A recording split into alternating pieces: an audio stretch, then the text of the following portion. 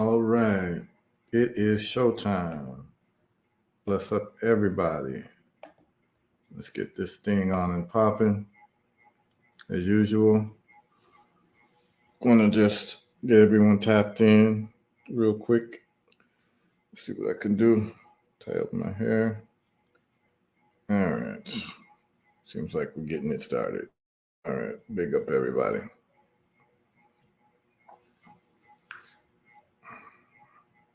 All right. I think we're live on all the platforms now. So let's look at putting this call-in information. Let me just go ahead, put all the information, call in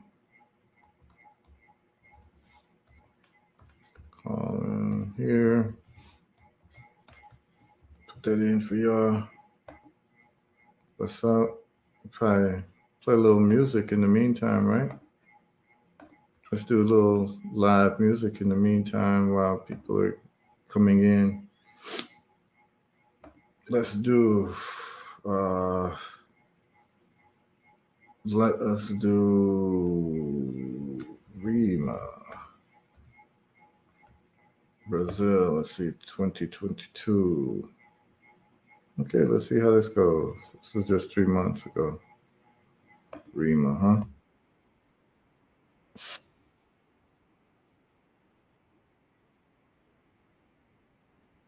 Familiar with Rima. Rima in the House, one of the more talented sisters in reggae of this generation. One of the tops, you know? So I definitely want to make sure that she is somebody who's given some light here. So I'm gonna share some screen. Rima in Brazil, you know? Let y'all get in. There is no freedom in Babylon. Before we get started, you know. No filter cry out in Babylon. Yeah, let's keep it rolling. There is no freedom in Babylon. Y'all can hear that all right? No freedom in Babylon. No filter cry out. Blessed love to Kasha Cool. As always, you know. Big up to the folks on Twitter. Big up to the folks on YouTube. Big up to the folks on Facebook. This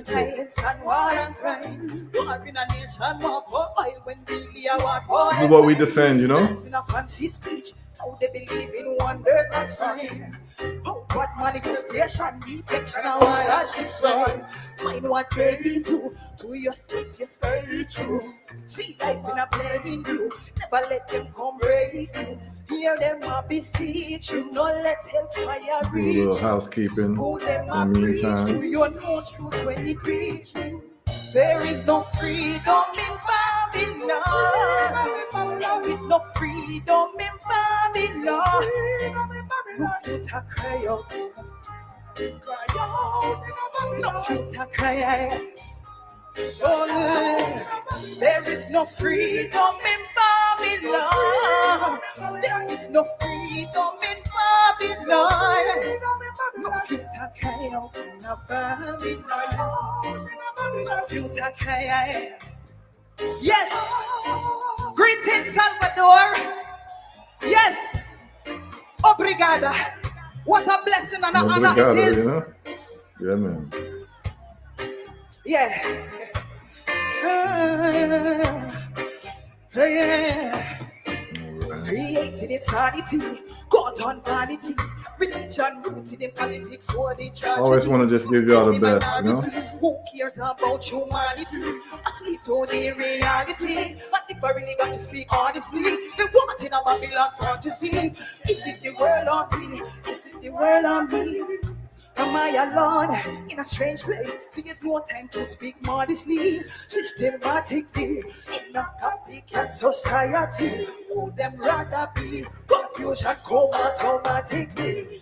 There is no freedom in Babylon.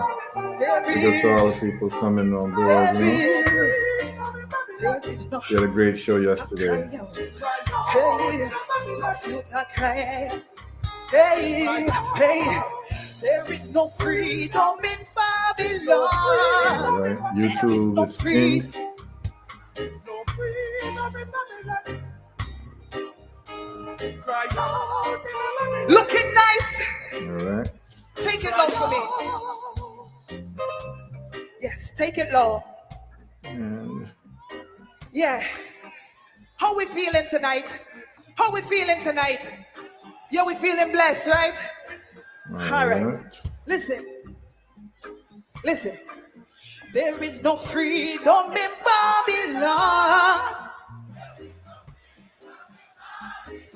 All right. There is no freedom in Babylon. Yeah. Hey, yeah. There is no freedom in Babylon. Oh, yeah. All right. Everybody's coming in. There is no freedom in Babylon. We love reggae music in Brazil, y'all. There is no freedom in. There is no freedom. Hey, yeah. There is no freedom in Babylon. There is no freedom in. There is no freedom in Babylon. There is no freedom in Babylon. No future cry. No future cry. Oh. No future cry.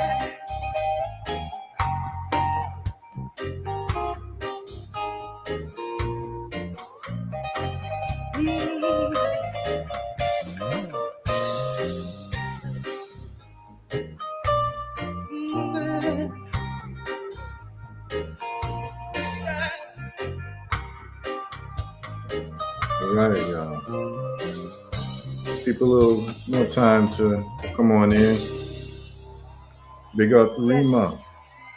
Yes. Let the music play, man. You all should get familiar with Rima, one of our giants, you know? One of our giants in music, you know? Very talented. You might not have ever heard of her, but now you have.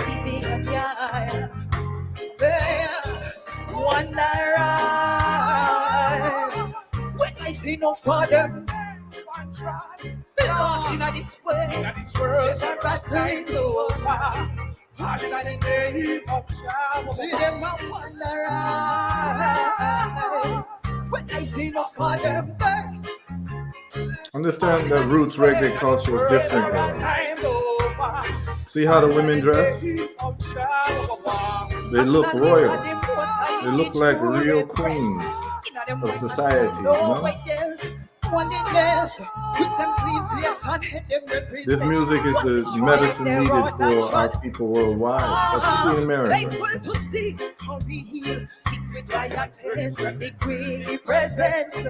Between the wicked when them scarred, them on hard, I can't sight up no real. So them a wander around. When I see no for them there, lost in this world, several times over. All in the name of Jah, them a wander around. See no for them there, I want just lost in this world several times over. That's what the sister yesterday, Maggette Wade, those who tuned in remember, one of her catchphrases was criticize by creating. And so, yeah, we can criticize the whole Nicki Minaj thing going on in America and Megan Thee Stallion and WAP and all these things that they like to talk about. But understand that we have some very viable alternatives for our children, for ourselves, our spirits, our souls. And they exist in people like Rima. She's creating and she's criticizing by creating. All we have to do is just tune in. Don't say that we don't have any good music, because we do. It's just what's being fed to us is based on a program. And we all know that. But we need to know where we can find and curate the good music to keep ourselves inspired. And so that's why one of the things is I'm not always just going to talk about economics. I'm not going to talk about money all the time. I'm not even going to talk about necessarily politics and history all the time. We need to also understand what music does to our souls. So that's why, every now and then, every other show, I bring in music because music is so important to us. And it's also to prove the point that many of us are criticizing by creating. And she's a strong creative force. If you've never heard of Rima, you heard of her now. And thanks for tuning in. This is what this show is all about, to expose you to things that exist that you may not be aware of, that you can just tap into. And trust me, your life will be improved just by tuning into this program. So let's continue, Rima.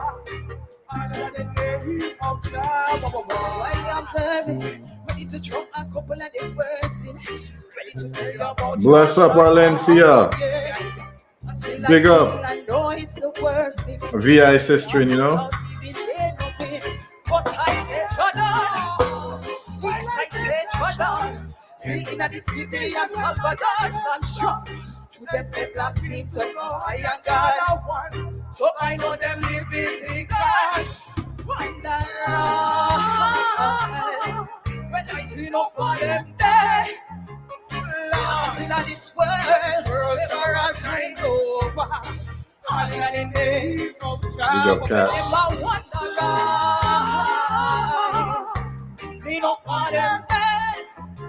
I mean, it's a free up night tonight,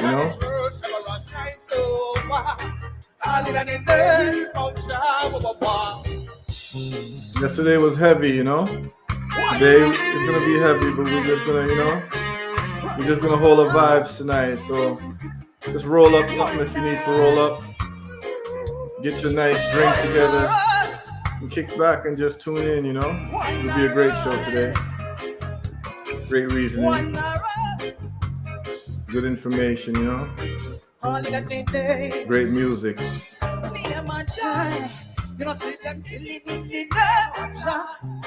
Spreading their lies in the name of God. So there's great music you'll find in Valencia, for true.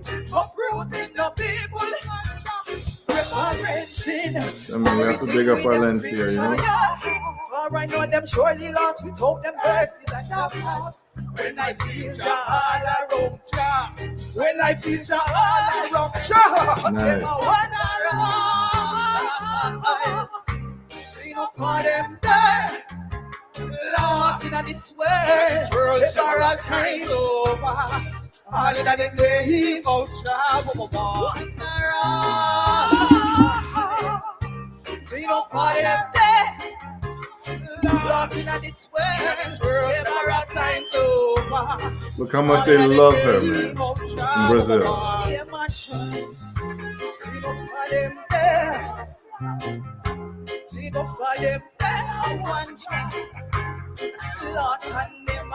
Brasilia, to know the world, Understand that the world bubbles differently, Don't let America be the only place you know. The world is sweet in other places, where you can see people look just like you, but they have more access to good music,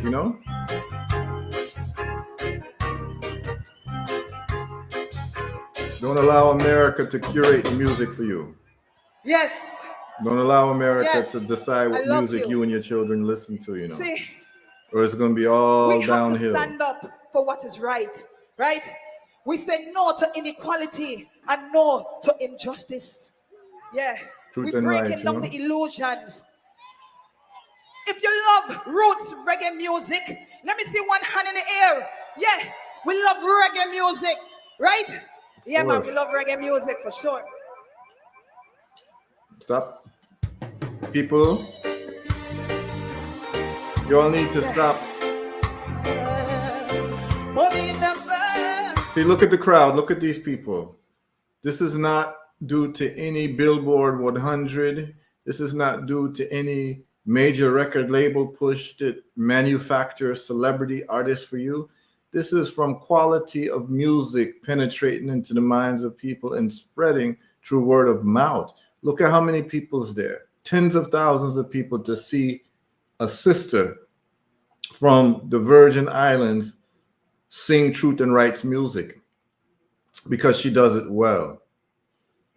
Where you want to go is you want to be on this planet around the places that reward goodness, that reward real talent, where people aren't lip syncing.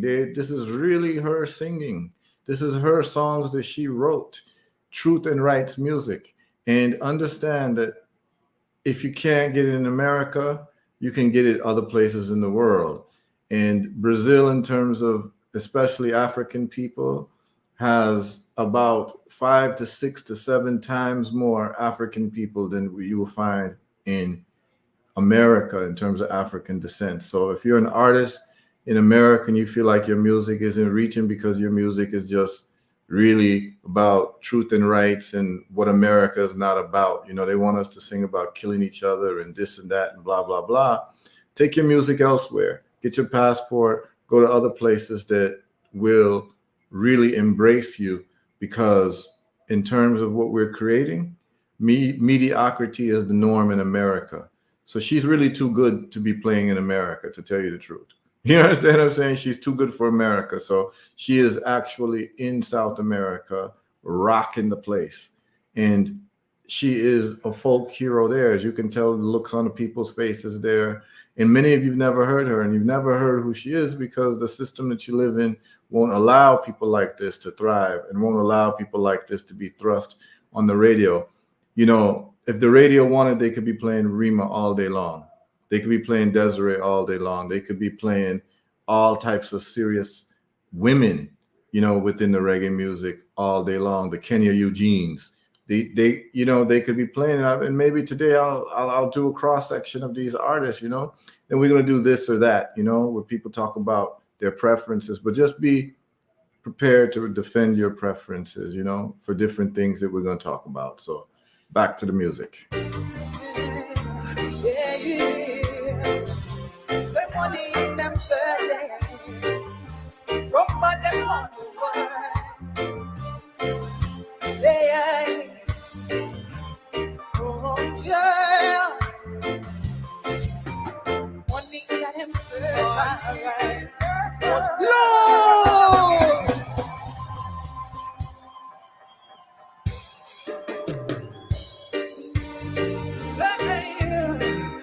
Yeah, that's, you're looking lovely tonight. Yeah, Keenan, brother, back holding down the vocals. Yeah, that's Cat. Cat is also the keyboard player for Bamboo Station. It's all connected, you know. Hope y'all is enjoying. For true Arlencia, you know how it goes.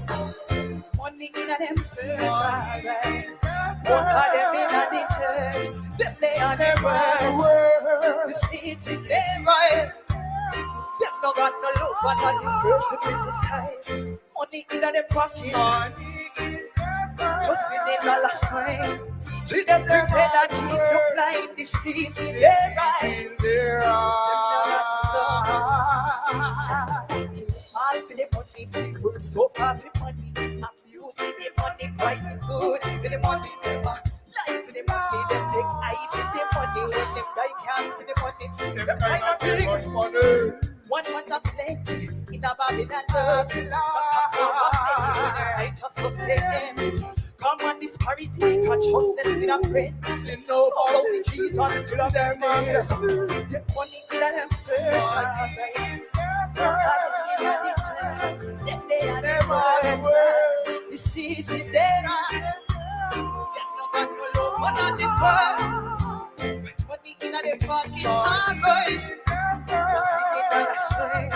See them pretend that people like the city they are. Them no got no love.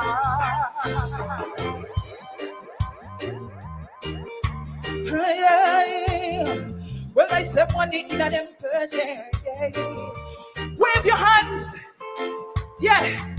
Say money in the purse. From bad, they've gone to worse. Yeah. What in their mind to follow Babylon trend? From them they gone. Well, we not them no look again. Separate and look down on all. When they want to tell you how to live your life, don't want nobody come. Tell me about the fake thing in the sky. When we post that the post I live and ready. They read every night. They can't make me fear. Can't hide the truth.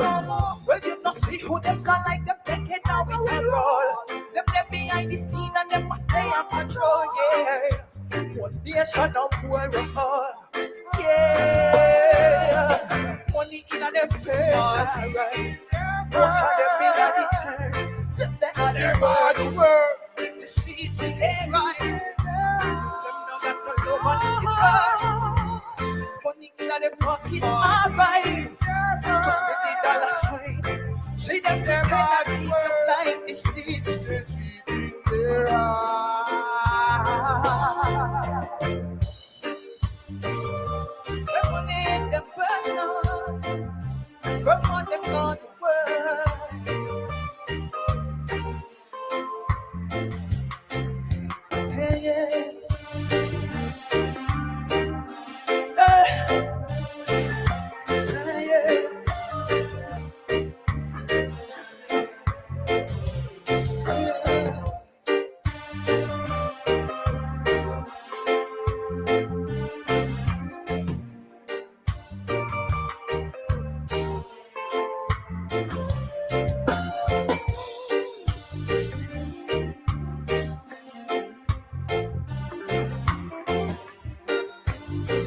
Yeah, man. Truth and rights, you know? Yes. Yes. Obrigado. People need to stop lying to the world and be very clear that this is the greatest Oh, you know music. you're a king. Oh, you know you're a queen. Yeah. Reggae music is the greatest music on earth, and we need to stop pretending like it's not. You understand? It has all the elements that's needed for the uprising of a great people. And that is the standard that we judge things on. Like, is it something that is medicine, or is it something that is poison for a people who need to be healed and resurrected? This is exactly what the doctor ordered. And so because of this reason, reggae music, roots reggae music, officially is the greatest music on earth, particularly for a people who need to rise up, need to understand truth and rights, and need to understand that there's a standard of etiquette, and there's a standard of culture, there's a standard of what is appropriate and what is not to be played in public and shared amongst elders and youth. This is the perfect music for a people who've been through what we've been through. And the fact that it's not played 24/7 in all of our neighborhoods around the world, that is the travesty. So we going straight to it. Rise up. Yes. Yes. Yes. Rise up. Understood the young and the elder one. Two. Want to respect the urchin in a real fashion. Look how she writing the music. Live from the wheels and they will go to overstand now. The place domination can be Babylon run no. Notice a billion matter and a concern from war. From the take the chain to over the people and yeah. Now with full force it's psychological war. Fully strong boy upon the minds of man no day. Chant and one day. One day. Chant and one day. One day. Chant and one day. One day. Chant and one day. Take it in an instant. Lose it. Lose. Take it in an instant. Take it, take on. Take it and cultivate all of the inner quiet. In a vision is truth, no grin, nor no laughter. Thoughts are disease, no careful what you want, yeah. Some of them wrong ya and Babylon in a one time. Side them out ya one time as they don't press the same sentiments as slave master, whoa. Fight I with a quickness and run, but here whoa. Here me. Burn them out with a touch of fire. Burn them down with a touch, set them higher. Don't want no trouble, nah, them find that need. Hey, listen now, hey, we just a one. Shot and one day. One day. Shot and one day. One day. Shot and one day. One day. Just shot and one. Just shot and one. One around me, who spread disease, who spread famine, who spread lies out to a nation like when the flames start burning, who orchestrate to the minor detail with careful planning, who have malicious intent to uproot our wood, they who have their own sin, call them outright murderer, call them outright soul snatcher, call them priests, blood soakers, yeah, call them beasts, beasts in a black clothes and shower. Chant and one, chant one, chant and one. He said we got to one, just chant and one, just chant and one, chant and one, just chant and one. We've got to one. Police brutality, I said to war. I said, we got to war. All them governments, I said to war. With them illusions, I said to war. With them illusions, I said to war. With them illusions, I said we got to war. We got to war. Just chant. Just chant. Just chant. Just chant. Just chant. Just chant. Just chant. Just chant. I say we've got to. I say we got to war. I say we got to war. We got to war. We got.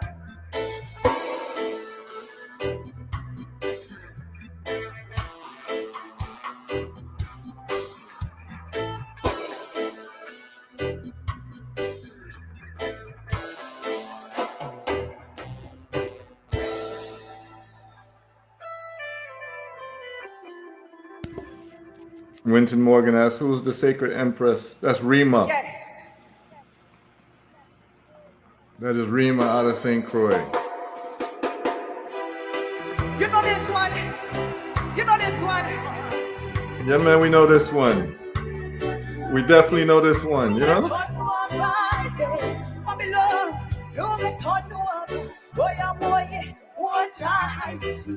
Them no realize, but him a be love and them hypnotize. Oh, when I see nothing in the Babylon world, oh, Jah, see, them no realize, but him a be love and them hypnotize. Oh, Yeah, get comfortable tonight.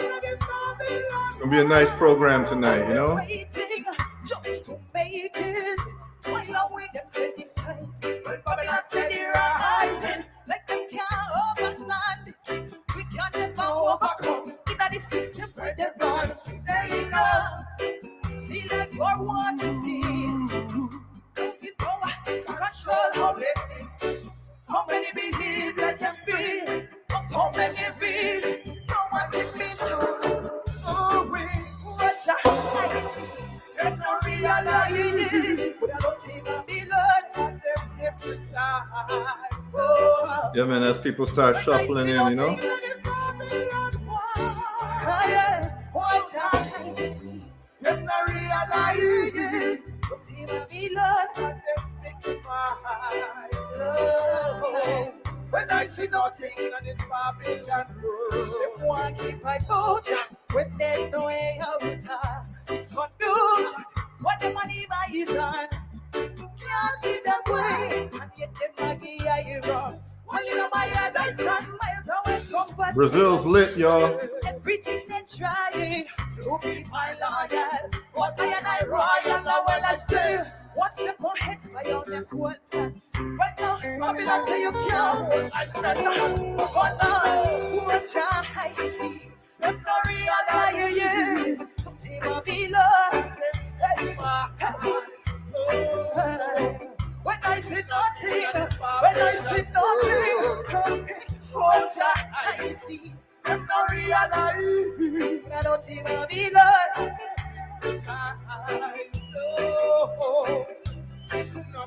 Lose it. Watch your high see. Well, I don't think Babylon got them hit. Dirty Babylon get them hypnotized, you know? When I say nothing in this Babylon world, what I see, them no realize. Don't think Babylon got them victimized. Oh, when we say nothing, yes we say nothing, yes we say nothing, yes we say nothing. No, we see nothing. Well, we see nothing in this Babylon world. Yes, we see nothing. No, we see nothing. Yes, we see nothing in this Babylon. Yeah, we see nothing. And we see nothing. And we see nothing in this Babylon world. Yes, we. But I know Babylon hiding. But they will never get right, just wants to turn. No compromising, make it so we're not striving. Until I eat you on and then I am the learn. When I am love, nobody love. When them not give me life, so me not go do it just because. And that's for your churches. We say Fogo, we say Fogo. Watch how you see. Get the crowd, y'all.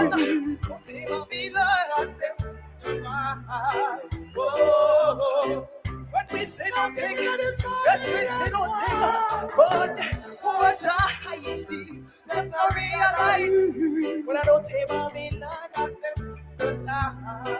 oh, that's why we say nothing in this.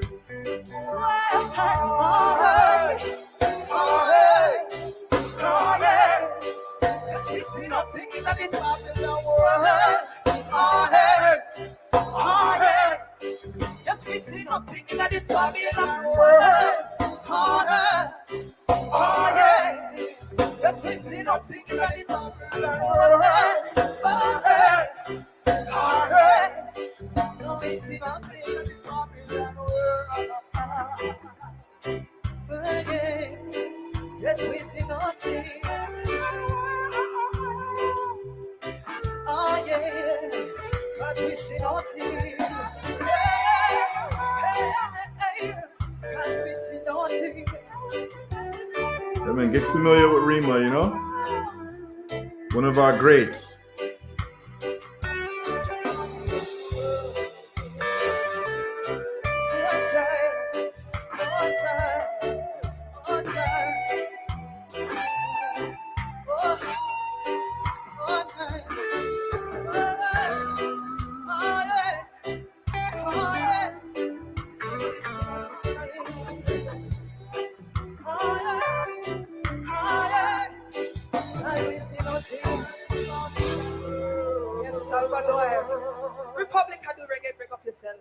Yeah, man, you have to start asking yourself, what's in the water in the Virgin Islands to create and produce all these artists?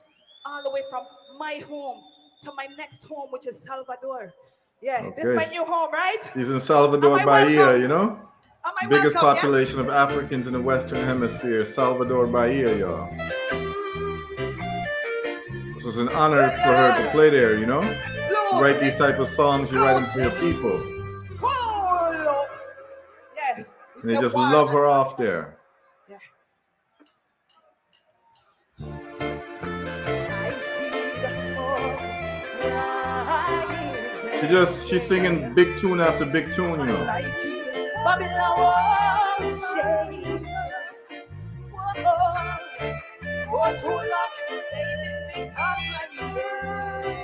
We'll let this one play, then we'll get into the details of the show, you know? To the war, you know? In a Babylon, when Jah was the danger. Oh yes, we say our in a Babylon, when judgment coming. Destruction beyond. In a Babylon, if you get murdered. We say our it's rising.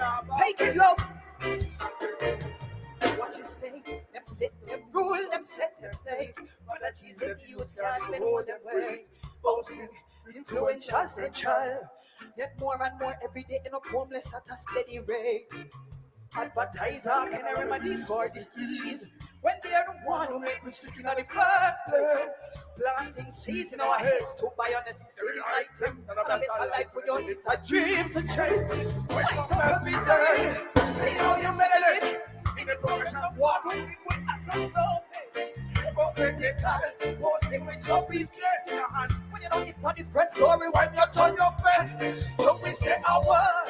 In a Babylon, when Jah was the danger. Oh yes, we say our word. In a Babylon, when judgment coming.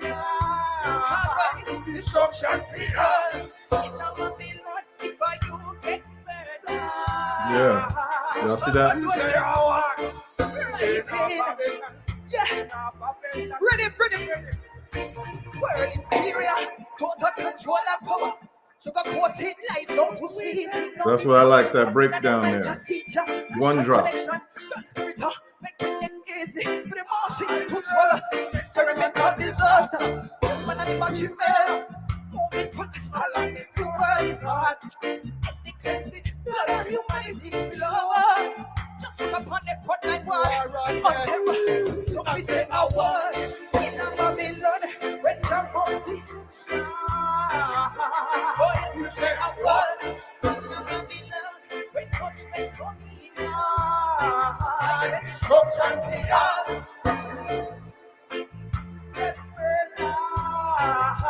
Oh yes, we say our word. In a Babylon. System turn over, troubling on them area. And we how them still want to go push it. Well, if them really want to feel, just tell them what I mean. Jah go deal with them right. All remorse for the things they do. Be the pinty, there's calling from what about the shameless teeth? Laughing to they just hold it down like I said. Oh yes, we say our when Jah moves, oh yes, we say our word. When judgment coming, oh yeah, destruction beyond. In a Babylon, if another youth in Salvador get turned on, yes, we say our word. This place just rammed. Oh yes, we say our word. Oh yes, we say our word. Oh yes, we say our word. Oh yes, we say our word. I said destruction beyond. I said destruction beyond. I said destruction beyond. Yes, right in our Babylon. We say our word. In our Babylon, when Jah was the danger. We say our word. In our Babylon, when judgment coming, destruction beyond. In a Babylon, if I you get burned, for you burn. Oh yes, we say right. That's right. Look how regal she looks, you know? Can you imagine if she was out there in skin up clothes? No, man. Yes, I big love. Junior and the keys. And the trumpet. Big up this. Catalyst. In mommy love. What?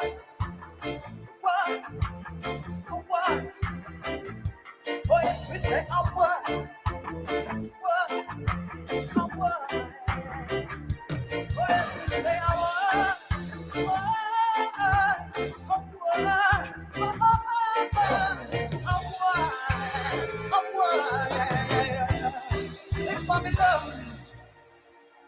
Yes, I. Yes. How you feeling over here? How are you feeling? All right. That was beautiful. Let's get into some of the show. We can get back to it. Hope you all enjoyed that. We'll get into some more music. And just a little housekeeping, y'all. If for some reason we get blocked off of Facebook or YouTube, y'all know the program. We just congregate on Twitter. I will share you the Twitter link. Or you can just go on Twitter, which is x.com, and you just simply will just search my name, and then you'll be able to get to the live broadcast. But I'm going to put the Twitter link in Facebook and YouTube for you all. Excuse me. We can get into some of this conversation. So I'm putting in a Twitter link just in case for some reason we get locked off. Those who are on Twitter, it's just redundant. And I will add that link as well to the people on Facebook who are tuned in. Bless up everyone tuning in. All right. So today is this or that. And what we're going to do is we're going to have a lot of fun with those questions and revisit some of the this or that's. But I know a lot of people, I was getting a lot of texts about the show yesterday about the mind of Maguette Wade. That was very heavy, and a lot of people got a lot out of it. And, she has a lot of videos there, so check her out even more. She was saying some very poignant things. And I think people learned a lot about mindset. We learned about what we're up against and what we need to do in terms of entrepreneurship. Very clearly, she said some great things.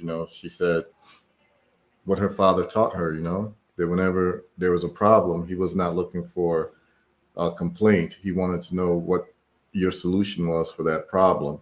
Even if your solution was wrong, just the fact that you thought about a solution to a problem, which then made her grow up to not be on the complaining side about what's happening in Africa and African people worldwide, more around the solutions. And she became very clear that the problem in Africa is poverty, and the problem with our situation in the Caribbean and all these places is poverty. But she's focused on Africa. She's from Senegal. Well, she was very clear that, and she's using what you call first principles thinking, which is just getting to the root of the issue through logic.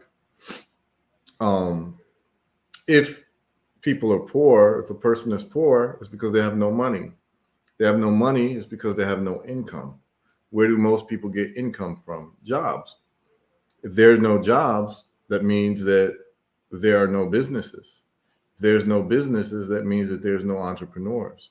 So therefore, if you want to change the poverty situation in Africa, you have to make it as easy as possible for entrepreneurs to operate. And she talked about some of the difficulties, and I talked about the difficulties.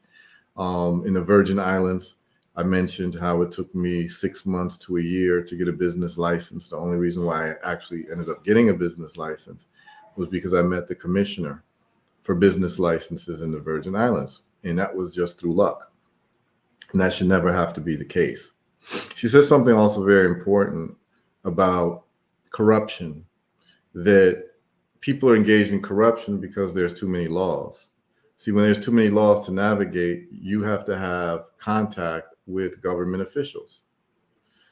So her point was that if you liberalize the laws and get rid of all of these archaic laws, many times coming from colonial days that people never updated, then what you do is that you remove the necessity for business people to have to deal with government agencies and government agency people, which then limits corruption, which is absolutely right. Because if I'm trying to do business in Africa and it's taking me a year or 7 months, which it did in Ghana, as I told you, it was different in Rwanda. That's why you see Rwanda's wealth growing. And in terms of the average wealth of the population, it's greater in Ghana and is growing faster in terms of their economy in Rwanda than Ghana, because it's much easier to do business in Rwanda than Ghana. I was able to set up 4 businesses within 48 hours for free in Rwanda, and I was able to set up 1 business in 7 months, and it cost me about $400. You see the difference? So the entrepreneurs who are looking to get busy and get some action are always going to migrate to the places where it's easier to do business, which means that those are the people who are going to hire people. So now more people in your country are making money and getting out of poverty. Do you see how that works? And so she's very clear on that. Her talk also focused on people who like to criticize the situation that we're in without proposing any real solutions. And one of her taglines is "criticize by creating." You know, I say that should be on a t-shirt. So we covered that yesterday, and there's some big things. And also she talked about the victim mentality that many of us have, particularly those in the conscious community. We're always claiming, and it's not factually wrong. We're always claiming that, hey, you know, African leaders who do try something for their people usually get assassinated. But that should not be a deterrent, right? Once you're a leader, you've already accepted that you could be assassinated. But the fact that those good leaders do get assassinated is not reason enough for us to stop our forward march, right? So we can't make excuses for what we would deem to be the inevitable rise of Africa. And the question just remains, what role are we going to play in that rise? And so we have to be people who are thinking about winning every single hour of the day. And that will never lend itself to a defeatist approach or a victim mentality. We're not saying that we have not been victimized, but understand that the adversaries are doing their jobs. The question is, what are the jobs that we're doing, right? And so she touched on that. And, you know, she had a quote from a friend of hers that was very poignant to many people, that it's not about what someone has done wrong to you. It's about the good that you have done for yourself, right? So in that modality of thinking, it puts agency and power into you and not into the people who are trying to keep you down. See, when you put the power into people who are trying to keep you down, then your job becomes to appease or to appeal to the people who are more powerful than you, rather than getting your own power. So we've spent a lot of time in terms of activism appealing to the fairness of people who have kept us down, as opposed to focusing on empowering ourselves. And that's what it's all about. So that was yesterday. It was very heavy for a lot of people. I'm still getting texts about yesterday, and a lot of people had a lot of shifts in mindset from watching that program yesterday. And that's the whole point of this type of show. Today is this or that. I've sent the links for people to call in who want to participate and chop it up with me. Usually we get people to call in and we get some great conversations, so feel free to do it. The call-in numbers or the call-in links are pinned on YouTube. It's also posted on Facebook, and you'll see my comment. And then on Twitter, it's posted as well, I believe. Yep. So let's start with this or that. I want you all to listen closely to this one. And this is for business people. I'm going to, keep the vibe of the whole entrepreneurship trend. So, and this is very important for entrepreneurs, and I'm about to break this down. So when you're a business person, you set up a company and you register that company, and you file before the business license, you set up the company, and you can have a sole proprietorship, which is not having really any corporate presence, but the company's in your name. So you have sole proprietorship, or C corporation, or LLC, or S corporation. And I'm going to talk you through why I prefer an S corporation. I hope everyone's listening very carefully and taking notes. Okay. So there's 4 options. A sole proprietorship, where the business is just your name, where you don't even have to register any papers. And then 2, a C corporation. 3, an LLC, which a lot of people know about. And 4, an S corporation. So why do I prefer an S corporation over any of those? Well, number one, a sole proprietorship is a problem because let's just say you're selling something and one of the people who bought your product decides to sue you. Well, they can sue you personally and come after your personal belongings, right? They can come after your house, they can come after your car, they can come after your bank account in your name, your personal bank account. So an sole proprietorship opens you up for being sued personally instead of the company being sued. See, the company gives you a thing called a corporate veil. A company allows you to operate that if you do get sued, only the company gets sued, but not your personal belongings and ownings like your car, your house, or any other things that personally belong to you. So when you only have a sole proprietorship, you open yourself up to lawsuits where people can come after you individually. So then that leaves a C corporation, LLC, and an S corporation. Why would a business person prefer an LLC over a C corporation? So let's say we've gotten over the hurdle of a sole proprietorship, which most people do at the very beginning stages, right? You're just kind of loosely doing business and you're taking money for goods and services, but you don't have a corporation yet. Well, someone then tells you, well, you could personally get sued and you could lose everything. So then they say, okay, let me set up a corporation. So now you have those 3 choices: a C corporation, an LLC, or an S corporation. What is the problem with having a C corporation? Well, a C corporation allows you to be protected. So it's better than a sole proprietorship. So if someone wants to sue you for something that they bought from you, they can only sue the company and whatever the company is worth, but they can't go after your personal belongings. It's called the corporate veil. The problem is with a C corporation is how taxes are treated. A C corporation, you can get taxed for the income of the C corporation, and then you get taxed for your personal income. So whatever you may pay yourself or whatever you get out of it. So basically you get a double taxation. So a C corporation will protect you from a personal lawsuit, but it does not protect you from being taxed 2 times, which means that you'd be taxed for the income of your company and also taxed for your personal income, right? So let's just say you might pay yourself a salary of $100,000 a year and your business made $500,000, where you get taxed twice. Your business gets taxed and you get taxed with the C corporation.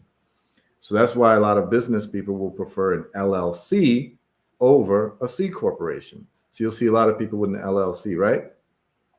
So what an LLC does is an LLC allows you to protect yourself from being personally sued, just like a C corporation, but you only get taxed once. It's called flow-through taxation. So the money that your company makes and you make is actually taxed one time. Okay, so that's why people prefer a LLC, and I've had an LLC since I started. Now, the question you may ask is, what about an S corporation, and why would you prefer an S corporation over all of those? Well, because what an S corporation does, it does something that an LLC does not do. An LLC, although it protects you from being individually sued, like a C corporation, and it also protects you from being taxed twice as an individual and a corporation.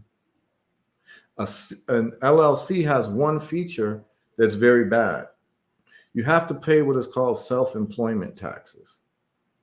So self-employment taxes is something that the government makes you pay an extra amount of taxes because you're self-employed. Okay? So an LLC owner does get protected from getting sued personally double taxation, but you still have to pay a thing called self-employment taxes. Because of self-employment taxes, when I first filed taxes, my accountant told me that I owed $20,000 for my business, and it was a hit that I had to take. However, if I would have had an S corporation when I got a separate accountant, that accountant changed my LLC to an S corporation, and guess what happened? I didn't know any more taxes. I actually was able to get a refund because an S corporation does not have self-employment taxes. So an S corporation is superior to an LLC. So this is the way it goes. A C corporation is superior to a sole proprietorship, but an LLC is superior to a C corporation, while an S corporation is superior to an LLC because you protect yourself from being sued personally, like a C and an LLC. You also protect yourself from double taxation of an individual and the corporation, like an LLC, but you pay less taxes. You do not have to pay what is called a self-employment tax. You will save a lot of money by having an S corporation. And so that's for people in the United States. I know I have international listeners, but I also have a lot of people in the United States. So we talk about this or that. This is the tone of this or that. We have to know like why we prefer certain things and why wealthy people prefer certain things over people who don't know. See, they say the wealthy keep getting wealthy, right? The reason why the wealthy keep getting wealthy is that they have information that poor people do not have. And so if I have to keep paying $20,000 every year, that's $20,000 that I don't have to invest in something like Bitcoin. You understand what I'm saying?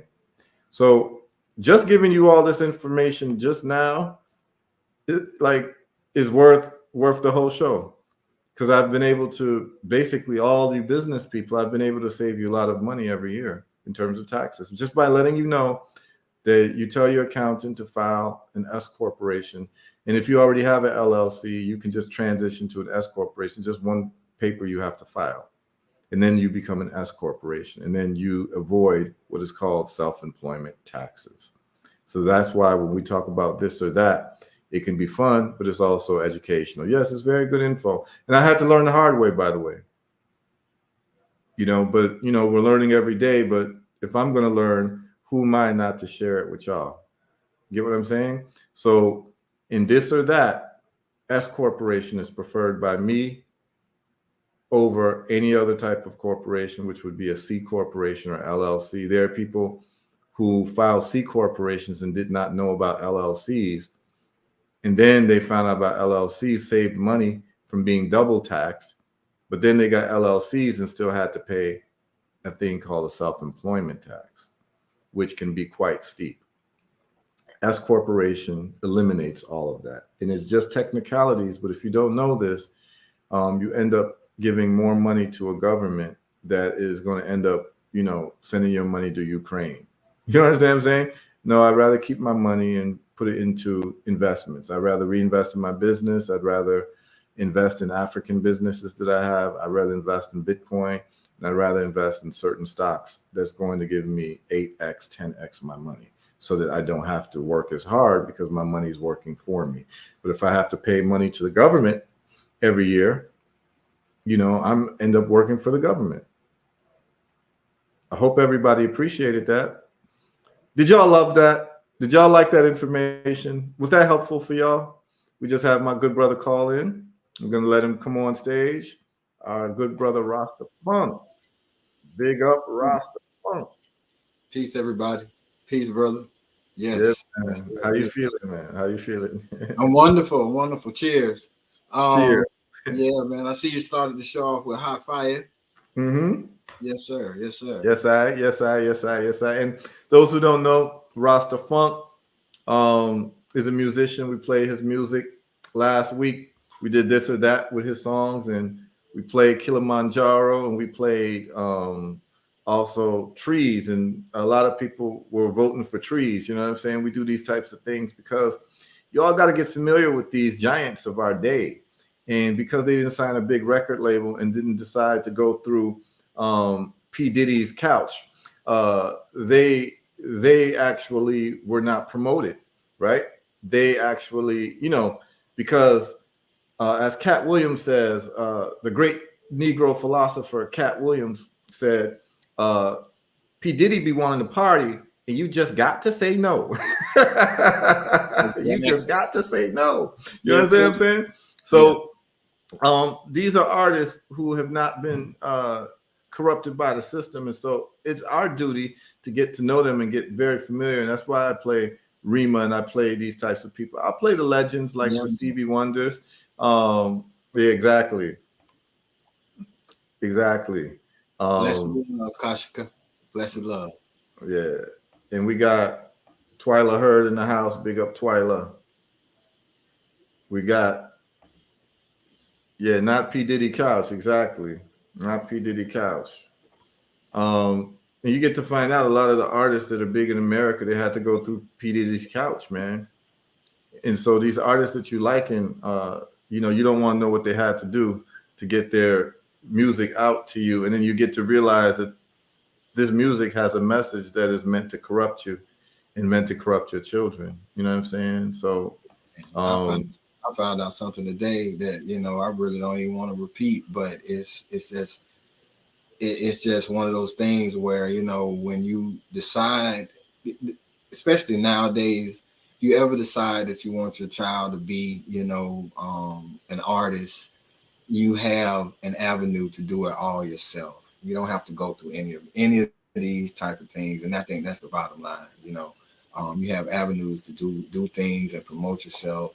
You don't have to sign these contracts and go with these people. It is not that time anymore. And right. unfortunately, there was a time where people didn't know any better, and we have what we have. Absolutely. Yeah, this is real talk. I also want people to know about your show. Can you let people know about your show, Rasta Funk? The Yes, time you yes. come on? We are Friday through Sunday at 8 o'clock, and we do what I call internalize.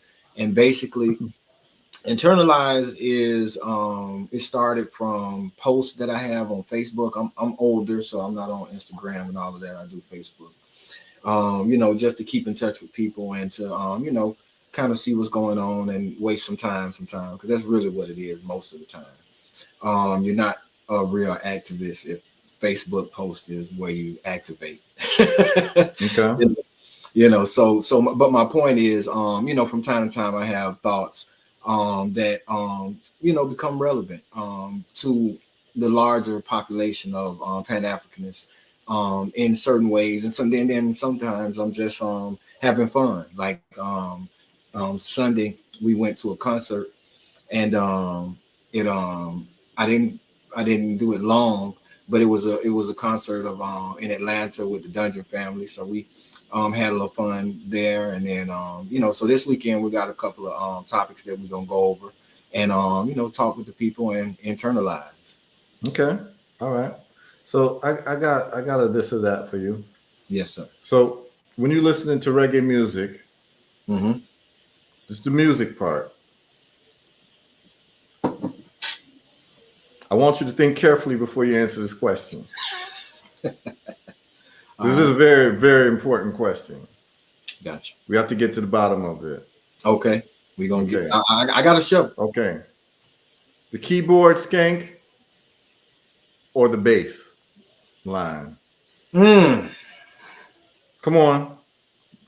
the keyboard skank. The keyboard skank. Mm-hmm. The bass line can make the song, and it can differentiate the song, but you got to be a strong motherfucker to to appear in everybody's shit. You understand what I'm saying? Like the bass line is not the same bass line in every song. It's a different bass line, else it would be boring. But the skank is not boring. It is nothing boring about the skank. And the skank come every time correctly. Okay. So here's the thing. I tend to agree with you on that. We don't have an argument there, and I've sat and thought about it, and I've listened. and it's the skank that does it for me. So what we get to find out about the aesthetics of reggae music, and anyone can join in on this. We got some serious music people tuned in. We got a sister like Arlencia. She's serious about her music. One of the sisters I met in the VI that I know is serious about music, you know?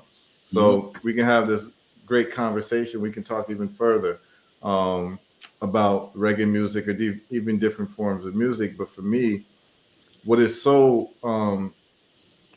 drawing to me about reggae music is that skank, because what the skank does is it creates a hypnotic type of sound, right? Yeah. That spacing. So what we get to find out about music is that music, a lot of people think that music is about the sounds, but in a lot of ways music is about the silence in between the sound.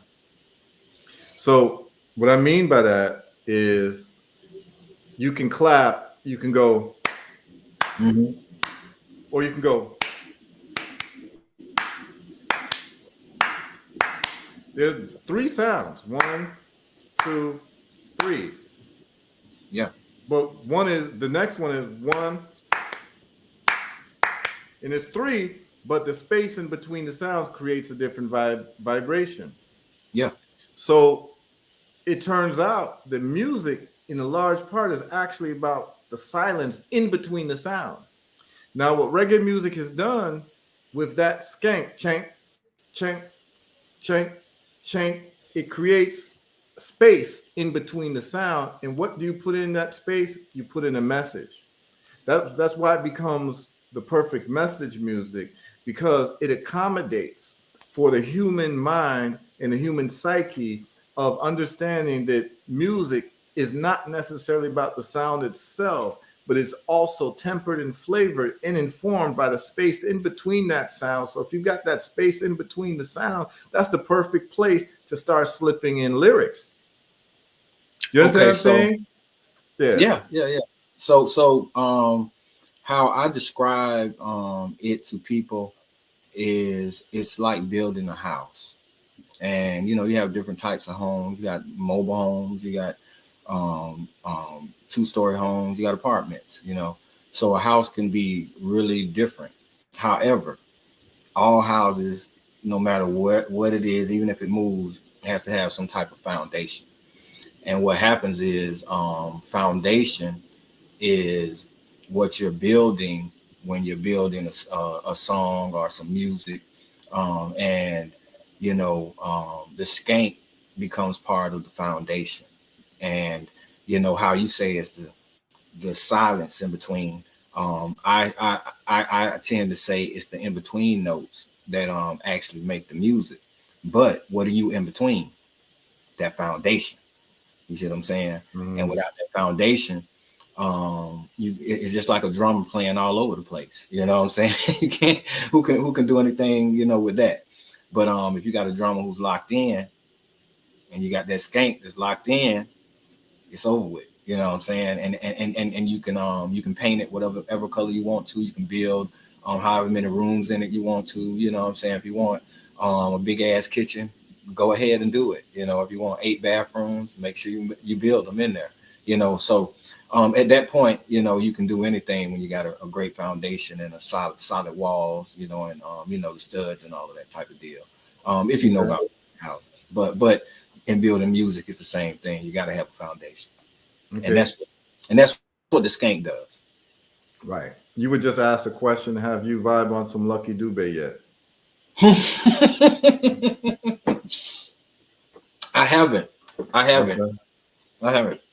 Take some time, It's Heru's fault. Heru's fault.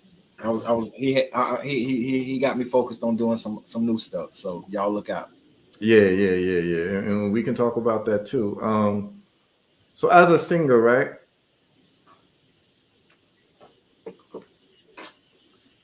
Jalit Diop is in the house. Big up my good sister in Jalit. Big up.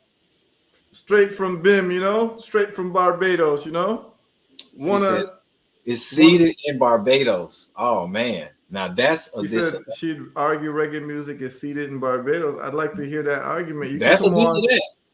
Yeah, I'd like to hear that. I'd like to hear that conversation. I'd like to hear that argument that it's seated in Barbados. How do you believe that it's seated in Barbados? But she's talking about Jackie Opal. Okay, I actually did a deep dive on Jackie Opal. He went to Jamaica and they said he was like one of the greatest singers that they ever had. He's from Barbados, you know. And he has some hit tunes from back in the day, you know. But I think island jumping. Let's talk about the island jumping. Yeah. She said, okay, she's saying, okay, let's just go through. So they tell Kasha Ku tells you to start with the Slave album for Lucky Dube. Gotcha. Right? Gotcha. That's what we'll do. I got my assignment, mother. Yep. So Jalee's talking about Jackie Opal, you know, and I know about Jackie Opal, you know, so I understand what she's saying. She said her Wi-Fi sucks, so she can't call in. But Arlencia asked, what's the name? But yeah, Jackie Opal is the name. He was from Barbados. He went to Jamaica during Cox and Dodd era, and he was like one of the early singers. He was even singing with the big bands. And he had some hit tunes. I forgot what they were, but Jackie Opal. So for her to say that it's seated, see, here's the thing. This is what I love, right? Here's what I love. I love people with different perspectives as long as they can try to back it up with something. And that was hard for her to say it's seated in Barbados. That's a big statement to make. But then for her to throw in Jackie Opal because he was big during the ska era. He was one of the big singers during the ska era. He used to sing with the Scatolites. He used to sing with these guys, Byron Lee and the Dragonaires. Like they talk about him as well. So he was like he was known as one of the greatest singers of that age. And I'm not sure if you could say that he seeded reggae music, but since he was a big time ska singer, ska seeded reggae music. You know, it went from ska, it went from big band, and then it went to the horn repeater. That's what the Jamaicans did in terms of kind of like revolutionizing big band music. They did the repeater on the horn to create that reggae sound. So that horn repeater is like that skank that we're talking about. Then they sped it up. It was sped up, ska. And then some man started smoking some ganja. And you know, when you smoke ganja, you got to slow things down. So it slowed down from the fast rhythm to the slow rhythm. And then that was called rock steady. You understand what I'm saying? So then from rock steady, you get reggae music. You understand what I'm saying? So she may be right. And she used the right word. She said seated. So I have to, it's a conversation.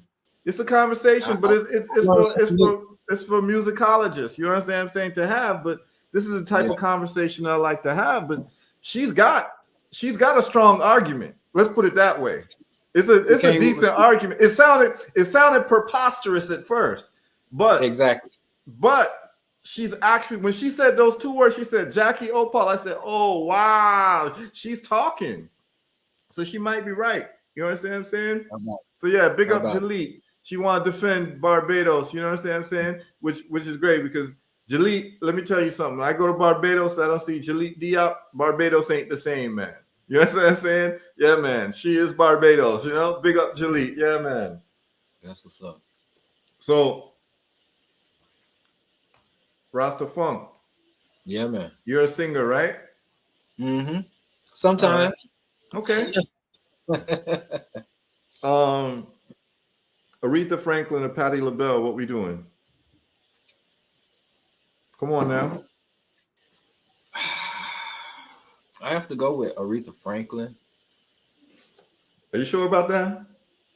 Yeah, she's foundation. Okay, all right. She's foundation.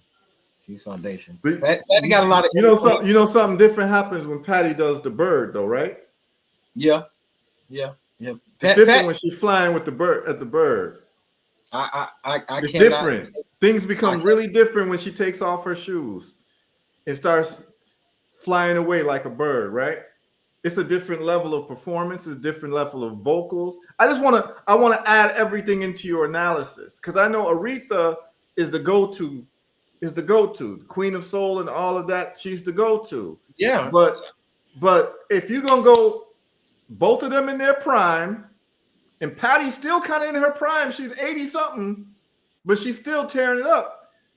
You got longevity, as Martin Luther King said, longevity has its place. So my thing is this. There's an Aretha concert down the street on the left-hand side, and there's a Patty concert down the street on the right-hand side. Which concert are you going to? All you right. can only go to one. I have two reasons I'm going to see Aretha. The first reason is very similar to reggae. Very similar to reggae. Aretha slows it down and still keeps it right because she's the queen of soul, and you can only do that and be soulful, very much like Al Green, except she doesn't need all the range, although she can hit notes, don't get it wrong. The second reason is because I'm not saying Patty couldn't do this, but she impressed everyone on the planet who happened to see her take I think the guy's name is Pavarotti. He couldn't sing at some award show, and she was like, I'll sing the song. Right. And they were like, well, hold up, you don't know Italian. She's like, oh yeah, I know that song. And she sung the song, and she put soul to it. It wasn't like opera anyone had ever heard before. We've heard black people sing opera, but she sang that shit, and it was ridiculously perfect because that's the kind of talent she is, and that's not taking anything away from Patty. You know, Patty was around the time of Aretha as well. You know, so she got roots too. You know, so I'm not taking anything away from where she come from. You know, but I have to say, you know, Aretha, you know, she set that bar really high, you know, and you know, people touch it, you know what I'm saying? You know, people touch it. I think Patty's a better singer. Yeah, she got way more range. Way more range. All right, so hold on. But doing runs, that's what I'm saying. But who can hold your attention not doing runs, just singing? Yeah, but she's doing runs because she can. Yeah, that's like Prince. He can do all of that. Right. So, but you have to take that has to be taken very seriously. Yeah. Like, so what I'm saying is that technically Patty's got a stronger voice. She's got more range. She performs better. Shouldn't Patty been called the Queen of Soul? I'm just throwing that out there. Because why is Aretha the Queen of Soul and not Patty? Why couldn't Patty have been the Queen of Soul? I mean, is this marketing, or are we talking about real talent? Okay, all right. Zinga's talking. She's saying better performer. True. Did you know Tai Chi is just as much of a martial art and can be just as dangerous as Kung Fu? Okay, I'm listening. It's not all about the tricks and the flips, you know. And for me, you know, I don't necessarily I don't go to a show for that. You know, I go to the show for I go to the show to feel good, not necessarily to see you do flips. You know. Mm-hmm. You're saying that Aretha makes you feel better. You say what now? You're saying Aretha makes you feel better. Yeah. You know, Patty makes you feel good. She does some, you know, she like you. She does some amazing things, and she can sing. She's not a singer. She can sing.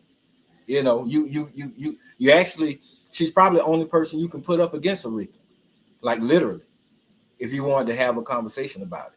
I couldn't think of. Does Patty play the piano? Nope, not that I know. Not that I know of. I know Aretha does. Mm-hmm. So that's something to take into account, right? But I didn't even bring it up because that's kind of an advantage, you know. Yeah. I mean, I'm looking at the whole package, and I'm trying to, you know, I'm trying to make an intelligent choice here. Here we go. Uh-oh. Guess who's in the house? Dr. Joan Cartwright, the jazz lady's in the house. You know Joan Keenan. Yeah, She I know. said Yeah. you shouldn't compare them. They each bring their gifts, but Aretha came first. But so here's what we're doing, Joan. We're giving everybody their flowers. We're saying that like everybody is great. We're just saying what is your preference. We're not saying anyone has the right answer. But if you give me a preference and you have to pick one, I want to know why you prefer that person. Not because you're right about what you're saying, but it teaches me more about you and your preferences. So what this or that is not necessarily who's right or wrong, but it's actually giving an exploration into who you are in terms of your preferences. So I'm gonna ask you, Joan Cartwright. You got to pick one, Joan. What are you going with? You going with Aretha or you going with Patty? Okay, here we go. I met Patty. She's wonderful, but nobody is Aretha but Aretha. So she's saying Aretha without saying Aretha. That's it. But why? Why, Joan? Give us the reason. Joan, call up. It's pinned in the YouTube, Joan. You can just call up. Haven't seen you in a while. You don't even have to come on camera if you don't want. Let's hear your voice. I want to hear what you got to say because you're older. You got more experience. You can break it up. I mean, you can break it down for us. She says the voice. Sound like Aretha. Yeah, it's Aretha. It's definitely Aretha for Joan. And what I get to find out is that like a lot of the older women, when I ask this question, they all say Aretha. But what I want to know is why. Saying that she's the queen of soul doesn't give me any insight. That's a label. No, there's no number to call, Joan. Joan, all you do is you go to the YouTube comments, the live chat, and you will see the pinned. You will see the pinned comment there by me, and it's just a click away. That's all you gotta do is click it. Do you see it? Because you're able to give us some explanation or some explication. You know, if it's just a preference, that's fine. But I like to, I'd like to know what makes people tick and why people like what they like. You know, you might like peanut butter and jelly. Someone might like just jelly, but I want to know why. Yeah. You know, it ain't right or wrong. I just want to know. Okay, so that's a tough one. But, I asked the other day, Joan, and we went over it, Marvin Gaye or Al Green. And we had to show and prove, and we played some Al Green. We played, and people could understand why someone would say one thing or the next, She says she doesn't see the pin. Let me see if I can I'll post it right after your, okay, so now she's saying Marvin Gaye instead of Al Green. I told you. The people, they're great. There's nothing wrong with them. It's just that certain. I just want to know why, because Joan Cartwright is a musicologist. She's a professional jazz singer. She has all types of stories. So, I just put in where you can call in, Joan. Love to hear from you. Love to get any wisdom from you as we try to sort these things out. But like, just like last week when we were talking about Stevie Wonder or Prince, the sister called in, Healing Beauty Rituals called in, and she let us know, like, you all need to check these Stevie songs and this Stevie song and this Stevie song. And I went and did a deep dive, and it was a pleasurable deep dive. Even though I said Prince, I went in and I went to listen. Okay, here we go. She was a real. Oh, here we go. Here we go. I hope y'all ready. Here we go. Here we go. It's on. It is on. What's up, the in the house. It's on. She said there will be no Aretha slander here. How about it? Talk to us, Joe. No, talk to us. I want to hear this.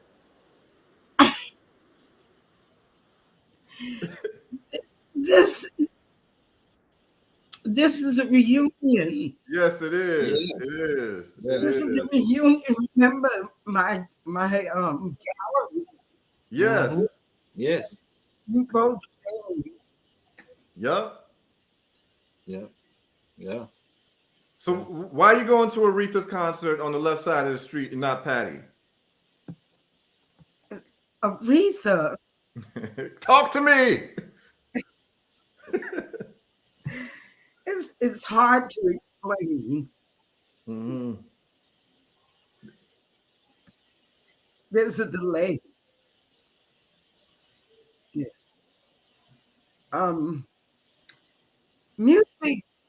Music is magic. Oh, Joan, before you start, what you want to do is put on the YouTube on mute because you're on this StreamYard so that you don't have to hear the delay. No, don't put this one on mute. You just put this one on mute. Go to the YouTube that you had on and then put that one on mute. And that way we'll be talking in real time. You don't have to hear two different things. Someone shouting you out and Zinga shouting you out, Joan. You are well loved, you know? Big up. This. I love this. This is the first time that it has worked for me.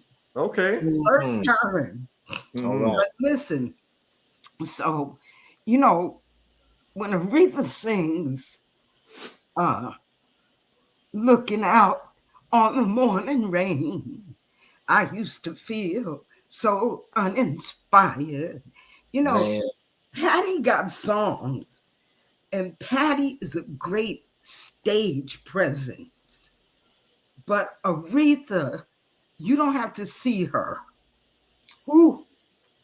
You don't have to see her. You could just sing, hear her voice. You know it's her.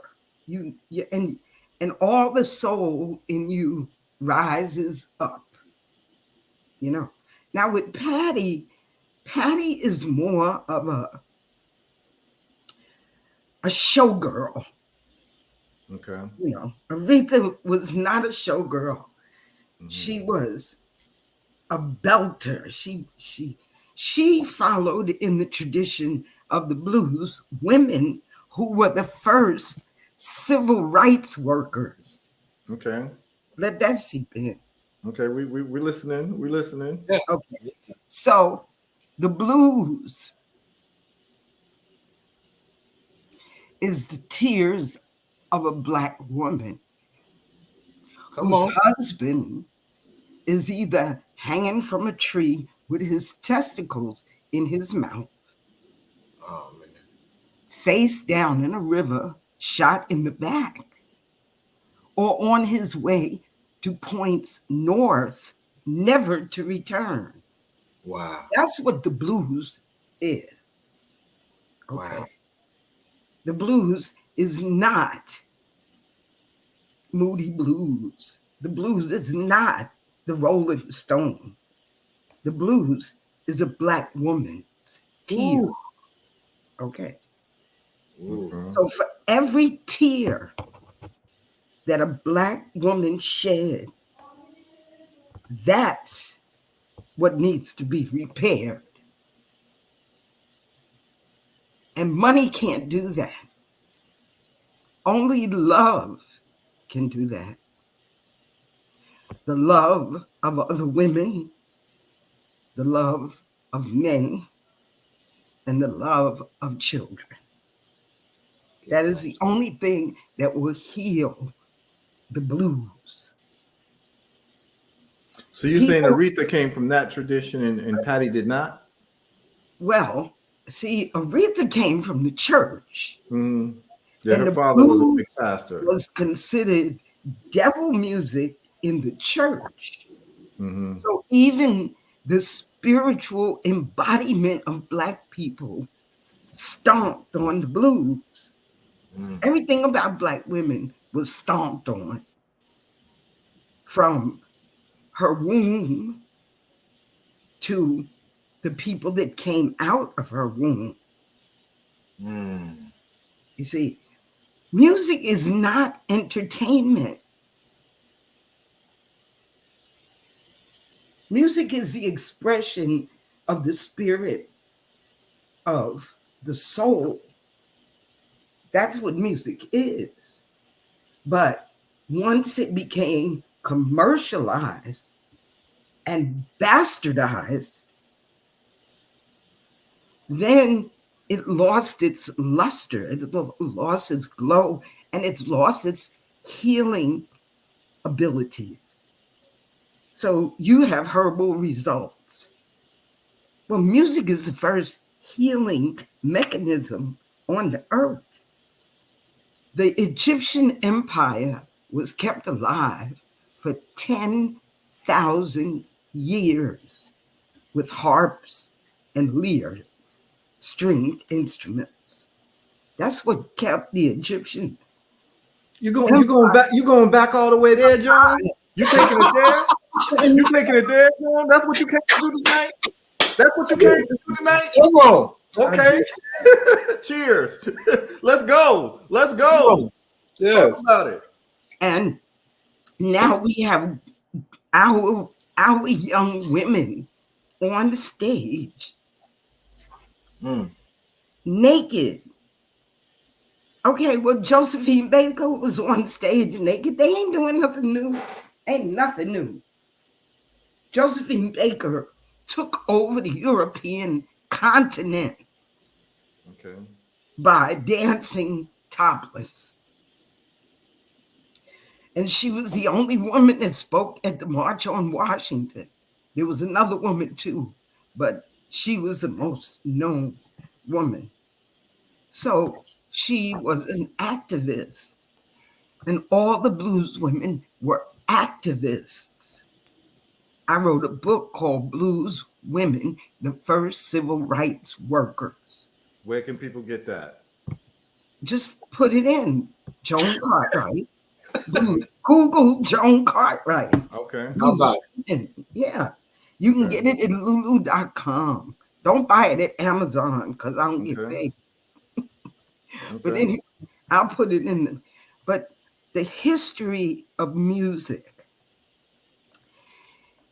And do you know that Black music is the biggest export from the United States of America? Not guns. music? Black music. And why does everybody on the planet play jazz? Why is there a jazz festival in every little city in Italy, every little city in France? In Japan, they got more jazz clubs over there than they got in Harlem. But have you ever been to a Japanese kabuki festival? Hell no. Okay, so why is it that our music, the only universal language music, our music, why is Jackie O important in Barbados? Why are you even talking about Aretha Franklin and Patti LaBelle? Because music is the glue that keeps all the atoms and cells of mankind or humanity or whatever you want to call it, people, together. Music has made more impact than any atom bomb. They recovered from the atom bomb and opened the Blue Note in Tokyo, in Japan. They recovered from the atom bomb and opened the Blue Note in Tokyo. Joan is talking. Joan came to talk. Yeah. Well, when you say blues and jazz, I'm a talk. All right. I wrote a history book called A History of African American Jazz and Blues and got blacklisted in Miami by the white musicians. I had the audacity to call jazz and blues African American music. Really. So when I go on Zooms with musicians in Europe, I say to them, well, you learning at all these schools, do they teach you about the origins of the music? Because while reggae was happening, blues and jazz had already bloomed and blossomed and spread all over the world. Then came reggae, and it's a syncopated beat. But the blues is strictly an American cultural production. So I guess we could say we Well, could. here I'm gonna push. I'm gonna push back. I'm gonna push back on that a little bit. Okay, push. Here's where I'm gonna push back a little bit on the blues being a strictly American production. I have the pleasure of meeting a brother named Corey. I believe it's Corey Harris. I want to make sure I get the brother's name right for you, Joan. And I would love to hear a conversation between you and Corey. So Corey is a brother. Yeah, Corey Harris. He's a blues man. And Corey, maybe we can play a little Corey's music too, so you get familiar with him. But Corey is a young brother who grew up and adopted basically Mississippi Delta blues and started playing it. And he ends up winning a MacArthur Genius Award and travels to Africa because he starts doing musicology research and starts finding out that the blue note and these scales are actually coming from places like Mauritania. And so you hear of the Ali Farka Torres and these African blues players. And so he starts playing a lot of these blues licks, and they already know these blues licks. And they're saying that they've been playing these types of notes and these types of scales for hundreds of years. And so he has this. So when he was there, he sat down with Ali Farka Torre and a couple of these like luminaries who play African blues. And basically he has his narrative is that blues that we're talking about, the Mississippi Delta blues and that origin of the blues was actually coming as a transmigration from the African continent, because these people were already playing these. You have the kora, that string instrument. You have those types of things. And so they could sit down and play with each other because they knew that scale already coming from the motherland. So it's like that was something that when it's time to now play music and you have these stories of missing home and the tragedies or whatever, you tap into that ancestral spirit of what you're going to play. And you're not going to play the so-called modern scale. You're playing that scale from back home. That's deep within your DNA. And so he had a lot of conversation about that. He does a lot of conversation about that. And I would love for you and him to be able to talk and compare notes and kind of me just listen to what you all have to say. That's why I was just saying, I just want to push back that nothing's really American. It's African.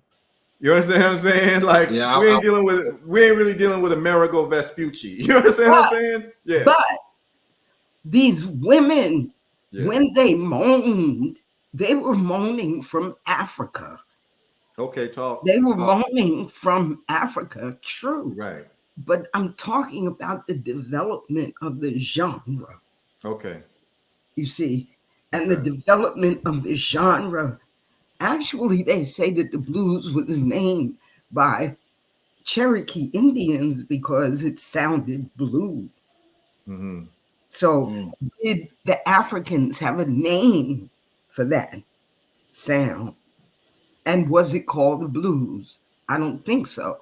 I think that the genre is, from these women that were moaning. And actually, I heard, Porgy and Bess was written by Gershwin, George Gershwin. But supposedly a woman from Atlanta who went and actually scripted blues singers.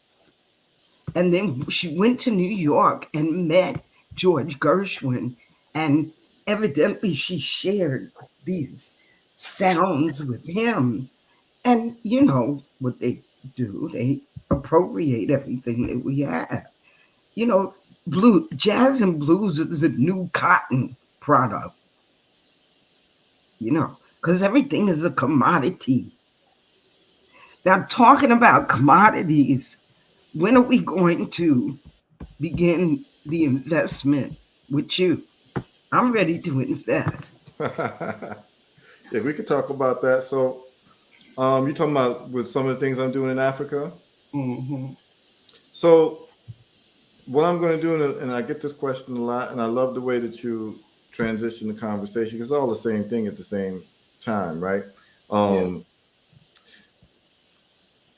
what I'm doing is I'm going to set up an investment portal. So up until this time, in terms of the businesses that I have not accepted any outside investment.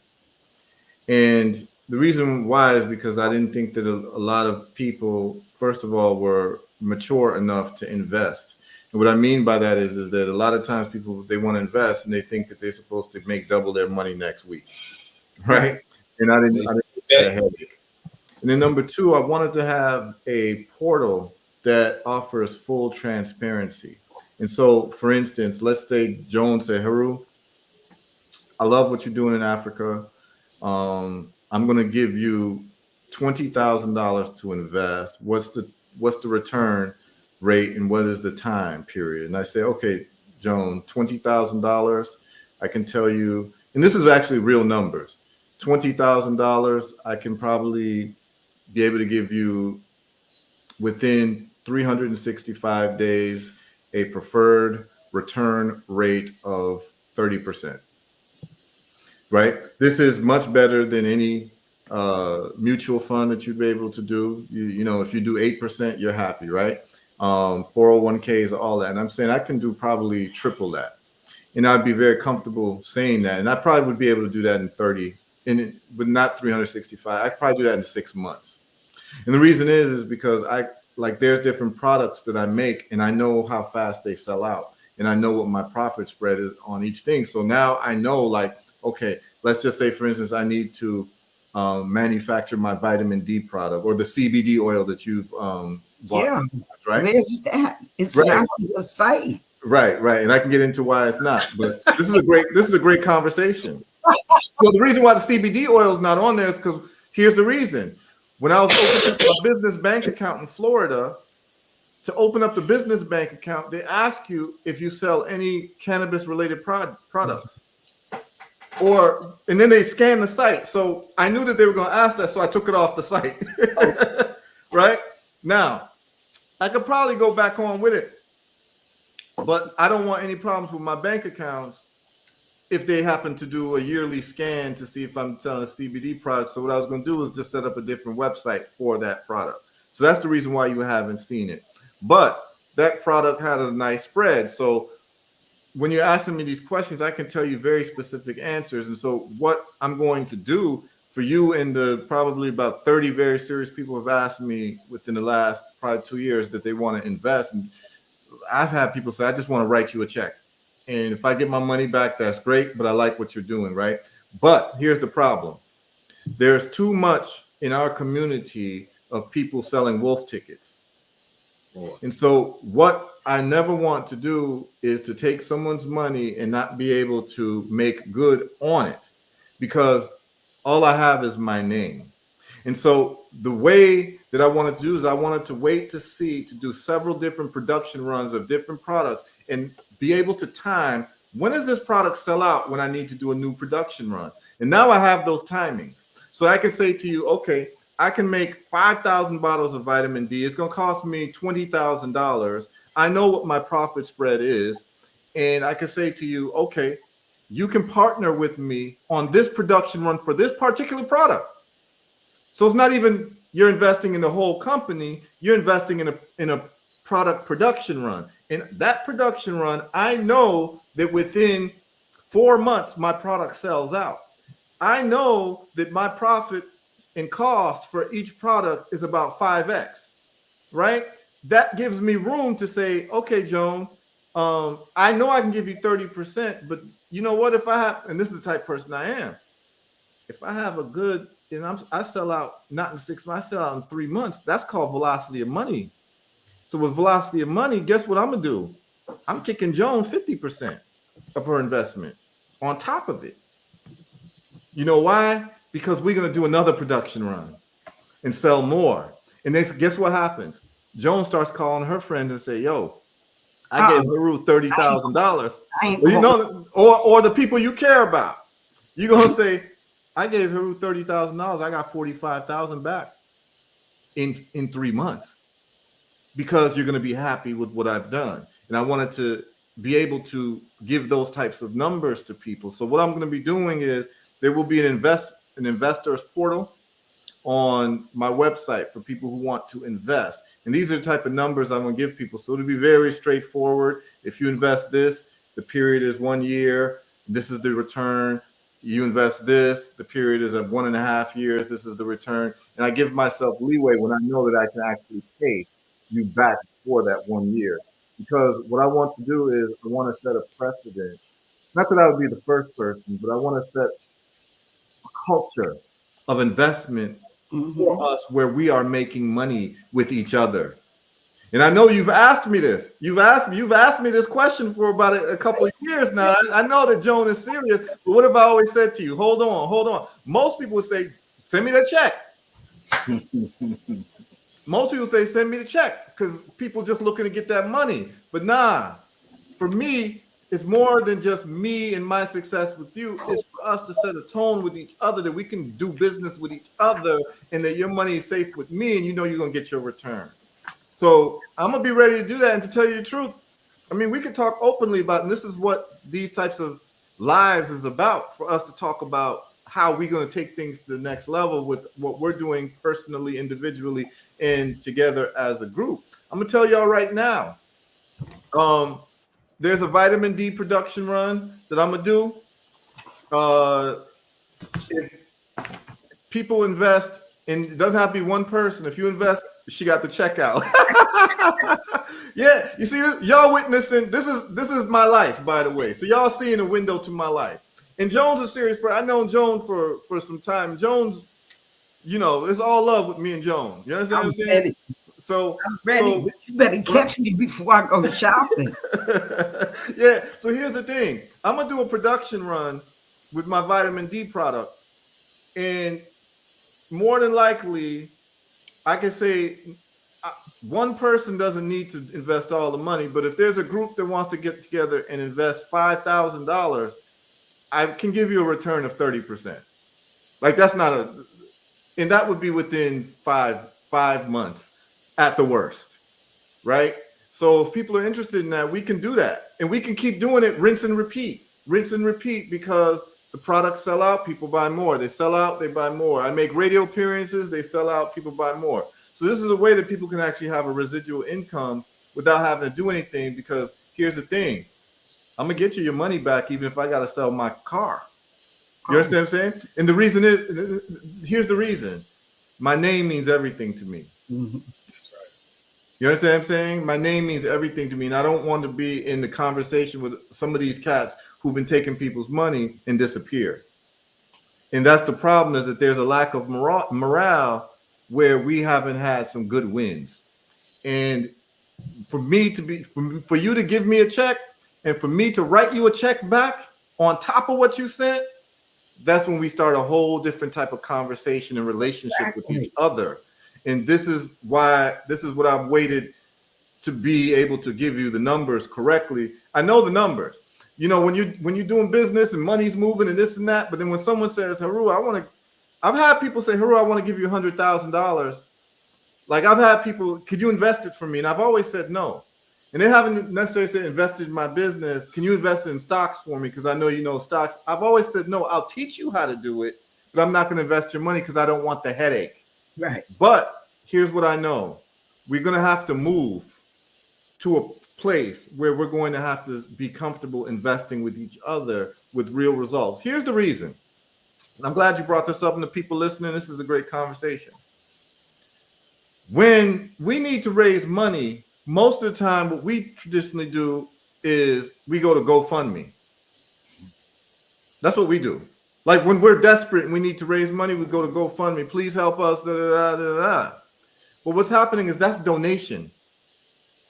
Donation is a one-way street. There has to be a reciprocal relationship between how we deal with money. It is also part of the economic theory that deals with velocity of money. That we're moving money between ourselves. You understand what I'm saying? we already have. So the relationship between me and you, Joan, is that we just liked each other because I like the shit you talk, you like the shit I talk. You understand what I'm saying? I like Joan, Joan likes me. Okay.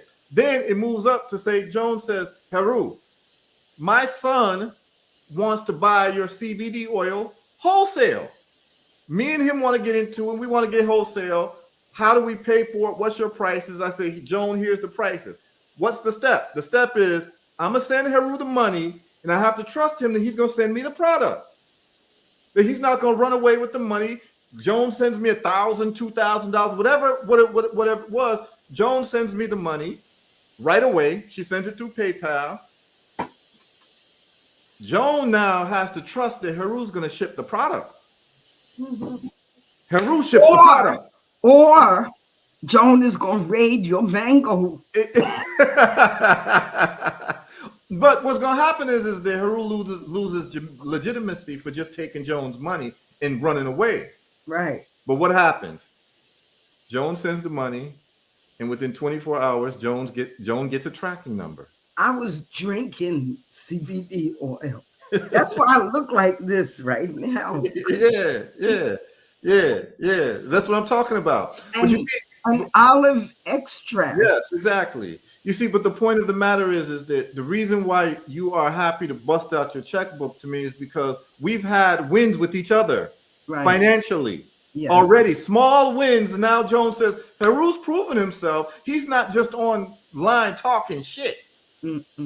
I paid him. He sent me product that I then got wholesale, then I could resell, made some money, and let's talk about more. Right. You understand what I'm saying? And this is what here's the I'm glad that everyone's seeing this. Listen, entrepreneurs, you've got to do right by the people who patronize you and understand that it is not something for people to wake up in the morning to just support you. People are not here to support you. Your job is to make the best product or service possible. And the people will come to you. And to have customer service and this thing called integrity to get back to people if for some reason you're not able to deliver a product to them.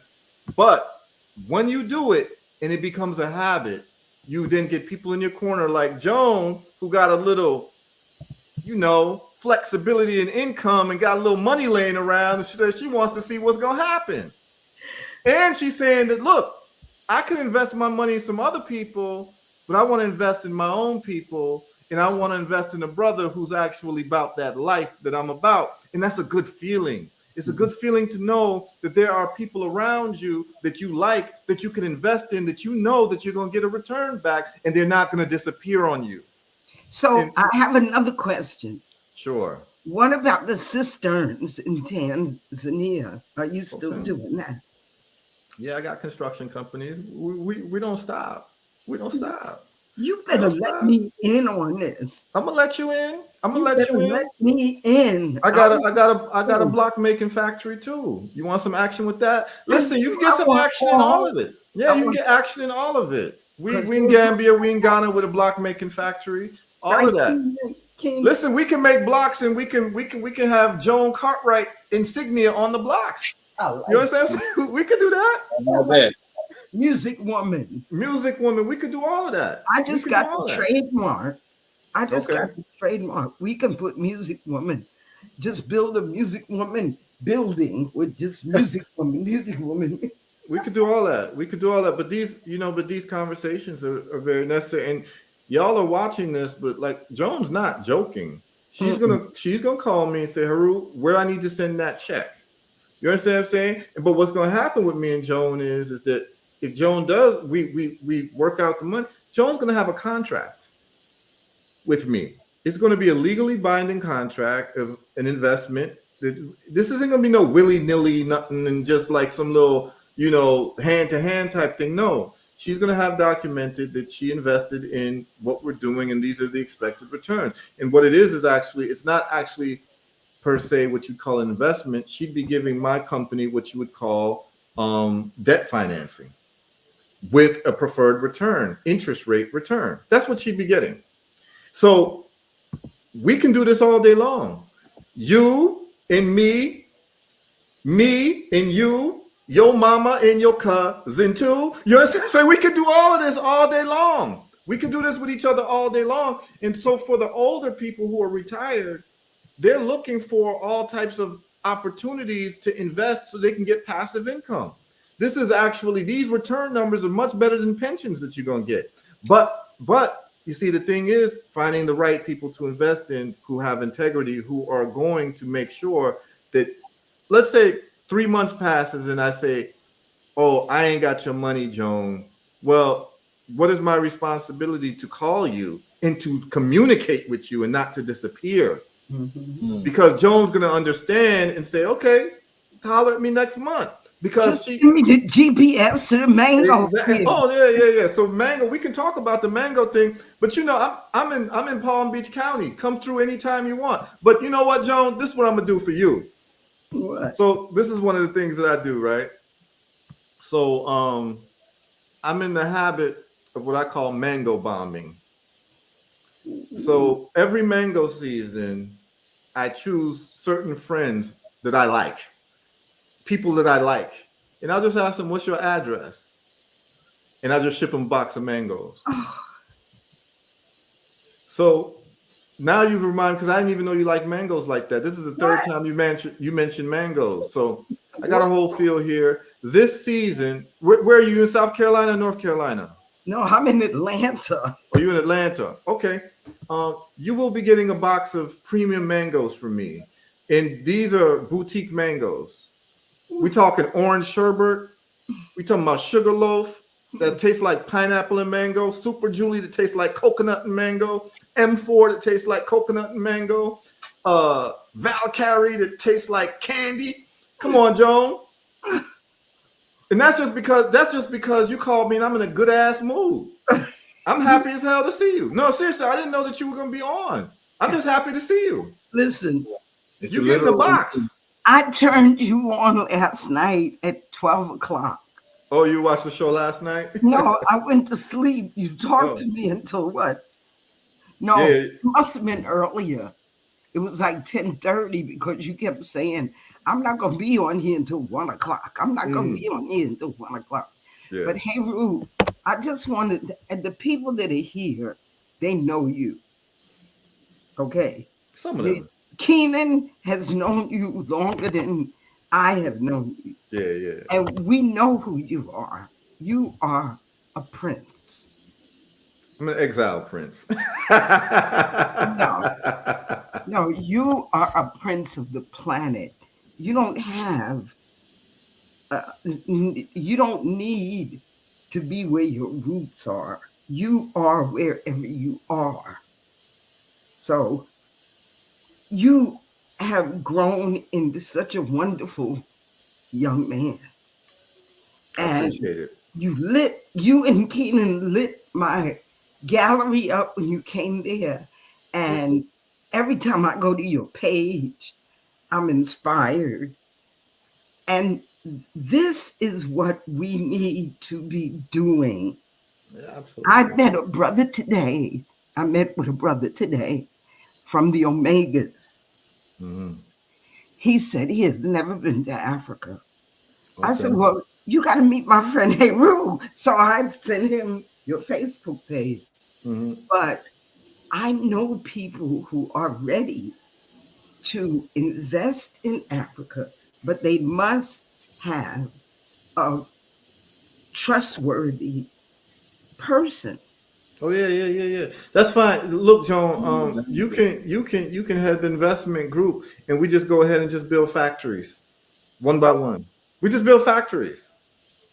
Like, that's all I'm into. That's all I really care about. So, look, we're gonna talk, and we're just gonna build factories. So you got your crew of people who want to invest. Please let them understand we build and we build very quickly. And so there are countries. I have factory plans for Rwanda. I can tell you the places that I already have the factory plans. We built a factory in Gambia. We have a small situation in Ghana right now in Aquapim Mountains with block making factory. Shout out to Obadale Cambone. He's my business partner there. In Rwanda, we're looking to set up, and then Tanzania, we're looking to set up because the major port is in Dar es Salaam. So, in terms of making goods, we can make those goods and then ship them out worldwide from the Dar es Salaam port, which services that whole basin right there in Asia and anything around the Indian Ocean. So I think that what we can do, Joan, is I'll draw up some plans, I'll draw up some paperwork, and we can do a conference call Zoom with your people. But the first thing, I think the first thing that should be done before, and this is the way, I think this is the best way to move. What we're going to do first, Joan, is as we build up on our small successes, is you go ahead, we're going to talk, and me and you're going to invest in a production run. And the day after I pay you back, when I say I'm going to pay you back for the production run, you will then have what you call social proof to the other people who want to invest that I invested with Heru and I made money with him. You understand what I'm saying? Because what I want to do is I want to prove myself to any would-be investors. And you'll be able to tell that story that I gave him money. Not only did I get the money back when he said he was going to give it back to me, I got it back plus the interest that he said, and you would be telling them the real story. Right. So once we have that accomplishment with each other, then you'll be in that position to speak to them from a place of knowledge of doing business with me. Because I know I'm gonna pay you back. Here's the thing, it's like I know I'm gonna pay you back. Like even if I had to sell my Bitcoin, I'm gonna pay you back because I'm dead serious. I'm dead serious because this is very important to me. It's not just for me, it's an example for our people about integrity. When people trust you with their money, those people are sacred. And that's why, so for the people listening, that's why like for Herbal Results, the reason why Herbal Results, we barely do any advertising is because we treat our customers as if they're sacred. We treat them in a sacred manner because without my customers, I wouldn't be able to live the lifestyle that I live. I wouldn't be able to go to sleep when I want and wake up when I want and travel when I want. I'd have to go get a 9-to-5. So my customers have rescued me from 9-to-5 slavery. And the best I can do for them is to give them the best product and the best service. They call me, they tell me, hey, we got something, the bottle's leaking. I don't argue with them. I send them a bottle for free to cover it. You understand what I'm saying? Because I understand that even if you are ripping me off, I don't care. If you tell me something's wrong with something I sent you, I'm going to make you whole. And the word starts to spread. Yeah. The word starts to spread. And before you know it, the business is doing so well. We got people like Joan Cartwright saying, how can I get some action in this? Need some action. Need some action. Yeah. So Twyla, heard you want to invest. I got you. We're going to make this happen and everyone's going to make some money. Especially if you know if it's Herbal Results, you all know the product moves. We reversing cancer out here. You understand what I'm saying? So it is what it is. We all going to make some money with each other. And what it does for me is that I don't have to then borrow money to do production runs from other companies. I can actually borrow money from our own people because when I borrow money to do my production runs, I have to pay those companies interest. Right. So why pay them interest when I'd rather pay you interest? Right. Exactly. That's just the way it works. And that's the way we're going to do it. And we're going to be an example. And this is what, so those of y'all watching, history is just being made. Now, back to a question, Joan. Marvin Gaye or Al Green, what are we doing? Well, Marvin Gaye, he had something kind of other dimensional, you know. Al Green was right here in the gut bucket. Okay, talk to me. Yeah. Talk to me. So, I like the gut bucket. Yeah. I like that a lot. Al was right here on the planet. But Marvin was out of the box, you know. I mean, let's face it, his father killed him. Right. The man that brought him in took him out. And you know, mothers say to children, oh, you know, I brought you in, I'll take you out. Well, we didn't really expect that, but Marvin stepped off of the bus vocally, musically, life wise. But the music that he made, I mean, first of all, what's going on is an anthem. Okay. It's an I hear you. anthem. I Yeah, hear I'm you. You scarred. know, I'm literally scarred from what's going on. Like for me, that particular the subject matter of that particular album has me scarred because after that album, and some people did certain things. You got change is gonna come. You got great, social or political songs before that, but he did a whole album, and people after that, especially around that time, felt like they had to do at least one song. So he spurred that on a bit.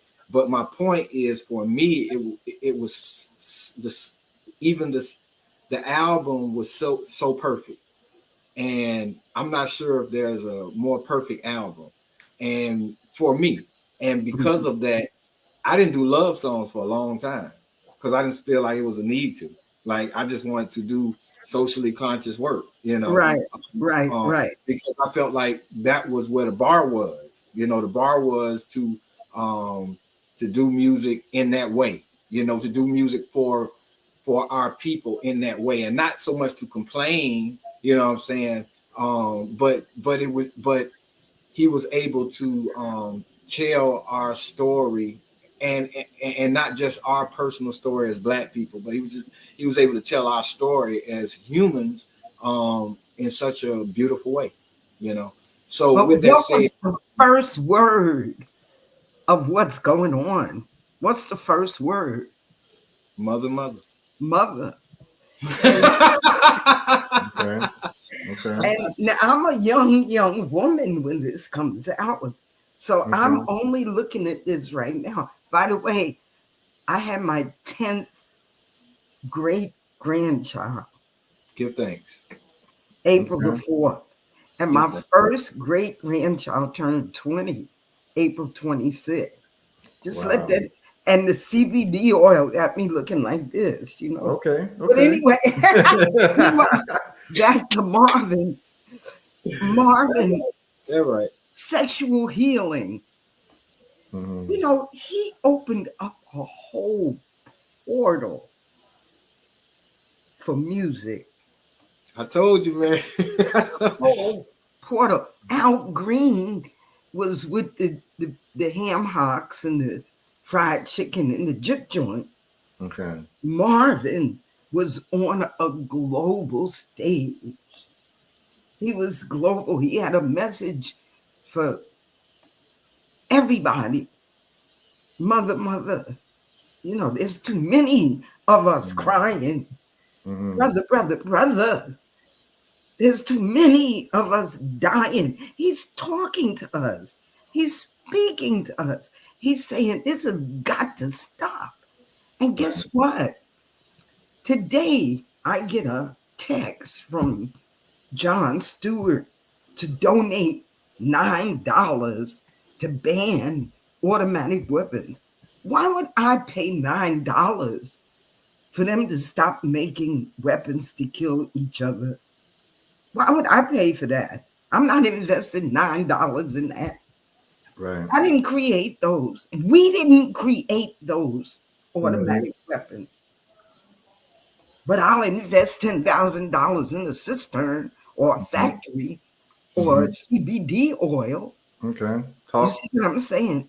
Yeah. So Yeah. we have to discern, and you're discerning between the musicians. Yeah. You know, Yeah. Yeah. Here's the thing though.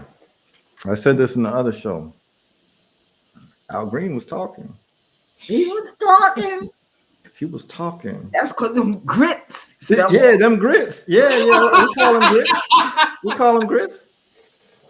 But listen, Oh Al God. Green's a very important character Oh God. because you know that song that he did that for all the his ex girlfriends. You know.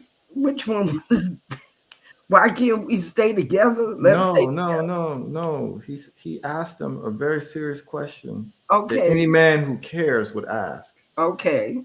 Have you been making out okay? You know what I'm saying? He was really invested. You Okay. understand what I'm saying? Listen, let me tell you why that's important.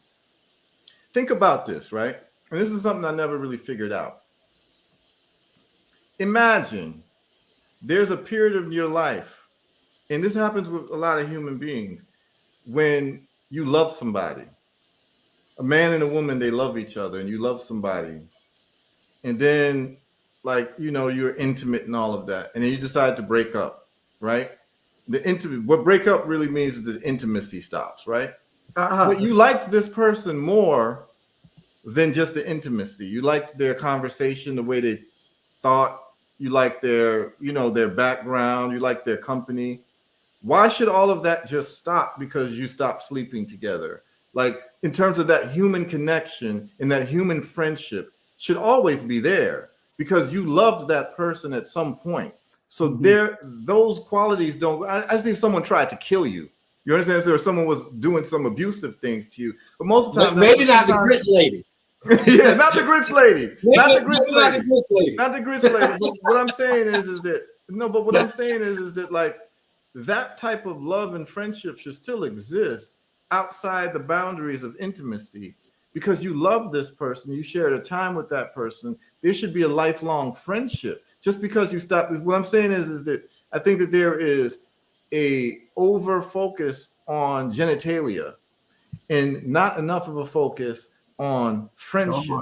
And that friendship should last. And so in that song, he's actually showing men and women that we can still care about each other. So I know you with the other guy. I just want to know, have you been making out okay? You know what I'm saying? Like, that means a lot. That's a big stance on human relationships. Well, Not I hate you, I hope you're doing bad, this and that. No, he's saying, have you been making out okay? I like that, man. Well, He's talking. Listen, there was a jazz tune that we used to sing called What's New? Okay. How is the world treating you? You see, Okay. so he kind of probably maybe heard that song or It's was in that possible. realm. It's possible. The point, though, for me Mm-hmm. is that he cared. Yeah. And we need more men and women to care Right. about each other. Exactly. Have you been making out okay? Yes, I'm saying. That's a big song. That's Yeah. very, very serious. So, But go back to the lady with Jackie O from Barbados. yeah, Jackie Opal. Opal. Yeah, Opal, Opal. He was a great singer of his time. He went from Barbados and spent a lot of time in Jamaica to try to get a recording career. And they say that he was like one of the greatest singers that they met. And they've had symposiums on Jackie Opal. And he was a ska singer. He was a legendary ska singer, but he was from Barbados. And so, like, here's what we got to also recognize too is like, there's not a lot of movement. Back in the day, during like slavery days, there was more movement amongst people in the Caribbean than there has been in recent times. So, for instance, as someone who's lived in the Caribbean, I would live in the Caribbean, and there's people, unless they went to UWI. So UWI's been the great equalizer, University of West Indies. So they have a campus in Jamaica, they have a campus in Barbados, right? So many times you have Jamaicans, their only venture outside of Jamaica is to go to college, maybe in Barbados, which they call Cave Hill campus, right? Then you have the Mona campus, which is in Jamaica. So you'll see that cross-pollination, but it's actually kind of rare for musicians and regular people to go from one island to the next in terms of I'll give you an example. I was in a cab, a taxi guy in Jamaica about a decade or so ago. And he was asking me where I just came from because I was coming from the airport. And I said, "Oh, I just came from Barbados." And he said, "Oh, Barbados." And he asked me, "Do they have roads there?" They do, but they're pretty rough. Wow. No, he asked me like, "Do they have roads there? Do they have like the people live in houses there?" This is what he asked me. A Jamaican. He was so far What has he removed. heard? This is what I'm saying. Like people are so. Oh, I'll tell you another story. I got all types of stories. So listen to this. But what I'm saying is that people are so isolated Yes. in their little islands, in their little places, that they don't know too much about what's going around the world or the world close to them. You understand what I'm saying? Like I told stories that in Brooklyn, I met people who asked me what Harlem was like. They've never been to Harlem. Never been to Manhattan. Never been to Yeah, Manhattan. they've never been to Manhattan. They asked me what it's like.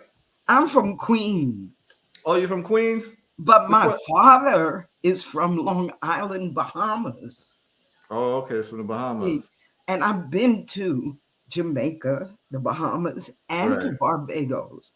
And the Okay. roads suck on all three. I'm sorry, but the roads suck in Atlanta. You know, Right. the planet.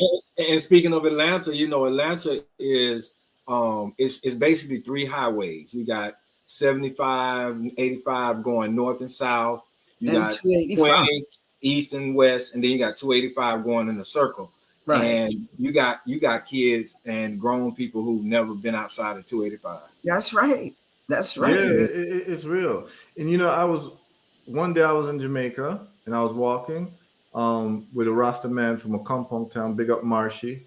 And Marshy had friends and they hadn't seen him in a while. So they came to us and Marshy introduced me to one of his friends. So, oh, this is my brother Heru. He's from Africa. You know what one of the guys said? Asked, "You're from Africa?" I said, "Yeah." And he said, "Do they have birds in Africa?"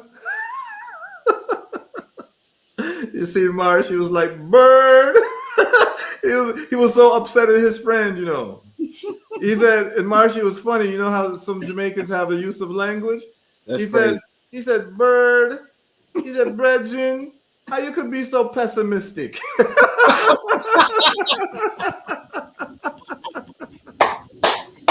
That's funny. He said, Oh "How you God. could be so pessimistic?" Oh I just God. had to hug Marshy, you know. I said, "Yeah, man, that is pessimistic to think that Africa don't have birds, you know." But I'm telling you, these are the questions you get because we are so disconnected from each other Yes. that we don't even know what's going on with each other. That's why these types of conversations are so important. So even back to Jackie Opal, do you know what it means for a Barbadian to go to Jamaica and seek out the record industry and make it there? Because the Barbadian accent is very different than the Jamaican accent. And Jamaicans can't understand Barbadians. Like someone who's a real Bajan talking, a Jamaican can't understand them, and almost vice versa. So it's like for him to come with a Bajan accent, I already know what the vibes is. He's gonna go there and he's gonna talk his Bajan because the Bajans have a certain type of, "Hey, boy, you want to try, bye." You like you know, so they have a different type of accent, you know. And it's Right. like if you don't understand it, you're gonna call that person would be an outcast. But he sang so well, and he was so talented that he became a mainstay in the development of ska. Okay. So in the wake of the Marley movie, Okay, let's talk. I published Music Man magazine. Okay. I want you or this other lady, whoever said it, to write an article about Jackie O.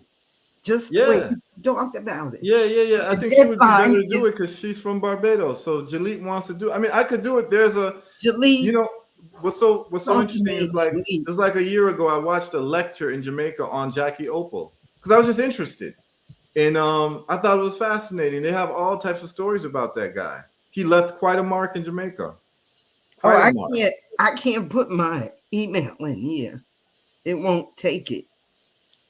Don't worry about it. I can link you up with Jalit. Jalit's a Yeah. very good sister of But mine. I can give you her this is a information. short window.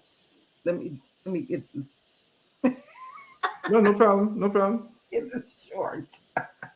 You need it done quickly. May 15th is the deadline, absolute Okay. deadline. Okay, so we'll see if Jalik can do it. 500 to Yeah, 700 words with a yeah, picture. She got to with a find me a picture. picture of him. Yeah. There's all he had albums. He had very well-known albums. He had big hit tunes in Jamaica. He's actually part of the Jamaican pantheon of music. Okay. Jackie Opal, Oh, I OPAL. got it. I got him. Yeah, yeah. I He got was a short guy, and they just say he just sang like he sang like he was from a different planet. Like he was just really good.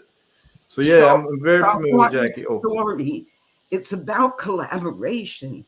That's the Hmm. theme. So he went and collaborated with Jamaican artists, Yes, singing ska that ska. Yep. became the seed for reggae. Yes. Okay, give me Yes. that story. I need it chop chop.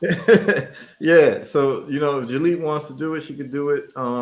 I could do it, but I feel like it would be nice to have someone from Barbados do it. To like an unsung hero that a lot of people might not know about. And then my friends from Barbados will be impressed. Oh, they would be very impressed because I have Jackie that Opal, story. Jackie Opal is a legend. Yeah. This is a great musicology. Like for a lot of people who might not know, that's why I like having a show like this. You never know who pops up and what type of information comes about. You know what I'm saying? This is something that people. But Jackie Opal is somebody who needs to be studied. Now, let me ask you a question, Joan.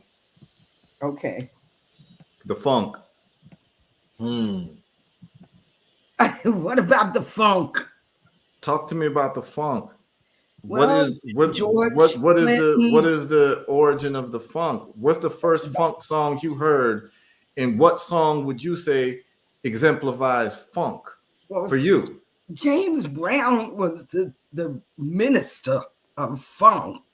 Okay. Okay, Oh, it got, but then it became funky, oh, and when it okay. became funky, that was Bootsy Collins, the Mhm. Parliament, George Clinton.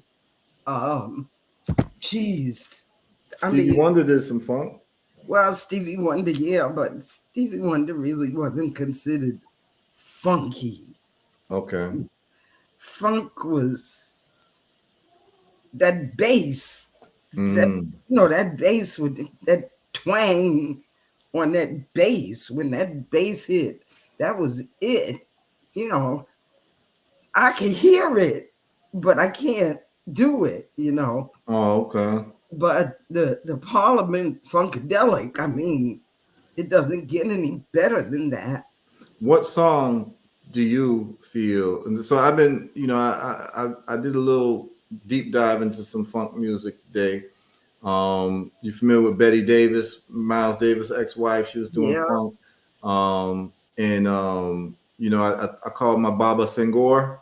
Baba Senghor was a serious funketeer. And so we had a conversation. He told me about mandrill.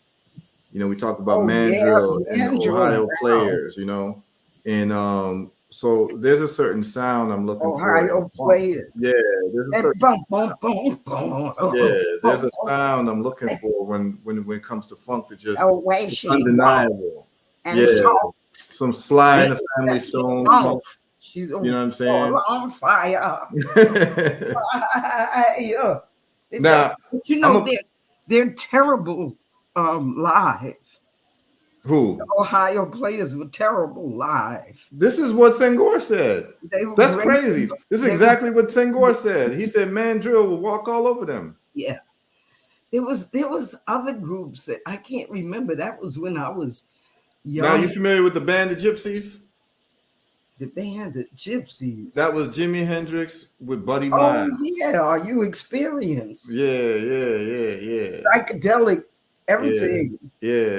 Yeah, I was So tripping. let me tell you the sound that I'm gonna show you the sound that I like. He didn't hear that, Keenan. What? Oh, You said you were tripping? I know people were tripping. Everybody was tripping during that time. That LSD, mushrooms, all of that. I know that. I Purple know the haze, energy. purple haze. Yeah, purple haze. What I want to do, I'm gonna play you a treat, Joan. Okay.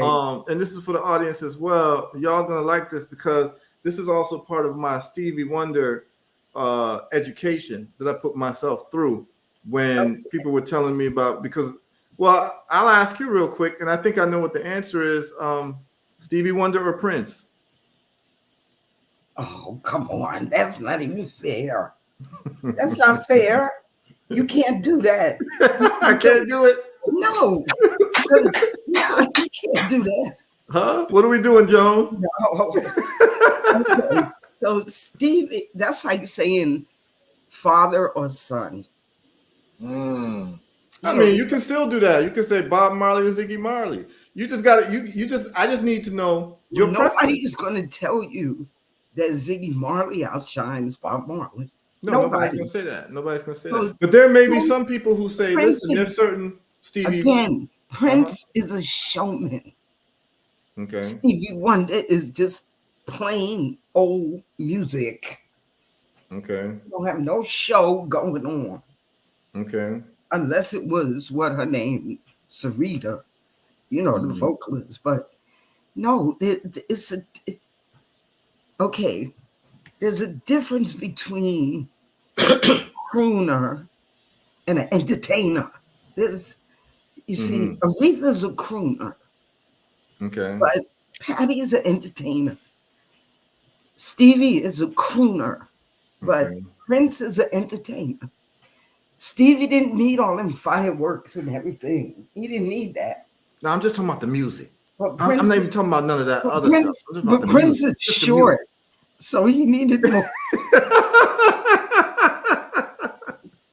I'm sorry. Hey, no, that is crazy. And I met Prince. I met the other boy, Green. I interviewed Al Green for a newspaper in Florida.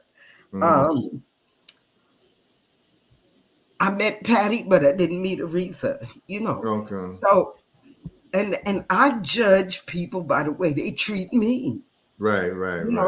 And when they treat me well, I love them. I don't care what anybody says about them because they treated me well.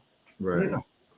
So there's a musician, and then there's a human being that plays music. Okay. You see. So your answer is Stevie all day long. My answer, Prince had to listen to Stevie. Sure. Stevie didn't listen to Prince. All right. I'll drink to that. Okay. So what I'm gonna do right now, I have a special treat for you and the audience here of some Stevie that I saw. I don't think that this should be blocked because this is a live and it's not actually a song. He's just playing that funk, and you can tell that they're just vamping and working it out. I sent it to Keenan earlier today. I sent it to Sangor earlier today, but I want to share it with you all just to show, Stevie Wonder during the funk era. And that funk, here's the thing. I'm trying to convince Keenan to do a double album, Joan. An album of strictly roots reggae and an album of strictly funk, right? Ooh. And so I'm just trying to provoke him, I'm just trying to provoke him. That's all I'm trying to do. I'm just full of provocation. So I told him, this is what I want to hear from you. This is the type of music I want to hear. So we're about to get into it. Somebody just asked this question here, but we're going to get into it. That's not fair. These questions are not meant to be fair. They're meant to be difficult questions. No. Whitney Houston or Luther, what are we doing? Whitney Houston. I don't think Joan agrees with you. Well, I don't think Joan agrees with you. I'm going to say something about Luther that I probably shouldn't say. Say it. You didn't say it all tonight. Say it.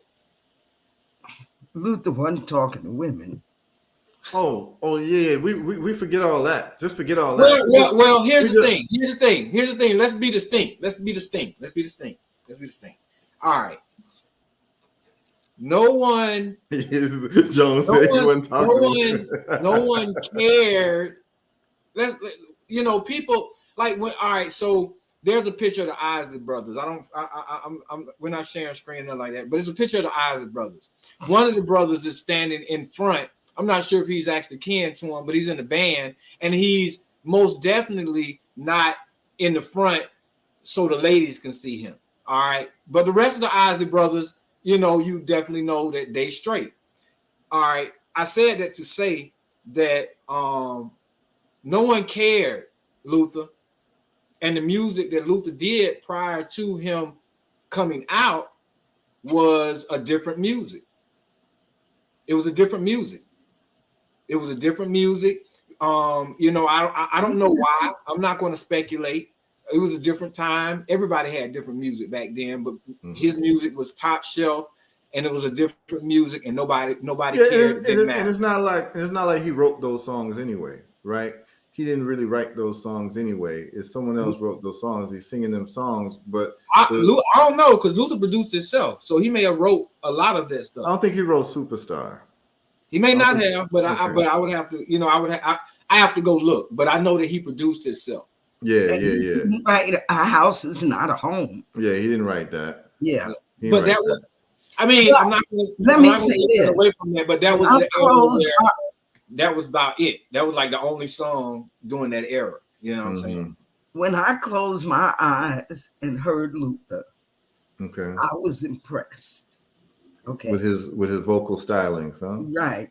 Yeah. Now Whitney just had the voice. She just they both you give good love and saving all my love for you. Yeah, Whitney was different. Whitney was different. Did y'all see that? There's a particular performance where she put on a clinic.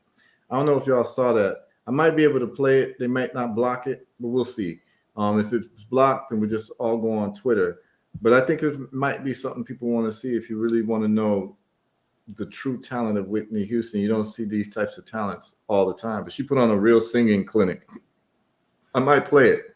But yeah, I mean, Luther was special. He was very, very special in terms of his talent. You know, we give that to him. So I overlook some of these things, Joan. Like when we talked about Prince, Prince is not someone I would have hung out with, a guy wearing panties. You get what I'm saying? So, but I overlooked all that to just, okay, let me evaluate his music.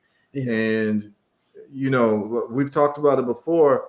That song he wrote, Insatiable, is a masterpiece. It's an absolute masterpiece.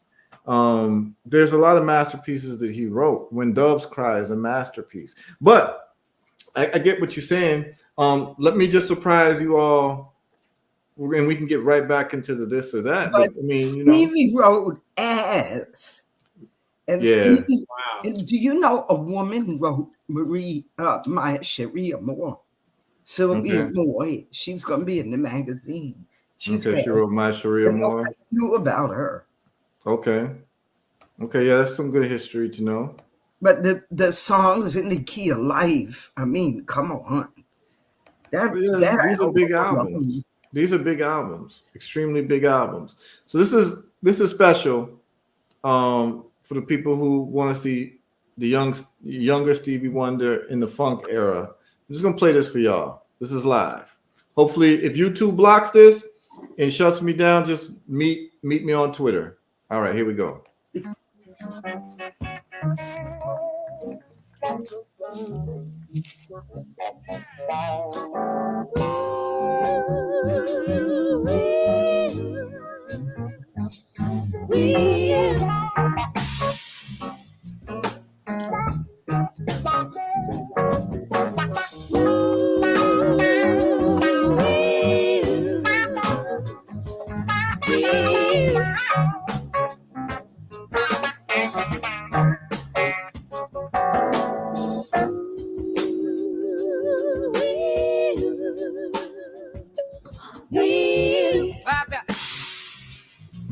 Now that's that funk I like.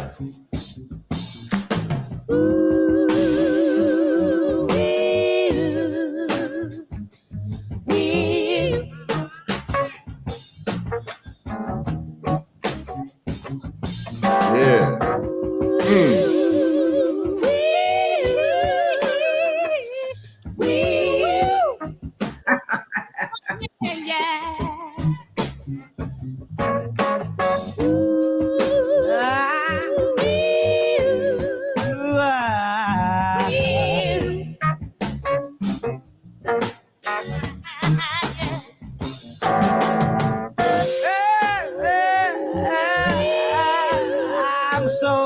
to be alive. Oh yeah. That's what I like. It's in the pocket. Uncle Shane, darling, Uncle Shane. Uncle Shane. Thank you, baby.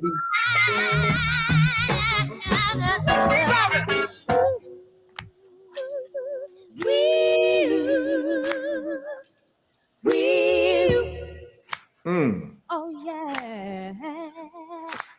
Da, da, da, da, da, da.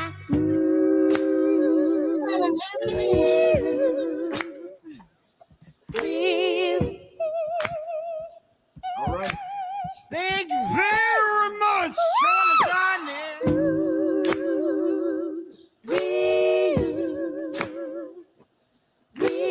Hidey, hidey, hidey, hidey, hidey, hidey. Young Calloway. Howdy, howdy, ho.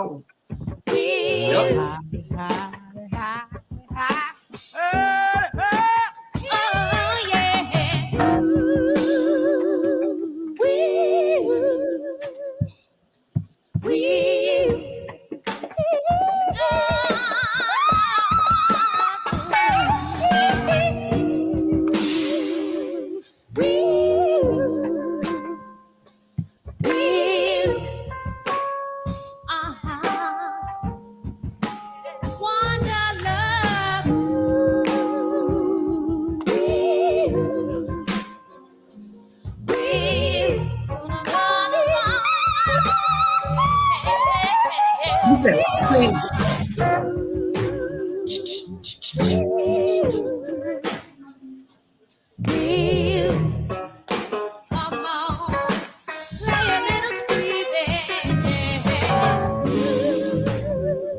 My mama told me if I be good, that she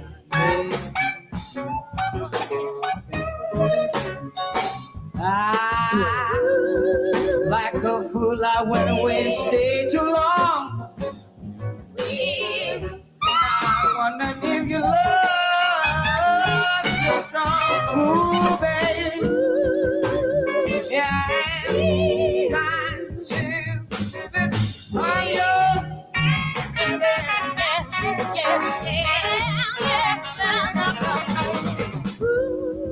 that time when she goodbye. Now I'm back on the shade.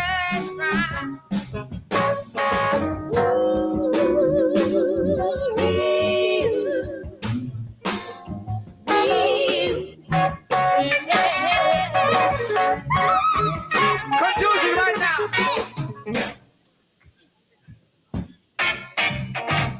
So that's it right there.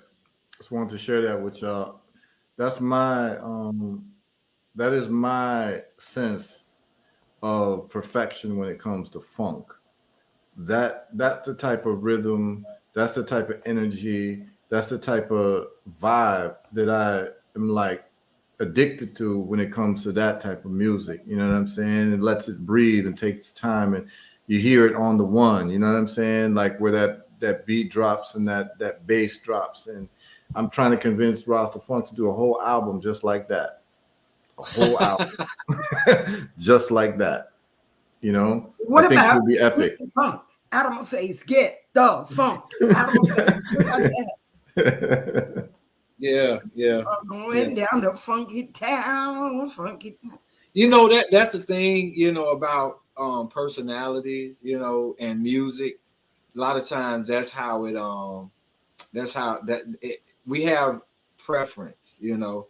And you know, for me, I'm to use astrology analogy, I'm a Virgo, but as a musician, I'm very Gemini, you know, and that's where Rastafunk comes from, you know, as far as just like, you know, genre is like, what is that all about anyway, to me, you know. So, and when you're talking about funk, what he's saying is true. That's just so sexy what Stevie had going on right there. However, what you're saying is true too. You know what I'm saying? hitting hard, is also part of what the funk is about. You know what I'm saying? And it's interesting because you distinguish between funk and funky, and and that is funky. That is funky. So what about there was the Gap Band, SOS. What about Cameo? I mean, they're all children of the funk. It's just different aspects and different interpretations. But it's like reggae, funk is driven on the one, and reggae is driven on the two. But it and they are and people play with that, within those styles of music. So it's all on. What's interesting is kind of like Rima, how she did a couple of songs, and that skank and that one drop kept it going, and you can do your whole and depending on your act, like Gregory Isaacs off one rhythm can do his whole catalog. You see what I'm saying? And so James could do that. Isaac Hayes did Do Your Thing. Yeah. This is a 19-minute song. Yeah. 19 minutes of Do Your Thing. Yeah. You feel like you're on the move, But that's all about that's all about that drive. Man, my first show we covered Do Your Thing. My first show, my first series. My first and we happened to catch a reggae gig, so we turned Do Your Thing into a reggae song. We did a reggae version. Yeah. Yeah. I had some super friends. I still play with a couple of them. So I wrote a song called The Funky Monkey. The Funky Monkey. I'm not going to sing it for you. But I used to do it for the kids. I wrote a songbook for children. And so it says, funky see, funky do. We're going to funk it up for you so you can jump up and get on down. The funky monkey is back in town with his bag of tricks. Look at him climb that tree. That monkey is funking with me. He got a funky gig, a monkey you can dig. With his monkey tail, he leaves a funky trail. Funky see, funky do. We're going to funk it up for you so you can jump up and get on down. The funky monkey is back in town. All right. That was fun. And I used to do it with my band, so they had to play the funk. That's my funk tune. Okay. That's my story, and I'm sticking to it. I just have one question. Why did you have the little kids going home saying, "Mom, don't funk with me"? Why you funking with me, Mom? I only thought about that after I tried to sell the books to the schools, and they saw that. Oh, that is great. That's great. You know what I got going on right now, Wonderful. Joe? I mean, we were first met on Sistrunk Boulevard. And what year was that? 2000. I had just come back from the Gambia. And you came in and just sat there and brought light. And Keenan always stayed in touch with me. I had to chase Heru, but Keenan he was always popping in and out. So Keenan, you should be in Music Man magazine. Well, you got my contact. Let me know, and we'll make it happen. It's what internalized. Yes, ma'am. Yeah. Well, I'll send you the information. Let me see if I have your email. I have to make sure. You can just send it in a message, because I didn't do Messenger, but I started doing it now. For the since I started doing it live on the weekend. So you can just send it in the Messenger, and I'll get it, and then we'll go from there. Okay, that'll work because I thought it was gonna come up, but it won't. I got a surprise for y'all, for those listening, just so you know who we got on here. This is Joan Cartwright, a younger Oh, Joan Cartwright, All right, all right, all live and right. She direct. told me on the email today, she said, girl, you crazy. I said, well, I've been driven that way. I used to be innocent, just like all the rest of you. So let's do the blues. One, two, one, two. All right. I know y'all like the blues. Everybody say, yeah. Yeah. Oh, yeah. Oh, yeah. Uh-huh. Mm-hmm. Wow, wow. Oh, yeah. You better wake up right there, because I'm coming down there to get you. Yeah. If you treat me right, baby, you don't have to marry me. Go ahead now. Treat me right, baby,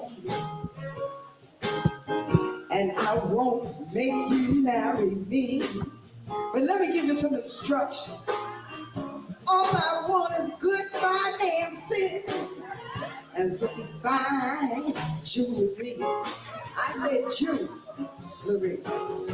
Well, my daddy asked me what you intended to do. Daddy called me on the phone and said, John, what does that man intend to do? He said, if you were a good man, you beg me to marry you. Right. Mama said, little girl, don't let him run you around. You know what I'm talking about. Mama said, daughter, don't let that man run you round and round and round and round. She said, tell him, if he wants you, it's the law. He got to buckle up and settle down. That's right. Now, if commitment scares you, you prefer the single life. Just give me all your money, honey. I don't need to be the wife. Treat me right, baby. I won't make you marry me. I'm a woman of the millennium. I'm easy, but I ain't free. All I want is All good right. financing and some fine jewelry. Girl, I want fine jewelry. I want fine jewelry. I want some fine jewelry. And all the good things you can do for me. Come on and treat me right, Daddy. You don't have to marry me. okay, stop it. Play the blues. Come on. No, that is awesome. That is the best. This next part is for adults only. Okay, I'll stop it there. But yeah, I just wanted people to know who Joan is. This is just Great someone Joan Cartwright. yeah. You know what I'm saying? It's not just someone who's giving commentary, but it's a practitioner. You know what I'm saying? Talented. Yes.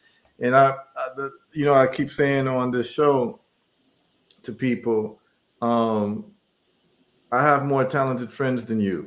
You know what I'm saying? Like I have a lot of people. What's so crazy is that, like I know all of these people. Um, I know all of these people who are supremely talented in so many different fields of life, and I just feel so. I don't know. I feel so blessed, man, to know all of these. Like even in the music world, to see, you know, some of the greatest artists whether they have a record contract or not, I don't care. Like I'm the type of person I can walk into an open mic and I know who's got it and who doesn't. It doesn't matter to me. Like the trappings around them. You either got it or you don't. Mm-hmm. And it just turns out that I just have just a collective of friends from all different walks of life who are just super talented in so many fields of life and got stories. Like a lot of people don't know, Joan, you traveled the world as a jazz singer. Mm-hmm. You left America and sang jazz internationally, and that's what you did for your bread and butter. A lot of people don't know that. Like I sang at the baseline in Ghana. Oh, really? Yeah. When? 1999. Mm. Mm-hmm.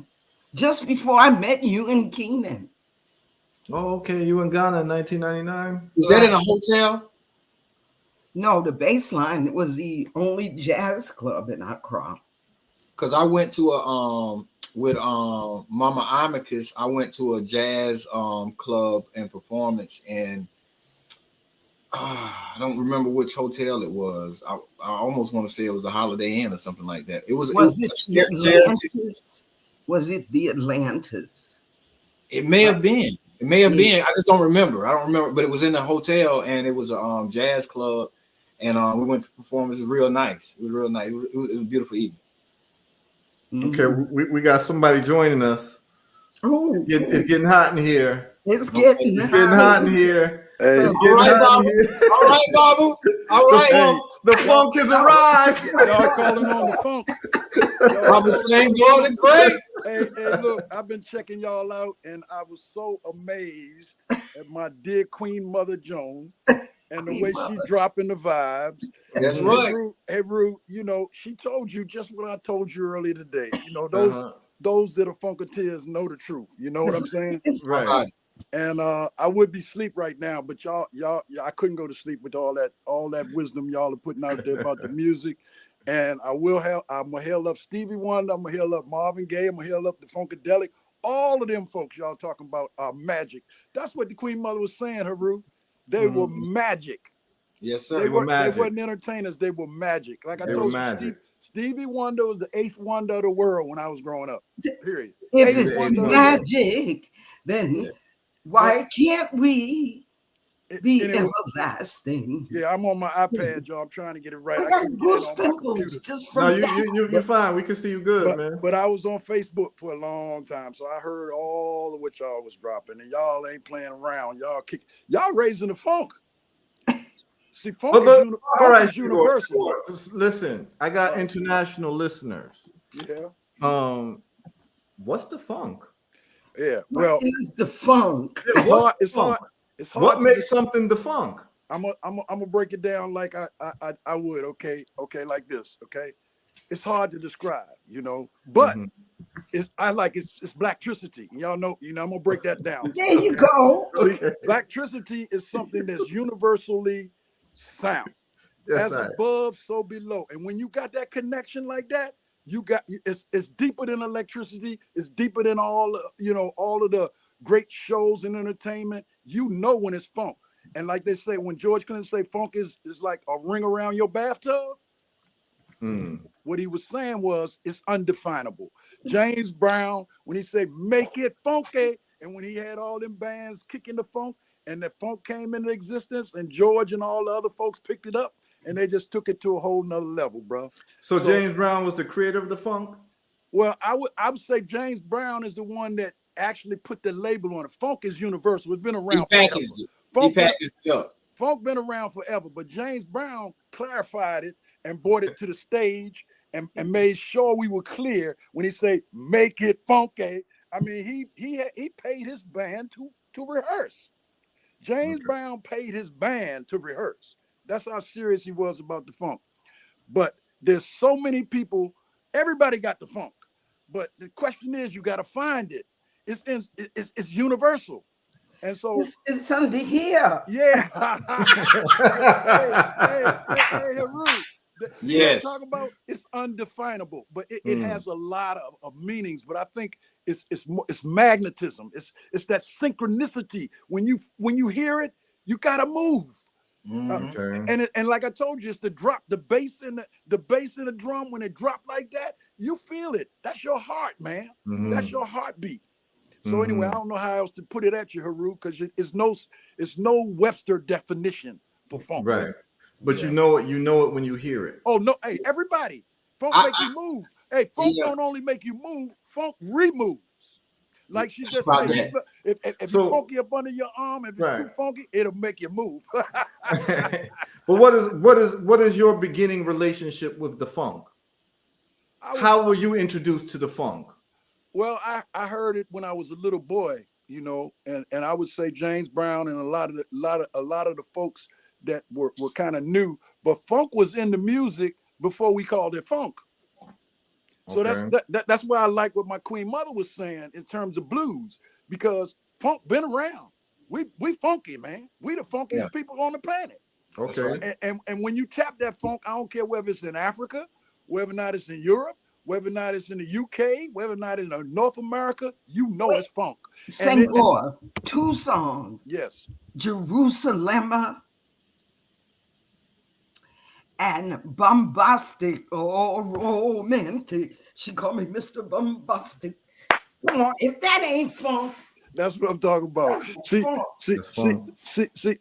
the thing is, Heru, is when I say universal, I mean it's a certain music that happens. Like if you go out and you listen to the sounds in the universe, I mean, you know, the birds and all that. I mean, they synchronize. They kind of in harmony. You know what I'm saying? They kind of in rhythm. They know what they're doing. And then when you incorporate that into yourself and you Rasta Funk, you know what I'm talking about. You play music.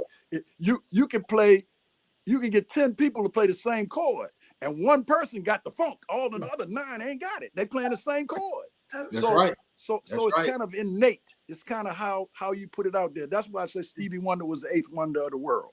So let me tell you this. Sure. Let me tell you this. I don't like electric bass. I don't like Fender bass. I'm a acoustic bass singer. Okay. But that boy that was behind me on Treat Me Right, I met him that night. And he put the funk on them blues. Yeah. But there was a young man named Phil MacArthur in Florida.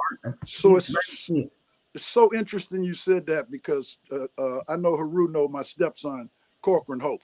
Corcoran Hope plays with Kenny Garrett, and Corcoran Hope plays upright bass. And he started out, I'm gonna tell you this quick story. He started out playing djembe drums when he was young, right? And he went into the jazz orchestra and he wanted to play drums, and they didn't have no drums. So they said, well, what's the next thing to a drum? So they gave him a bass. Guess what? He is now one of the world-renowned upright bass players around. Corcoran Hope. Y'all Google him. And in fact, he's in town right now. Corcoran Hope. Spell his name. C-O-R-O-C-O-R-A-N. Yeah, C-O-R-C-O-R-A-N. Right. Corcoran Hope. And so, but like I said, he's world-renowned as a young man. But get this. I'm going to give y'all some funk. This funk. His grandfather was an upright bass player. Guess who he played and trained? Cool. John Coltrane. Oh, wow. And we never knew that. I mean, we didn't know that, you know, growing up, Kathy, his father, mother, they didn't know that. But growing up, they found that story out. So what I'm saying to you is that it's in his DNA, that funk. And he grew up on go-go. He grew up in Washington, D.C. on go-go music. But he went on and carried it out, learned how to write the music, learned how to play the music. And Corcoran can play anything. But when it come down to that real funk, and it's in jazz, you hear what I'm saying? Funk. Baba Senghor, I'm gonna tell you something. What's interesting about his journey and how music works. My first funk rehearsal, right? I was in a band called Smoke, and the leader of the Smoke band was brother named Mike P. To this day, we still play together. It's over 30 years. So anyway, Mike P heard us trying to play a P-Funk song. I don't remember which one it was. And he said, everybody stop. Put your instruments down. Just put your instruments down. Drummer had drumsticks. He said, put your drumsticks down. he said, I need everybody to play their part on their thighs with their hands. Yeah. And so my point is, part of becoming one of the world-renowned greatest upright bass players is being able to, is that rhythm he learned from being a drummer. Yep. Is that, you know, Yep. and once you know how to keep time, Talk about then you know you can keep time together. You know what I'm saying? Right. But if you're trying to play together and you can't keep time on your own, then you can't, you know. So it was the first lesson I learned, you know, and it was interesting because I happened to be just playing congas at the time. So Right. you know, so it was interesting. But it was the first lesson I learned because the guitar player, Mike was a guitar player, bass player, drummer, everybody just playing their part on their thighs, and you got you a song, you know. Right. And you're playing and you learning to play together without the stress of an instrument and you know that type of deal, you know. But it was my first lesson, and it's the same thing that your I think you said your nephew. No, my stepson. But here's the thing though, Rasta Funk, and this is the important thing because you just hit it. Yes, sir. Once you got that energy, and that's why I say he funk, because when you hear him play the bass, it's funky. Yeah, it's jazz. I already know. He's funky playing the bass, jazz. So funk can be in jazz, funk can be in blues, funk can be in anything you name. But when you hear it, you know it. And that's why I was telling you earlier, Heru, and I'm gonna lay back and listen a little more, but I want to share this. Sun Ra, George Clinton, Sly Stone, and Jimi Hendrix. Okay, them four right there were what I call master funketeers, but they all did it in different aspects of genres of music. You follow me? And you can't say Sun Ra was not the funk. I mean, I seen Sun Ra play it's after the end of the world. Don't you know that yet? And so get that jive jack, put it in your pocket till I get back. Hey, there you go. That's what I'm talking. See, that's what I'm saying. So you will know it. And I've heard when I started listening to reggae, I told you, Heru, that's what got me listening to reggae was Third World.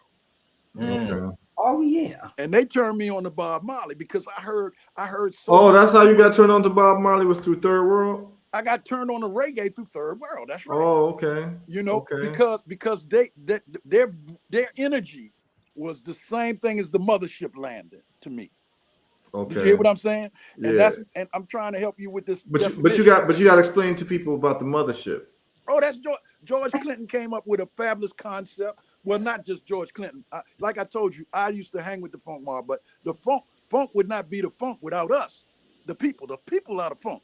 And tell you the truth, Parliament started out. The people are the funk. I know that Parliament started out as a singing group in a barbershop in Plainsville, New Jersey. George Clinton's barbershop, and they were trying to sing like the Temptations. And they come to Howard, they couldn't make it because the Temptations was so awesome and a lot of other singers. So what they did, they went back to the drawing board and they got the younger brothers and the band came, and that's when they became Parliament Funkadelic. And so what I'm saying is when they travel around, because they wouldn't play that kind of music on the radio. So when they travel all around the place, the funk was the people. And when they played, they improvised the funk. And like I say, when you add 2 bass guitar players and 2 drummers and Bernie Worrell and that keyboard, they could do marvelous stuff similar to Baby Sun Ra. That's the funk. And so what I'm saying is we made the funkadelic. And I'll tell George Clinton that to his face, because I mean, I've seen it when they come to DC, wherever they come to town.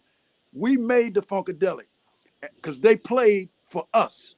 They played the music based on the energy that they were getting and that funk. And you could see it. That's how we got to the mothership. Okay, I need to ask you a question, Senor. Sure. You're in DC. Yeah. Yes. Do you know Asala? Do I know Asala? Yeah. You talking about Carter G. Whistler's group? Yeah. Oh, of course. I've been a member of Asala for a long time. In fact, I'm a ray of light underneath the house. When I say a ray of light. We need these 2 young men to join Asala. We need everybody. I'm the founder of the South Florida branch. Oh, great. Well, you know, I work with A. Peter Bailey. A. Peter Bailey worked with Malcolm, and A. Peter Bailey was the president of Asala, the last. He's not now.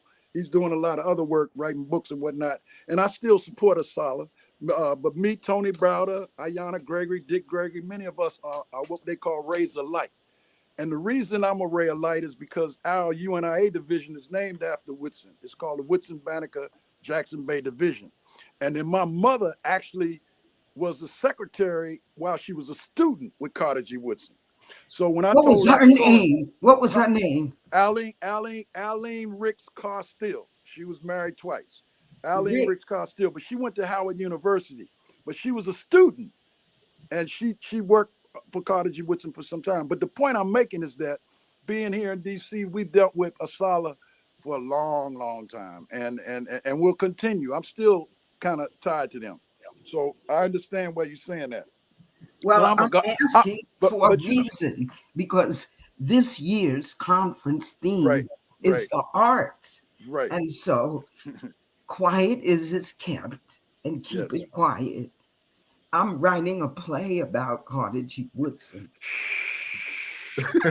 We're only broadcasting around the world. Really but I hear you, Queen Mother. But I hear you, Queen Mother, and I'm proud. I hear you loud and clear. And I got a question for both of y'all. Together. Okay, I got a question for both of y'all. Yeah. What is the highest level of funk that you ever experienced live? Both of y'all. I experienced George Clinton calling me Joan. I'm like, how did you find out my name? Yeah.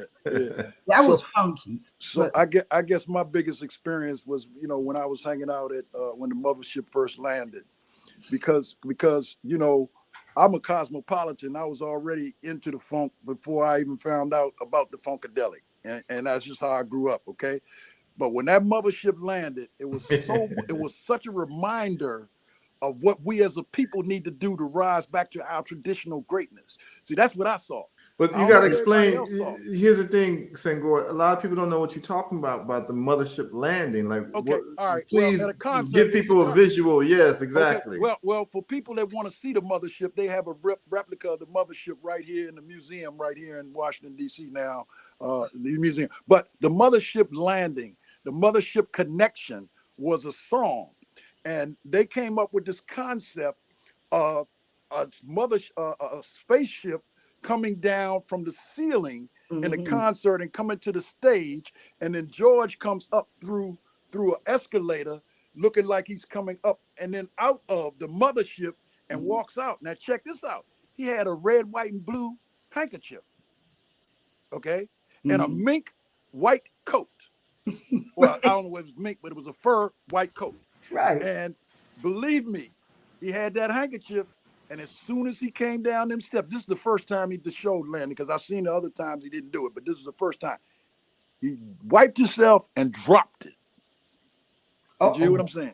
The symbolism. The red, black, and green flag, he was holding it. So what I was saying, he was kind of symbolizing that we, like what Sun Ra always say, we are space people. We are the universal energy.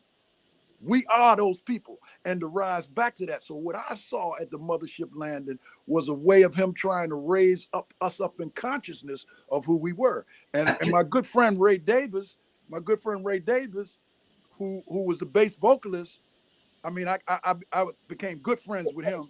He used to always wear a red, black, and green patch, always, when he performed. And Grady used to always wear, I mean, they were definitely symbolizing us trying to get back to know who we are.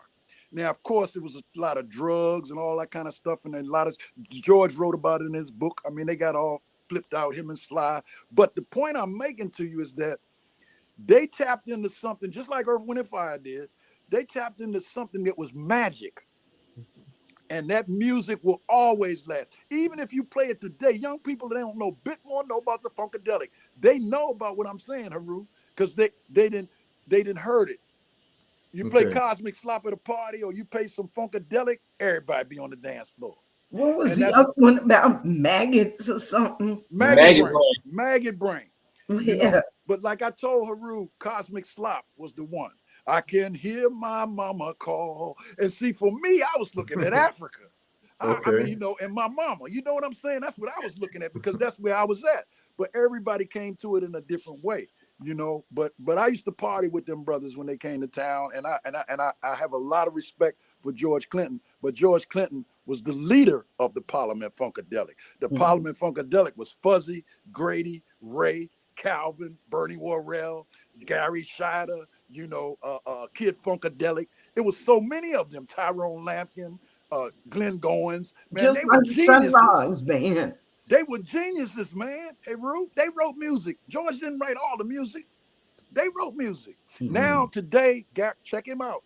Gary Scheider had 2 sons. Both of them got bands. And both of them are emulating the Funkadelic energy today. Both of them. So what I'm saying is the funk continues through that legacy. But I heard y'all mention the Barcades earlier. The Isley brothers, all these folks knew how to play the funk, man. They knew how to funk. And like my sister said, she you know, when you want to incorporate the funk in your music, you just board it up like Rasta Funk. You just bring the funk up. And you know, for real, it's undefinable. Okay, I mean, everybody got a different definition. So was Earth, Wind, and Fire funky? Yes. Yes. And they were on it. And Heru knows because he knew Phil Caron. See, Phil Caron was a music legend out of Chicago. And Maurice, bring your screen down a little bit, Senghor. It's cutting you off at the mouth. Just bring it down a little bit. Yeah, I'm working it. That's a little bit better. StreamYard, you know, this funny StreamYard. Yeah, it's better. Y'all young folks and all this technology. I don't know nothing about this technology. I'm an old funketeer, man. But anyway, I'm just joking. So, but the reality is the mothership was a symbol for us. Okay. And Earth, Wind, and Fire, same vibe. Yeah. Except for Earth, Wind, and Fire got more deeper. Because I know Pedro Bell. I met him, a brother that was doing all the album covers. In fact, you know, Heru, I had a nonprofit group called Stop America from Eating the Young. And that America Eats Its Young album that George Clinton did, America Eats Its Young and Pacifies Aged Ones. That was the whole concept. So a lot of those concepts were cutting edge concepts, man. And it goes back way before George and them even came on the scene, man. I'm sure that Mother Joan knows what I'm talking about, is that people were funking and wasn't even calling it funk. Okay. Yeah. You know, a nomenclature got put on a certain type of energy. Okay, right. Like, you know, when they say R&B and jazz, we didn't call it none of that, man. What's his name? Not Miles Davis. Max Roach, funky. Max Roach, one of the most funkiest drummers ever played. Okay. Yeah. So if somebody wants to do a deep dive in funk, right? You said basically James Brown, you say Parliament, but who else is a can't miss? Like you have to. If you saying that you listening to funk, if you miss these people, it would be a shame. Who is a must listen to in terms of funk to you? Well, I'd have to go with Sun Ra. Okay. I know you might be shocked, but I have to go with Sun Ra. Okay. Because a lot of the concepts that George Clinton and them came from Sun Ra. All right. Sun Ra was very cosmic, very cosmic. And the reason I say that is because his orchestra, his group, the orchestra, they were like off the chain, man. And he told me why. He said one thing people got to understand: the world is all messed up. That's why he comes in out of rhythm and with a lot of distortion and sound, and it comes into harmony. Because Sun Ra's thing was, I got to play music to try to put people back into the right vibration. And that's why I say Sun Ra. And that might shock a lot of people, but I say Sun Ra. Okay. So Sun Ra is a must. So let me tell you this. No question, man. Let me tell you, I interviewed Sun Ra. And Sun Ra told me, I lived up the street from Sun Ra in Philadelphia. Someone was going to take me to Italy, but I couldn't read Ellington's "Do Nothing Till You Hear From Me" right off the paper, so he wouldn't take me, which is good because he didn't pay his musicians. So, but anyway, sound like George anyway, Clinton. George didn't pay his people. That's what I'm talking about. Neither did Lionel Hampton. Okay. Wow, wow. So in his interview, he told me that he was abducted Yeah. by aliens. I had this shit on a tape. I had Sunrod telling me, and do you know, I can't find that tape anywhere. I can't find it anywhere. It's like it poof disappeared. But he said they took him up. He told me the whole story how they took him up into the spaceship. And I'm sitting there, you know, like I'm he lost his head. And I've been to his house, and his house is it's like the haunted house. It's like and you know, He's eccentric. He's eccentric. I remember all the musicians lived in this house. Yeah. The musicians all lived there. And he wasn't paying them. And I knew Marshall. Marshall is the oldest one. I knew John Gilmore. I knew Fred, whatever his name was. Fred Wesley? I think with the glasses. Okay. Glasses. But my girlfriend went to Italy with Sunrod. And Sunrod didn't pay her. She pulled her gun. She pulled her gun out and she said, "You gonna give me my money?" So I'm glad I wasn't there because he would have had 2 witches on his ass. But anyway, I used to go to South Street, Brendel's Lair, and hear Sunrod. You know, I'd be up walking around with him and shit. So I met Hugh Masekela and there. Okay. Ooh. Now I had a crush on Hugh Masekela that lasted all his life. I like that. So he was playing at a club in Harlem called, and it wasn't Count Basie's. It was where Jack McDuff played the organ. It'll come to me. I can't. It could have been Count Basie, but anyway, I heard his horn. Now you talk about what is funk. Mm-hmm. That's a Kayla. Mm-hmm. I agree. Okay. I agree. Okay. I heard his horn and I walked in. I was 19 years old, and I saw him play, and I was in love. Okay. Then I met him in Fort Lauderdale at the Fort Lauderdale Festival, and we connected. Then I went to London, and I met him in London. Then I was in South Africa, and I had him on the phone. Not him, his daughter, but he was having he had prostate cancer, and that was. Then he came to Atlanta. He came to Atlanta, and he and Randy Weston. Oh my gosh! And I have a photograph of Randy Weston who sat with Hugh Masekela hugging each other. And listen, when you are with musicians like this, yes. And then you see them listen to the crap that they playing today. You know, it's like no comparison. So if we're comparing, let's compare John Coltrane to Kim Waters. Yes. Now Kim Waters, I just interviewed him Tuesday. This is a musician. But I never heard of Kim Waters. Well, go in. He got 25 albums of solo music. How you spell the first name? Kim. Kim?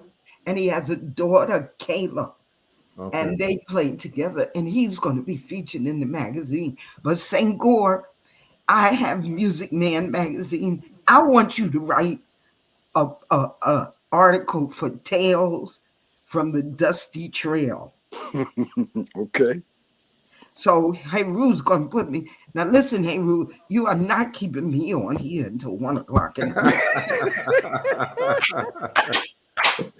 No, we just talking. We You're talking. not giving me. I'm gonna stay 5 more minutes. Yeah, we just talking. We just talking. It's a good conversation. When when I have people who are experienced in the house, man, I like to ask questions because I'm a sponge, because I learn a lot. Like Senghor tell you, I just call him randomly sometimes and just ask him questions. You know what I'm saying? Just I want his number. Yeah. I'll send it to you. Sure. I'll send it to you. I'll send you his number on Facebook. You'll get it in the inbox. It's been too long. It's been too long, my dear sister. It's been too long. I mean, we need to build in. But Heru, you pull me in here now, man. I know you asking questions, but can I pull some elder rank and ask a question? Rasta Funk. Yeah, yes, go ahead. I want to ask Rasta Funk. I want to come back to something that you asked him earlier. Okay. So Rasta Funk, tell me a reggae group or reggae artist or group that you would consider kicking the funk.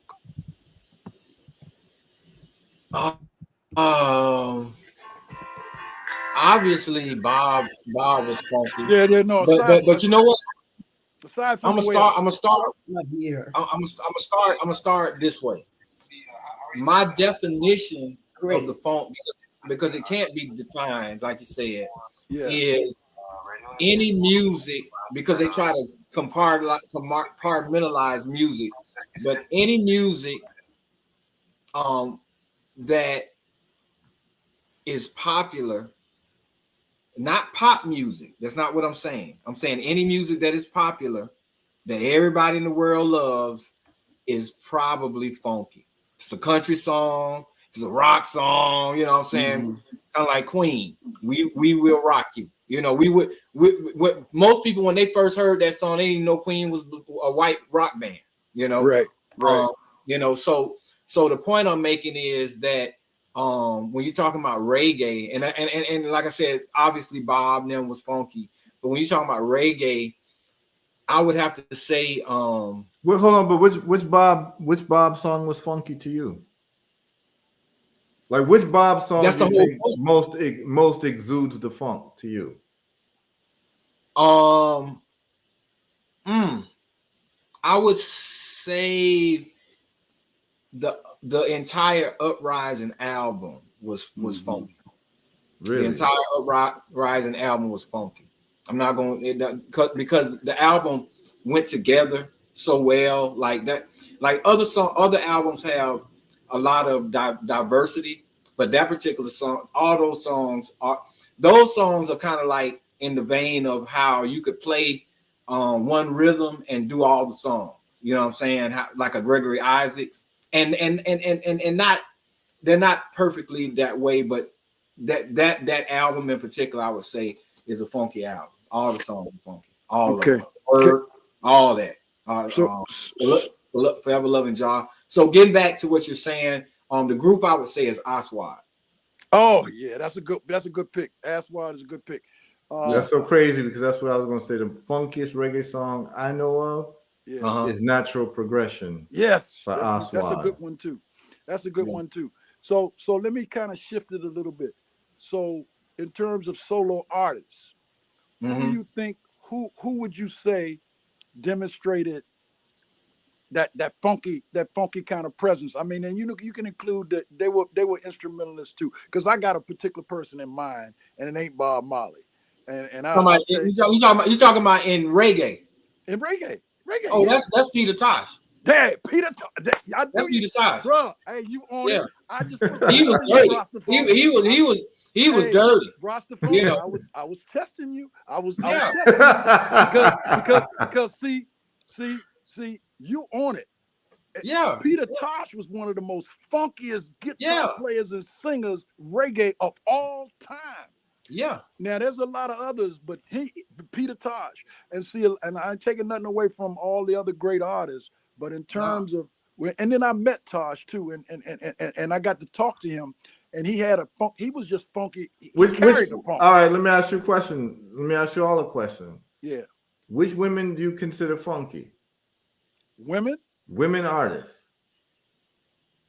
You start with Betty Davis. Betty Davis, yeah. I told you that earlier. She was a very, very classy woman. Yeah, but she was doing the funk. That was her whole thing, was the funk. What other artists, regardless of genre, like reggae, whatever, did you feel like she brought the funk in her music, in whatever she was doing? Now Tina Turner. Tina Turner. Tina Turner. Tina Turner. I was going to say, now you can put Patti LaBelle in that. Yeah, Patty was. But Tina Turner, you're right. But wait a minute. When you say Patti LaBelle, Nona Hendrix had the funk. Yeah. Nona Hendrix was funky too. And I'm not taking nothing away from Patty, but Nona Hendrix was the funk of LaBelle. You're right. It'll take a little while. If I don't get it, I'll. Hold on. I need to mute her. Okay. You say Nona Hendrix? Yeah. Yeah. Shaka Khan. Did Shaka Khan had a funk? Shaka Khan was all right. She was all right. She could come with some funk. She was a great singer, a great entertainer. She's more. She's funky. Everybody funky in there at times. Right. But she's more in the vein of Aretha Franklin and soul. Right. That's what I agree. I agree. And I had some real serious experiences with her. Heru, I watched her pass out in the hotel. I was scared as I don't know what. I was scared. We were scared, man. Huh? Who, Shaka Khan? Shaka Khan, yeah. She passed out in the hotel right here in D.C., man. She was okay. Scared the heck out of us, man. We thought she had OD'd. Okay. But I think she was just overcome energy. She was high, but she didn't OD. So I'm serious. She was high, but she didn't OD. But she got, how you take your body to a certain point and it gets so up there that you almost like jump out of your body, and she just couldn't handle it and then passed out. Okay. And when she woke up, so she fainted.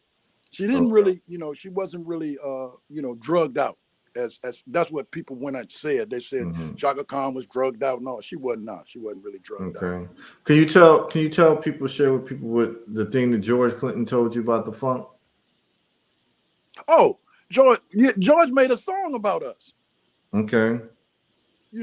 He said funk ain't domestically produced. The funk ain't domestically produced? No, because we had a group called Safety Incorporated. So Rasta Funk and Mother Joan knows what we're talking about. In 1974, we created a group. Me and some brothers that came home from Vietnam because we were tired of seeing children getting abused and mothers getting mistreated, women getting mistreated. So we created a group called Safety Incorporated. And the acronyms was Stop America from Eating the Young. And so we wrote people like Jimmy Castor, Stanley Clark. They responded. Betty Davis responded. And then we tracked George Clinton, and we were like, George, you gotta give us some support, man. We got this nonprofit organization and we doing this and Stop America from Eating the Young. And so George was like, yeah, I love what y'all doing, but blah, blah, blah. But they never did anything for us when we were coming after him. But he created a song and told us that, like I said, funk ain't domestically produced. So what did he mean by that? Meaning, well, I guess he was meaning that the funk that he was putting out there was not domestic. It was spiritual. It was like, it was metaphysical. Does that have something to do with the whole Blacktricity concept that you developed? No. Well, for me, yeah, but not for him. I'm talking about for you in terms of your understanding of it. Well, during this time, George was tripping out a lot, man. George was like in another drug zone. I mean, you would go to a concert, he'd be in one room and all the other band be somewhere else. And sometimes, I mean, it was messed up because he got drugged out. And he talks about it in his book. I wouldn't put this out there publicly if he didn't say it himself. But he talks about it in his book. He got drugged out. And that's why, and people wasn't getting paid. That's why Ray and them, do you know Ray, Fuzzy, and Grady left, and created their own group, the Funkadelic. You know about that, right? You know about that music, Heru? Because that's funky too. George wasn't even with that. Yeah. Okay. So the Funkadelic was separate from Parliament and the Funkadelic. They were fighting George over the term Funkadelic. Yeah. Okay.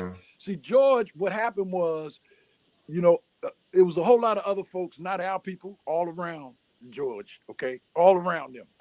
People bringing in the coke, people bringing in this, and I mean, it was just a mess. Let's talk about George Clinton real quick. Okay. What was his talent? Was he a great singer? Great producer, great producer, great entertainer, excellent writer. You know, yeah. So he actually sang well? Nah, he wasn't no real singer, but he was an entertainer. Gary Scheider, he used people like Gary Scheider, Glenn Goins, they could sing. He could hold a note. He could hold a note, and when he was younger, he could sing a lot. Okay, Rasta Funk, I ain't gonna debate you on that. You're right. He could hold a note, but I would call him a crooner. I would call him a crooner rather than a singer. Yeah, and that's what I was saying when they were doing the bebop stuff, you know, the barbershop stuff. Oh, no question, he was singing back then. Yeah, that's what exactly. Yeah. That's all they were doing was singing back then. But what I'm saying is, George was a master of pulling the stuff together, man. He was a master of that, man. And then having people like Bernie Worrell.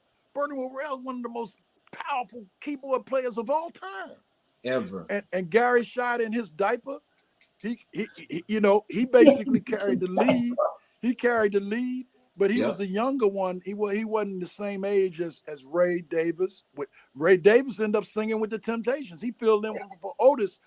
When Otis died, they got Ray Davis. He master bass vocalist. Grady was masterless baritone. Master at what he did. Big, tall, dark brother. That's and then Fuzzy.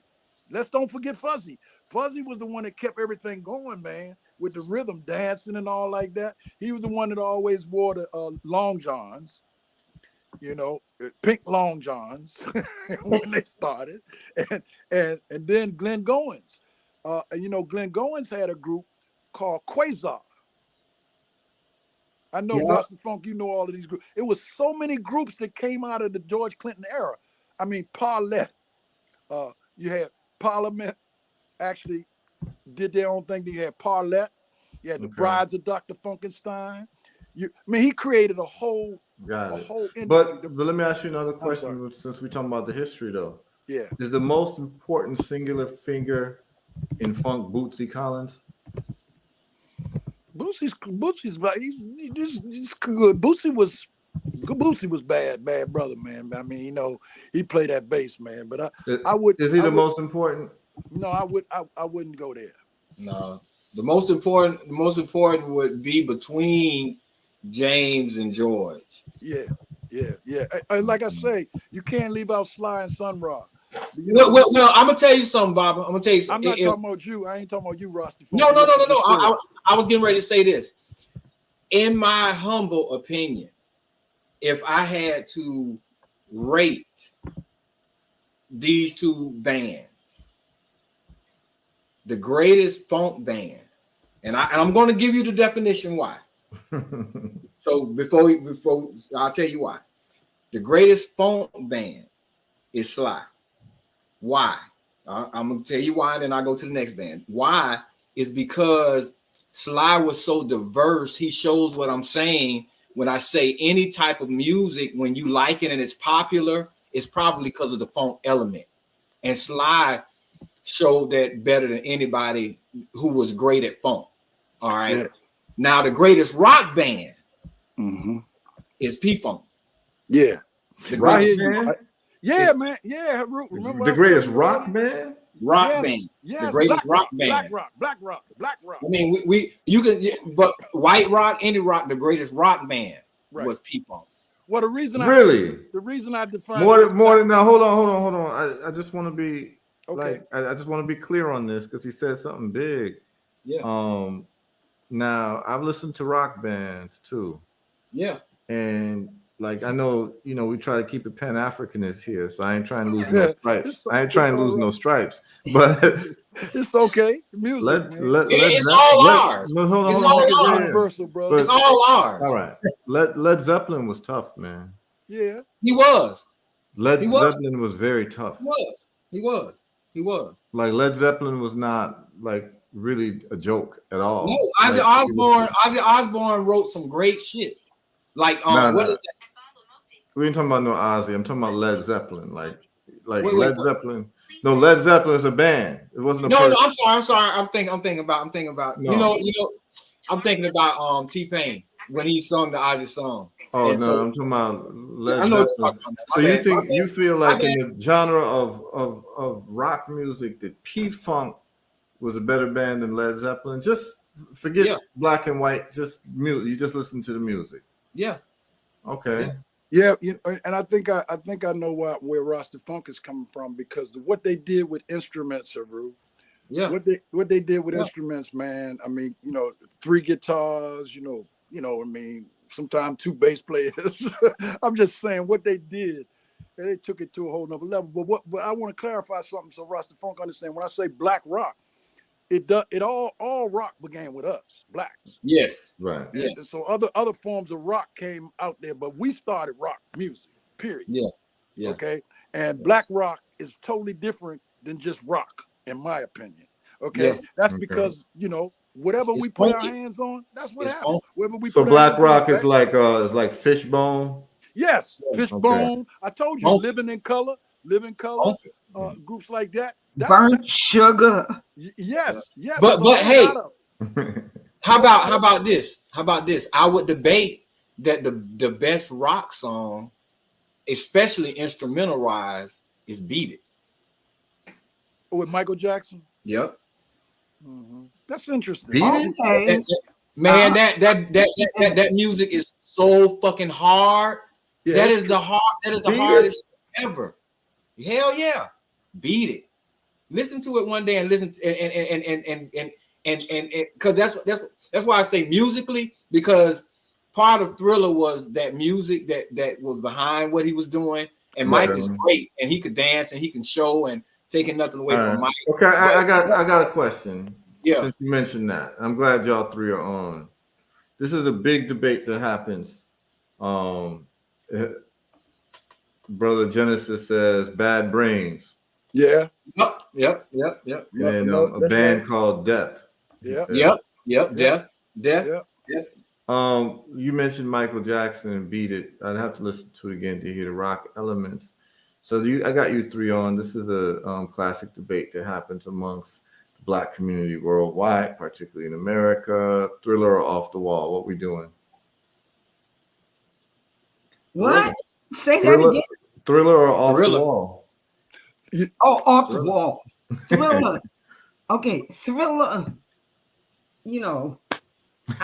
Talk to me. I hear it. But Off the Wall is a happy song. Thriller is a killer song. No, not the song. I'm talking about the album. The albums. I don't remember. Yeah, I would go with Thriller. Thriller. Yeah, I think I lean into that direction. Thriller. Don't Stop is bad, man. Don't stop. Don't stop till you. No. Come on, man. Okay, so I got a question for Senghor. I got a question for Senghor. Mm-hmm. And I got Freddie Hubbard or Lee Morgan? You said Freddie Hubbard or Lee Morgan? Yeah, well, I'd have to say Freddie Hubbard. I know. I mean, I'm not. Yeah, I'd have to go with Freddie Hubbard. I got to meet him and vibe with him. I'm biased. I never met Lee. Okay, so you ever hear "Sweet Return" by Freddie Hubbard? The Blue Album with the trumpet. I hope y'all taking notes. Because I wrote that. Oh my goodness! What's it called? Sweet Return. She wrote Sweet that. Return. She said, Okay. you know, every time people mention Freddie Hubbard to me, the first thing I think about is I used to pick him up when he came to town. I used to pick him up from the airport, stuff like that. I used to do that kind of stuff. And one thing about Freddie Hubbard, he told me, he said he's never gonna perform without his bottle. He kept a bottle with him, Heru. Okay. He kept a half a pint or a pint with him. And he had to drink it before he performed. And he could blow. I mean, I don't know what it was, why he had to do that, put that in him, but he could blow that horn, bro. Good God. Yeah, I've listened to some of his Please go listen to what he did to my tune. Yeah, I'm gonna listen to it. I hear you. I hear you. I'm gonna listen to it. I sat there, I felt like I was in Atlantic Record Studio on I think it was Broadway. And it's 9 minutes, and I felt like I gave birth to a child. Mm-hmm. It was so incredible. Roy Haynes was on there. Woo! All right. So I got a question. I got a question for y'all. Yes. Isley Brothers' Journey to Atlantis or Luther Vandross Superstar? Isley Brothers. Isley Brothers. Isley, you ain't Luther ain't got nothing. Superstar. Yeah, no, Isley Brothers, man. I mentioned them to you earlier. All three y'all agree with that? I'm Isley Brothers. So yeah, I go with Isley Brothers. What about who did War? Was that the OJs? No, War. You talking about that War? The group? Was that the group War? No, War was different. Ohio, the War was a different group. You talking about the song? Yeah. What do we hear? What is it good for? Yeah. Nothing. I gotta look that up. I know it. Wait a minute. It's right on the tip of me, man. Yeah, I'm just gonna look it up. It's the same for me. Absolutely nothing. I'm trying to pull it. Yeah. Temptations. Yeah. It's the Temptation. That's right. Temptation. That was a powerful. So you talking? You're absolutely correct. Hey, Rue, you put them in the funk category? Their music was who? The chain, man. Temptations? Do you? Their music, no question. The Funk Brothers, we used to play music for them. Oh yeah, the Funk Brothers. So you calling Temptations funk? No, the Funk Brothers. The Funk Brothers were recording artists that backed up the band at Motown. The Motown band. Most of all of Motown. Okay. They were funky. That's why they called them the Funk Brothers. Okay. But they, they weren't known out there like that. Okay. Who's a greater child talent, Michael Jackson or Stevie Wonder? Oh, come on. I'm asking. Steve. Who's a greater child talent? I go with Dave Wonder of the world, Stevie Wonder. Stevie. See, you really think so? Longevity is no. Just as a child. I'm talking about as a child. I'm not talking about what happened later. I'm just saying when they were children, who would you who you prefer? Stevie. I go with Stevie because Stevie was multi-talented, man. Michael was a great singer when he was young. Yeah, he was a great singer. But and Michael dancer. wasn't playing a lot of instruments and doing a lot of writing. I mean, most of the writing came from his brothers. But he was an excellent singer and entertainer. But I gotta go with Stevie. Think of Michael Jackson. Think of Michael Jackson as and this is in no way diminishing him at all. But think of him as the average little black kid who can dance and sing for the family and and get it right. Like little kids, they can do a video like it's nothing. But Michael Jackson was different. He was different. So what I'm saying is to follow through with a career shows that he's different. You know what I'm saying? So I'm not. That's why I say I'm not. Here's the thing: is I'm not saying. Let's just say they both died at the age 14. Who would you prefer? Let's just say they both passed away at the age 14. Who would you prefer? I gotta go with the eighth wonder of the world. Like I told you. When he was 12. No, go ahead, don't kill him. But I want to get this out. When Stevie was 12, man, when he was 12, he did fingertips on a drums and played harmonica like nobody ever heard before, bro. Yeah. And they were holding him back. That's what I'm trying to get out. They were holding him back. Like Stevie was ready then to do it all himself. They felt like they had to guide him and give him some songs. Like he could write it, he could do it all himself then. So don't get me wrong. Now Michael was super talented, man. Mm-hmm. But it was Michael Jackson and the family. It was the Jackson 5. Yeah. Whereas with Stevie Wonder, other than Ray Charles telling But everybody. it was to the check Michael Stevie. Jackson show, though. It was the Michael Jackson.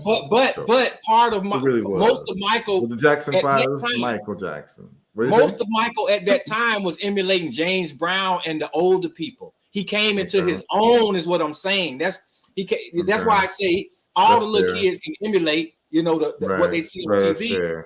And he had a platform to do it on a major level. And but Stevie was just more original.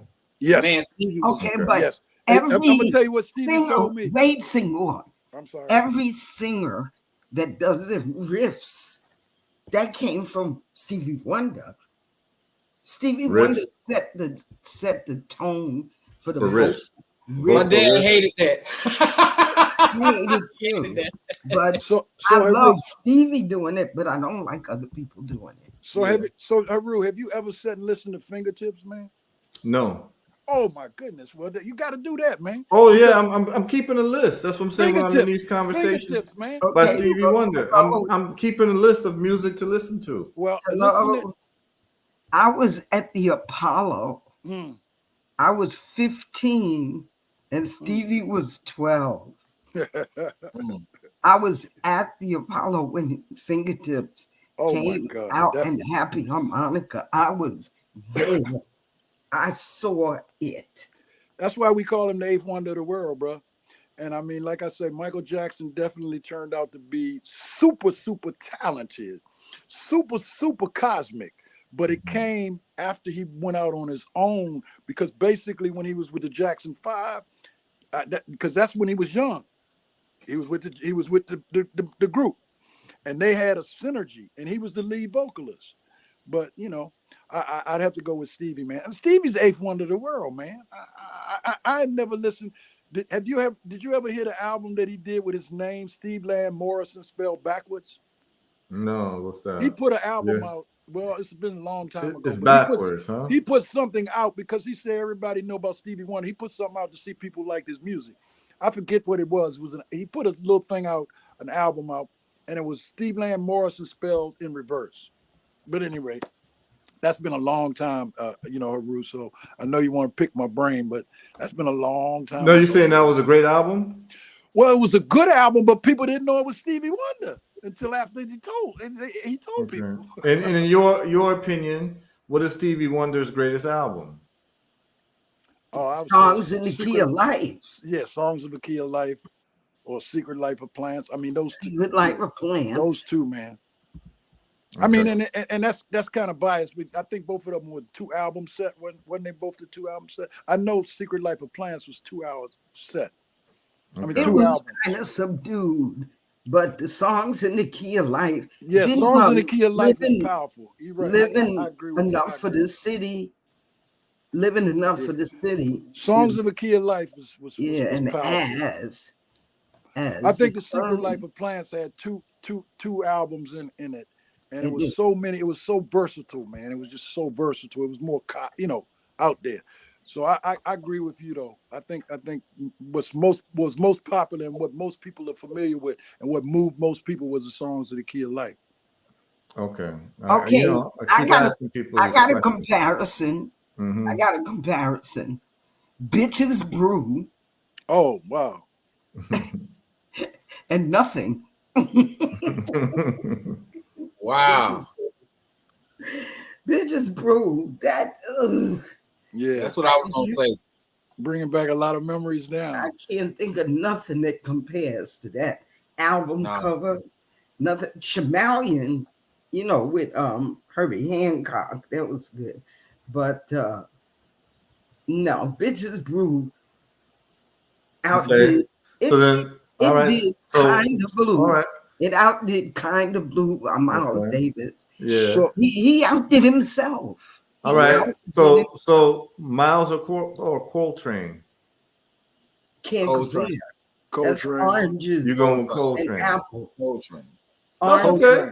So I can ask you, orange or apple? What do you prefer? Yeah. I take Coltrane. I like mangoes. Yeah. I got you. I'm going to bed. Good night. Love you, dear. Really? Thank you. So you prefer Coltrane over Miles? I love everything Coltrane, and I love everything Miles. Yeah, I like Miles too. Okay. But a love Coltrane fucked up the game. A love supreme. He made it hard for everybody. How many? Everybody was trying to outdo Coltrane after that. Because he set a bar so high. Stevie.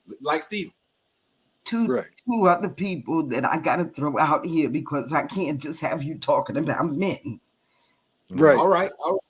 Alice Coltrane, Journey to Satchidananda. Yes. Okay. And Shirley Horn, Here's to Life. Woo! Woo! Are you hip to Shirley Horn? What? I'm jotting this down. Yeah, I gotta look her I up. went to sleep. You ain't hip to Shirley Horn. Shirley Horn. I went. What's the name of that album? Shirley Horn. What? Here's to Life. Here's to Life. Well, see, I guess the reason I know that is because my uncle had all that music. You know, Rasta. First of all, you got to be in love to listen to Shirley Horn. Okay. All right.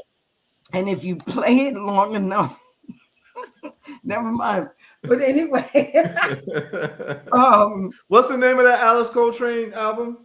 Journey to Satchidananda. Yeah.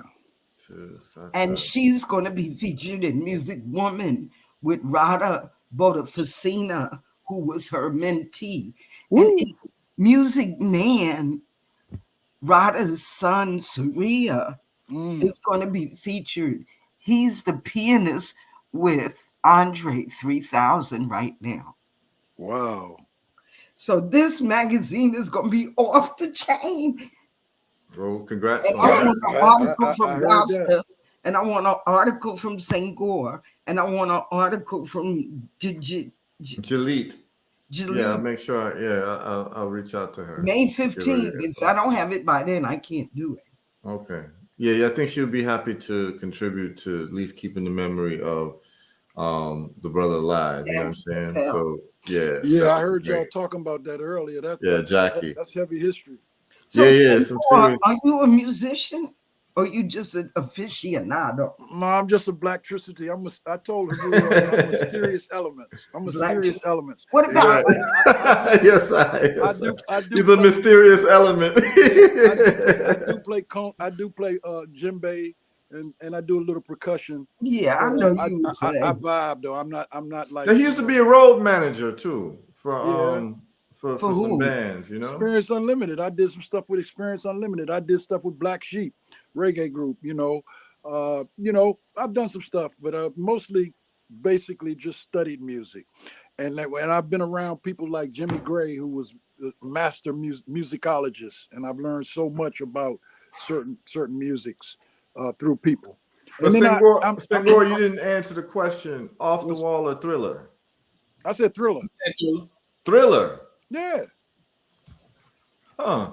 I mean, I like. I'm surprised. Well, why are you surprised?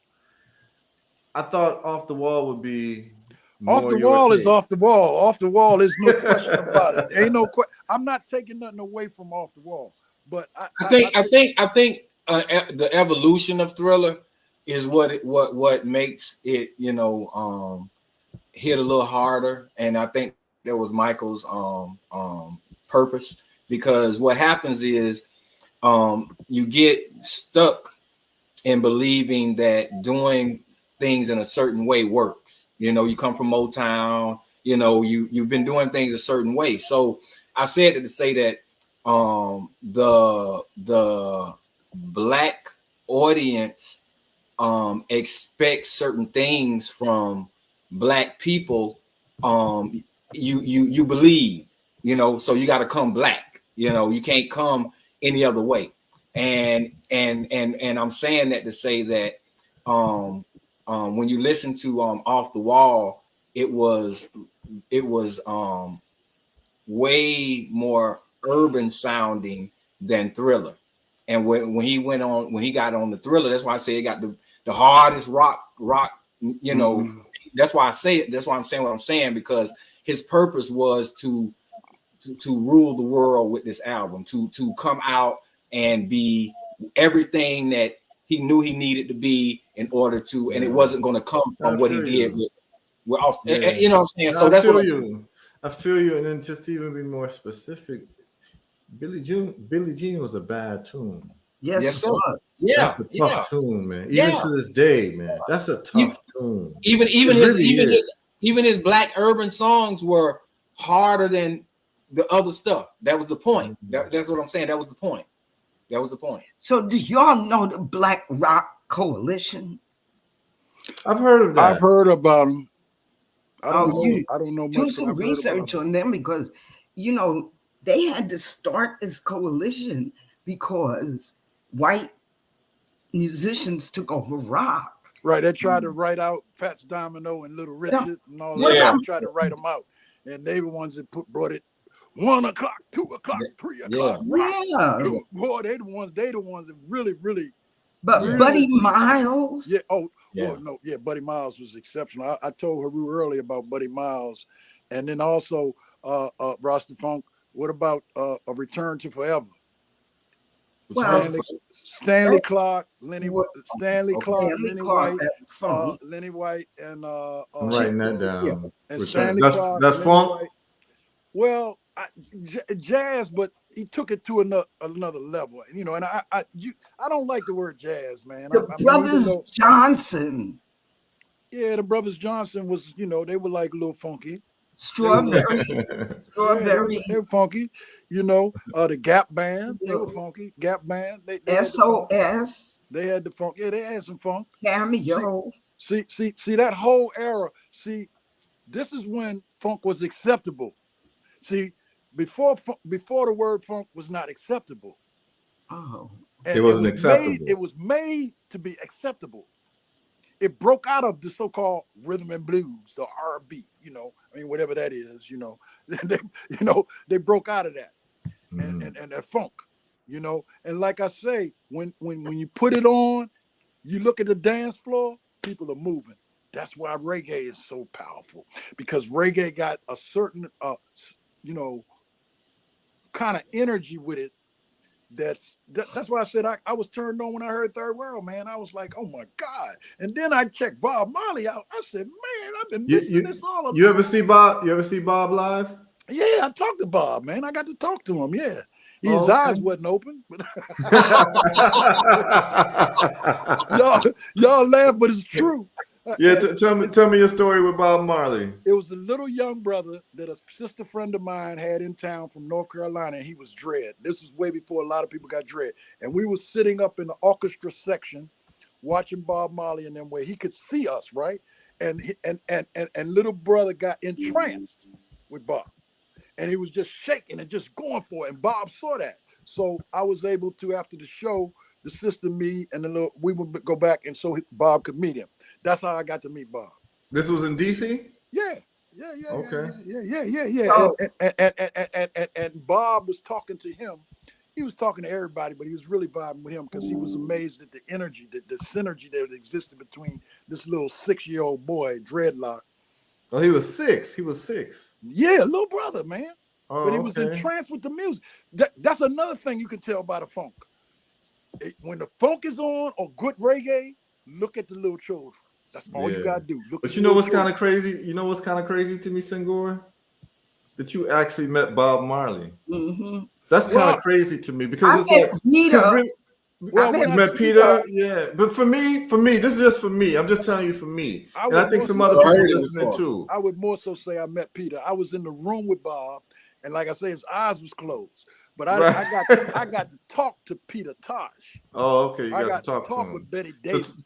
So, tell me your Peter Tosh story. Oh my God, Peter Tosh, man, he played at Howard before they had the new gymnasium, and it was called Wanted Dread or Alive. By the way, y'all, I'm loving this conversation. I'm really loving it. It was a concert called Wanted Dread or Alive. Kwame Ture was there.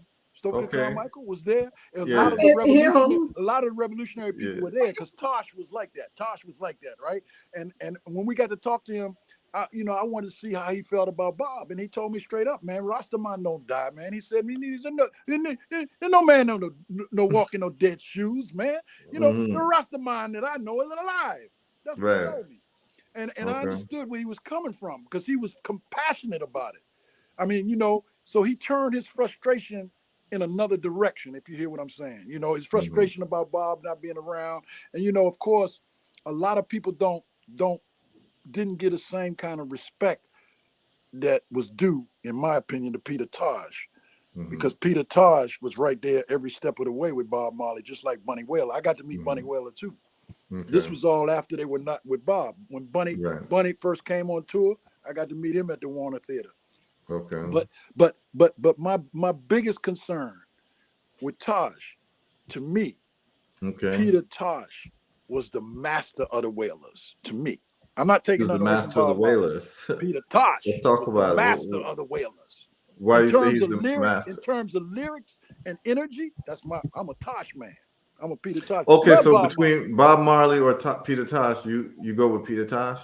Yeah, I mean, I love. You can't not love Bob Marley. But what I'm saying is, if you look at the music and at the time period, the energy that Tosh was running with was super revolutionary.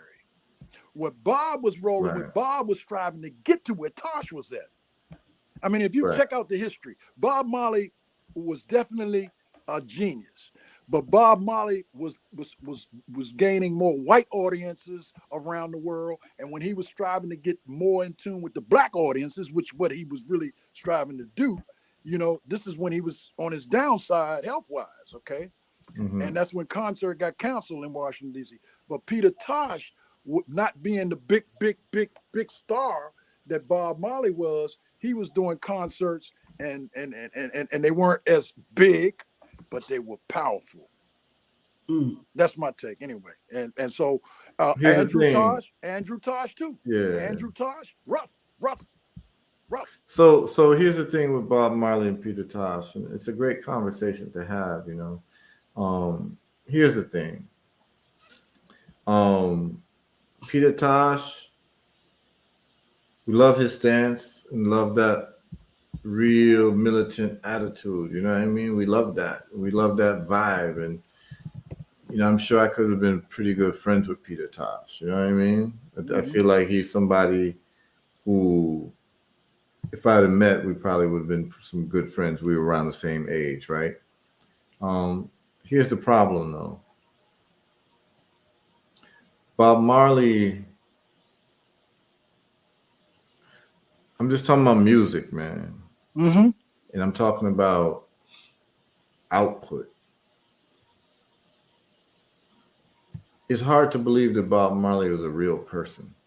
I get where you're going, bro. That's why that's like when you tell me you actually met him, I'm like, wow, you met somebody who might not have been a real person. You know what I mean?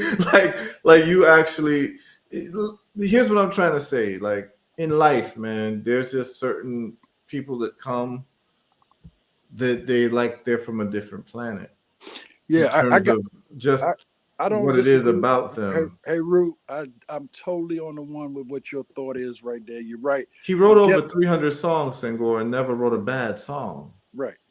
Bro, I totally get where you're at. But believe me, wherever Marley went, Tosh was right there on his heels.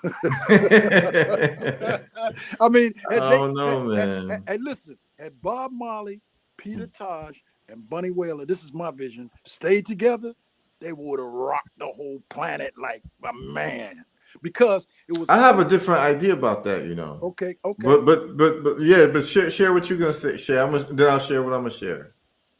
Well, it's like you know, Bob definitely had the juice, man. But like I say, when Tosh and Bunny Wailer and that whole hookup was together, it was like it was super duper magic. Oh, because you didn't just get Bob Marley. You got and don't get me wrong. Some of the Wailers now, brothers hang in D.C. and you know I love them and all. They playing great music, the Wailers, but it ain't the same.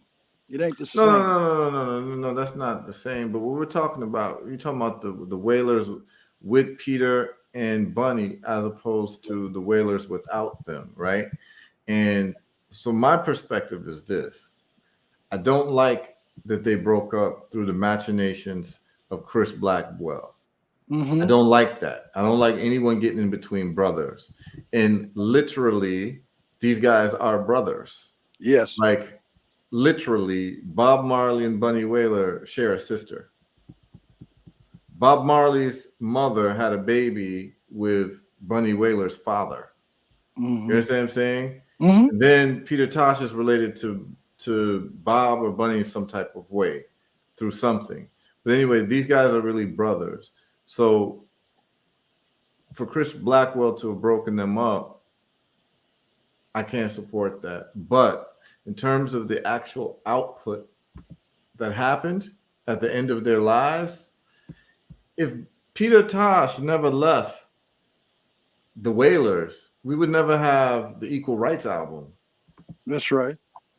Like, that's a big deal. Mm-hmm.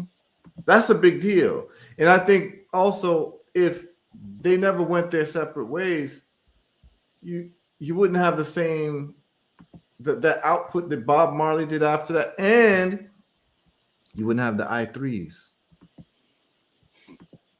The I3s is different, man. The I3s is different. You listen to Judy Marwet, Marcel Griffiths, so and much Rita. things to say, and how the I3s are in that song there. Mm-hmm. They sound like angels. You understand what I'm saying? So Mm-hmm. to me, it's like I hate the fact that they broke up, but I'm also happy that they broke up, because if they didn't break up, we wouldn't have got Peter Tosh legalize it. You're That right. whole album. You're right. You're right. Things happened the way they were supposed to manifest. I have to say that you're right about that. You're absolutely right. And the I3s, I totally agree with. Once again, you stepped in the area. I love Judy Marwatt. I mean, Judy Marwatt, man. Oh my God. Yeah, I like And her. even her music, even her singing, and Yeah. Marcia Griffin, Yeah. same thing. You know, Rita, Oh. I love Rita too. Don't get me wrong. All of them. Marcia, Okay. Marcia lived in Fort Lauderdale, Melrose right? Park, Fort Mhm. Lauderdale. Yeah. And Willie from Third World, he has a big group of people, young people, that he The drummer, the one that used to drum with Third World, yeah. Willie, I can't think of it. I was trying to find him, but I'll find him and send it to Heru. But I was with him a lot. I've been Mhm. around him a lot. Okay, okay, Heru. Think about it this way. I know what you're saying, and I don't disagree. However, think about it About this what? way. As far as the Wailers staying together, had they stayed together and completed, let's just say, let's call it the plan. And this is the plan. Okay. Bob, through doing what he did, was able to produce Blackheart Man, and not that he didn't produce it, but it was the Wailers. It was, and Peter came back and sung on it. Bob sung on it. It was done with in his studio, and so and then Chris Blackwell put it out on the island. But my point was, right. I didn't even bring up Blackheart Man. That's a good point. So, but more so, the point is that it was made under, like, if they created a small like record company and Tough Gong started putting out Peter Tosh shit. Tough Gong put out, and they did their shit together, but then they also did their separate thing together. You see what I'm saying? Mhm. So and then Bob's solo album would have the I3s, So we may not have gotten the 300 songs, but in a perfect world, that's how I would see it. Yeah, but I hear you. And I hear exactly what both of y'all are saying. I hear what you're saying, Heru, and like I said, things happen the way they're supposed to happen. I mean, Marcia Griffin had an album under them. We Rita just had an album vibing. under them. So the destiny, and but one thing you said that was very important. Bob Marley was definitely chosen. He was cosmic. Ain't no question He about was it. different, man. He's just Yeah. really, really different. Like, and I listen objectively, like I'm a very objective person, man. But it's rare in life that you run into this person that never misses. He never missed. Bob never missed. Like, he really never missed. Now you get it. Now you get it with what we say about Stevie Wonder, right? No, but I've heard Stevie songs that I felt missed. Oh, you have? Yeah, I've heard Stevie songs. It was like, oh, okay, that's cool. It wasn't like here's what I'm saying. For me, and for a lot of people. All right, so my favorite Stevie Wonder songs: "Living for the City," "I Wish Those Days Would Come Back Again," Sir Duke, Ebony Eyes. Those are my 4 favorite Stevies. You understand what I'm saying? Those are my 4 favorite. Now here's the thing. When I listen to other Stevie songs, to me, they're not equal to those songs in terms of what was done that turned me on. Mm-hmm. Okay? Those 4 songs of Stevie, they do something that turns me on. They're on a certain level to me. I Wish Those Days, Living in the City, Ebony Eyes, Sir Duke. Those songs are on a different level than his other songs. The problem with Bob Marley is all his songs are on the same level. Like, this is the problem. This is what I'm trying to tell you. Like, all Bob Marley's songs are on the same. You can say you have one that you prefer and one that you like, but when you listen to Bob Marley's music, he was so consistent from the time he started recording. You listen to old Bob Marley before he had the locks, and it's incredible. Thank you, Lord, for what you're doing now. Thank you, Lord, for what you're doing for me.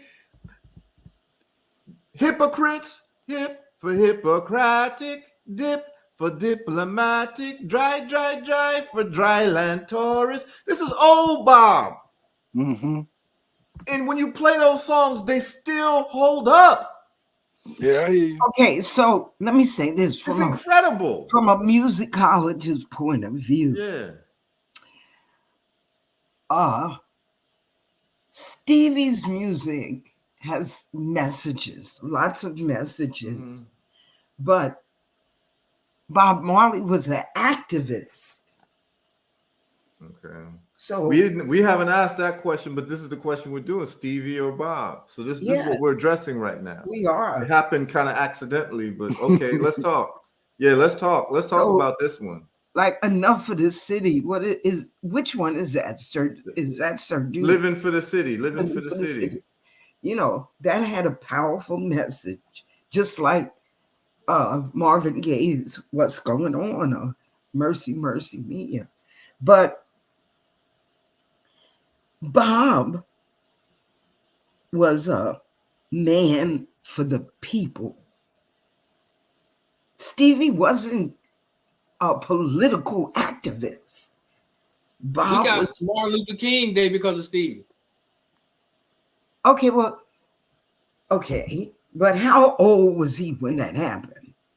She's saying that's not the marking of his career. That's It's not it's not the message of his music.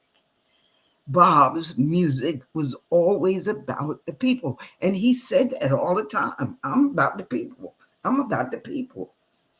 You know. All right. But let's put that aside, though. Let's put that aside, though, because I want to hear from you as a jazz musician. Okay. Jazz is because someone informed me that jazz is the highest form of intellectualism in music. Okay? Someone said that to me, right? That jazz is the highest form of intellectualism in music in the sense of the way compositions go, the reading of music, all these things that, like, you have these high level intellectuals in jazz, right? Okay. In terms of like the science of music, and the jazz players are like pretty much the best musicians. You know what I'm saying? Okay. So coming from that world, I just want you to tell me about Bob Marley's music in terms of his compositions, his vocal melodies, his harmonies, the structure of the songs. That I want you to address that, because here's the problem. When we talk about Bob Marley, that's not being addressed. His musical genius. And I feel like it's one of the biggest crimes ever to talk about Bob Marley and just talk about the women he had or this and that, and to not really address the fact, even amongst artists, we have to talk about who was this guy who was able to come out with this music consistently, with volume, with perfection, with great messages, right? But the musical genius of Bob Marley, one song don't sound like the next. Family Man. What is Family he Man. plugged Family into? Man. What's he Family Man plugged into? he had a lot to do with that. Family Man. Yeah, He had a lot to do but with this that. is what I'm saying. Yeah, but this is what I'm saying is like, but not really, because what did Family Man do after Bob died? What I'm trying to say is this: in terms of making music and having a good singer, you could do that if that's what you're really doing, Family Man. But when Bob died, the Wailers weren't the same, even though Family Man's still playing. There's something about this person, Bob Marley, that needs to be addressed. Not just discipline, but what happens to you when you become a vessel of inspiration? I'm not talking about political inspiration. I'm talking about artistic inspiration, like someone would just be able to paint. And every time they paint, it's a masterpiece. After masterpiece, after masterpiece, after masterpiece. And it doesn't stop with Bob Marley. And he's not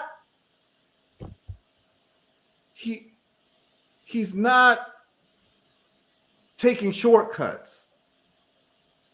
He's not just doing cliches. You can tell he's having an original conversation in his own way in all of his music. I would beg anybody who's listening to this, so it doesn't even have to be complicated, go listen to Bob Marley talking blues. Go listen to Bob Marley cry to me, and just listen to it and close your eyes and pretend you're in the studio watching him sing that. It's a different thing. The composition, the way he approached music has to be studied. And I just feel like we completely are missing that conversation when it comes to this person. Forget him being political. Forget all of that. Forget, him loving Africa. Forget Rastafari. You understand what I'm saying? Forget, like, if that's what you're inclined towards, those things. I'm just talking about audially, structure of writing music, lyrics, harmonies, placements, organization of a song, making a song be catchy, riding the rhythm, spacing your notes between your vocals, and having a timing. This was done effortlessly by this man since he was 16 years old. I give you being a person of inspiration, but I also have to I have to take into consideration. I have to take into consideration that it takes a team, and without his team, without it's kind of like George Clinton. What did those people do when they won with P-Funk? You see what I'm saying? Not everybody was able to, get where they were going. Bob was strategic, well, the Bob and Peter them, but Family Man and his brother come from Lee Scratch Perry. Or was it Lee Scratch Perry or yeah, it was God? Lee Scratch Perry. Lee Scratch Perry. Yeah, God. and Lee Scratch But Perry. I believe it was Lee Scratch. I believe it was Lee Scratch Perry band first. But my point was he brought them because he studio knew musicians. Yeah, he knew who they were. You know what I'm saying? Because that's it, so my point is, yes, what you're saying is right. But remember though, Keenan, it was putting that team together and keeping them together. But Keenan, here's the problem with that. It sounds like I was almost there with you, because what you're saying sounds very reasonable. But then I remember Bob Marley and the Wailers were making music before they met. And they were being produced. Family Man and them. Right? See, and they're making big songs, like big songs. They were being produced. Is one thing to write a song, and I know, like, for instance, they come in the movie, they come in there and they had everything, and they, but in the movie they come in with Peter playing guitar and them being able to sing with the girl, right? And they got a song. But Dotson Band played behind them and made it full and completed that song. You see what I'm saying? Lee Scratch Perry kind of showed Bob how he I forget which song they okay. You But know, here's the problem. so I'm not saying Bob ain't Bob. I'm giving Bob is Bob. I'm saying, but Bob was strategic in how he built the sound that we know Bob for. Okay, yeah, but here's the thing: is that Bob, without any of them, is doing still something amazing. He's writing great songs. He's hold songs. on. They're not just writing the great songs. He's performing great songs without them. Oh, pirates, yes, they rob I. Nobody else is just Bob. It's just Bob. Yeah. And that's one of the hardest. That's one of the most hardest acoustic songs in the history of humanity. But the live version with the bass sounds better than the recorded version. The live version with the bass sounds better than the recorded version. Okay. Our conversation is so deep. It's two people that we did not mention that were giants in the reggae industry. Bring it home, Baba. Bring it home, Baba. Y'all know who I'm talking about, right? No, bring it home, Baba. Two brothers, drum and Jimmy, bass. Sly and Roby. Yeah. See, the reason they're so key, not just because of the dub, but the reason they're so key. And I saw somebody say something about Lucky Dubé. I love Lucky Dubé, man. I did get to meet Lucky Dubé too when he came to DC. Yeah, I actually met Lucky Dubé. Dubé, yeah, I loved his vibes, man. Love his vibes and energy. But the thing that Sly and Roby did with reggae music was off the charts. I mean, you know what I'm saying? That's why Peter picked them. Oh, okay. All right. Hold on. I got something for you, Keenan. I got something for you, Rastafunk. I got something for you too, Senghor and Diva. Mm-hmm. Black Uhuru or Steel Pulse? What are we doing? Oh, I can't. Oh man, Steel Pulse. I gotta go with Steel Pulse too, but Black Uhuru is off the chain. But are you sure? Y'all want to think about that a little bit more? Yeah. No, I'm gonna go with the Red album. How about the Barrett brothers? How about the Barrett brothers are Sly and Robbie? Yeah. Oh, wow. Wait, hold on. Before we get to that, no. All right, no. Let's deal with Black Uhuru or Steel Pulse. Steel Pulse. No, because I think y'all are forgetting something. The Red album. No, Spongy Reggae. Bruh, I love Puma. I love Puma. And to me, that's one of the funkiest reggae. I love them. Puff She Puff. Yeah, Puff She Puff. They one of the baddest reggae groups out there ever. Black Uhuru. In fact, they got the first what's the name, but they bad. But I gotta go with Steel Pulse, man. I mean, Steel Pulse and David Hines and them, man, like Aswad. I ain't heard nothing that Aswad and Steel Pulse do that I didn't like. Nothing. I mean, they ain't got nowhere near the repertoire Bob Marley got, but every no. But there was a time when they went astray, started playing pop music. You know, there was a time. Who? Steel Pulse and Aswad. Both of them. Yeah, both of them. They went astray. I guess they were trying to make some money, man. Yeah, they were trying to make some money. They went astray. Trying to make some money. They went astray. I didn't hear. You know what though? I gotta agree with you. Steel Pulse. You're right. Black Uhuru's tough, but you got to give it to Steel Pulse. You know why? I mean, because I like to go chapter and verse. Handsworth Revolution was a monster. Oh my God. Oof. That album is a monster. Yeah, and I think it had a lot to do with the environment and where they were living too, because Handsworth Revolution, that album is a monster. They were living. Remember the tunes on there. I'm just going from the top of my head, but if I say the songs now, you'd be like, oh damn. First of all, the people of Handsworth. The title track. Love it. Listen, one hand wash the other, so they say. Yeah, but listen, Handsworth means us, the black people. Yo, Handsworth Revolution, that song itself is haunting, yo. That tune is hard. And then we got Soldiers. Give I back, I witch doctor. Give I back, I black ruler. Like this is what I'm saying. When I start naming out these songs, do you see how ridiculous it is? Sada Masagara. So Steel Pulse, that same album, Prodigal Son. Yep. Yeah. That's Yeah, big. And then you got the Chant of Psalm album, which was a it's a bigger monster. Mm-hmm. Yep. You ain't even you Rally ain't even around talking about true democracy. the red, gold, black, and green.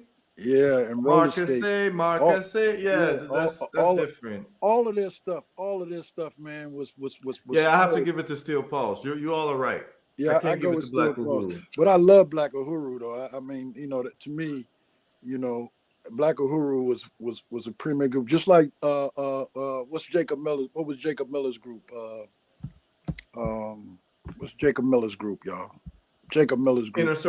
Inner Circle. Another tough group, man. Jacob Miller, yeah. Jacob Miller was tough. All right, let me ask y'all a question then. Culture burning spear. What are we doing? Burning spear. Oh man, yeah, whoa. Burning spear. That's a deep. Are you one, sure? I go with burning spear. Go with burning spear. Culture's off the chain though, man. I don't know if that's a. I go with burning spear too. Culture said, Jah said to I as a watchman around Babylonian walls. Oh, children of Israel. Yeah, man. Jah said, I shall never listen. He said, we'll never hold our tongue. Listen, that's a big tune. Jah Rastafari is a big, and then the land where we belong. Mm-hmm. True. Like Culture singing anthems, yo. Like True. Culture is really singing anthems. Yeah, culture's powerful. They're singing anthems. Like powerful. 2/7 Clash is an anthem. What a bing bang bang. Yeah, that's a big song. That's true. When the 2/7 clash. Yeah, but Burning Spear, he got songs too, you know, Jah No Dead, you know, and you can keep going and keep Postman, African Postman. No, man, listen. Joseph Hill Culture said, I saw my prophet Marcus Garvey around Spanish Town. He really said that, yo. You know what I'm saying? Like he's talking to you. He's visualizing things. You know what I'm saying? He said, is that the right way for a human as a policeman? The average citizen is a peaceful one. You know what I'm saying? Yo, I might have to give it to Culture. I might have to give it to Culture. I might. I go with But you know what though? Burning Spear said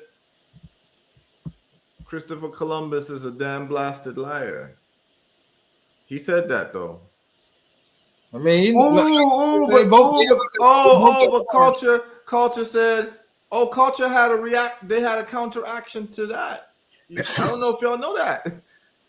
Listen, Burning Spear said Christopher Columbus is a damn blasted liar, right? Culture said they never want Christopher Columbus in Italy. He said that. You know what I'm saying? They never want Christopher Columbus in Rome. You know what I'm saying? Yo. Bye. Yeah. All right. All right. I gotta roll. Yeah. But here's the deal though. Burning Spear, he really put Marcus Garvey on the forefront though. We have to give him that. He's the foremost pusher of Marcus Garvey into people's consciousness what he got in about reggae. 20 songs where he talk about Garvey. He says follow Marcus Garvey. Say you got about 20 songs. Yeah, old Mr. Garvey. Yes, Marcus Mosiah Garvey. And then he says, Marcus Garvey words come to pass. Marcus Garvey words come to pass. Can't get no food to eat. That's right. Can't get no money to spend. Whoa. Yeah, that's different. Yeah, that's different. Man, that's different. That's really different. So who'd you say, Senghor? You said Spear over Culture? Yeah, I take Burning Spear, man. Yeah, I understand why you would say why. Yeah, I definitely understand because he was doing too many Marcus Garvey songs. You got to give it to him. I love culture though. But I love culture. But I definitely go with Burning Spear. You know, the ghost. Yeah, the ghost of Garvey. Okay.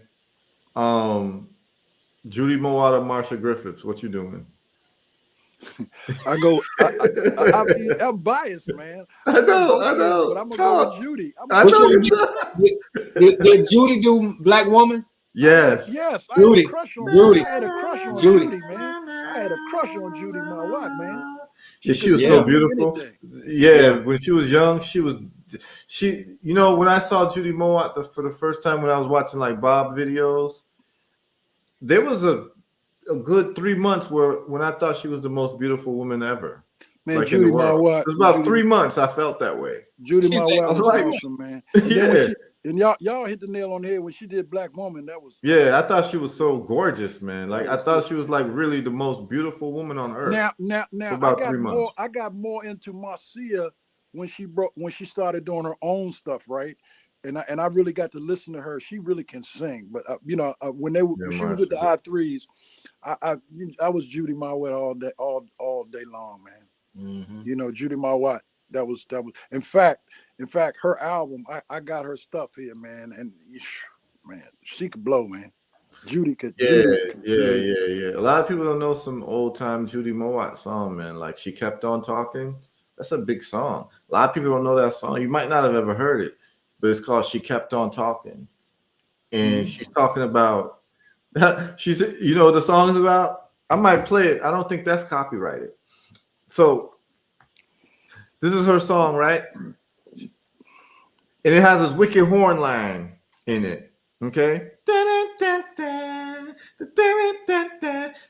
And then, so it's a song about a woman who goes to a party and she's standing around other women. There's this one woman talking about how she's just so in love. And she starts describing the man that she's in love with. And then she says the man's name, and the man turns out to be Judy Mowatt's husband. Wow. And the song just goes, she kept on talking. She kept on talking. I'm going to play it. This is, you know, people's tuned in, man. Y'all want to be tuned in. This is one of the greatest storytelling songs. And a lot of people don't know it's a Judy Mowatt, and it's an old school Judy. Y'all got to know these people, man. Like, y'all got to know these tunes because this is what keeps us afloat. Like, this is what it's about for us. Now, listen, y'all, if for some reason we get kicked off because of YouTube, just go to Twitter. You understand what I'm saying? We'll be there. We'll be playing this because, I mean, people still want to be on, and I'm still enjoying the conversation, you know? But I'm just going to let y'all know, like, anytime that I can share with y'all something special, I'm going to do it. You know why? Because I love y'all. You know what I'm saying? That's when you do when you love people, you know? You just share what's special. So this is a special song. But now listen to the horn lines. Remember when I was talking about Bob Marley and how he put his songs together? But these guys, they put their songs together well because a lot of these people went to school for music composition, you know. Like Edna Manley School for musicians is a big school, man. Like they were trained, like the Scatolites were trained musicians in school. That's what they went to do, you know. But anyway, here it is. She kept on talking.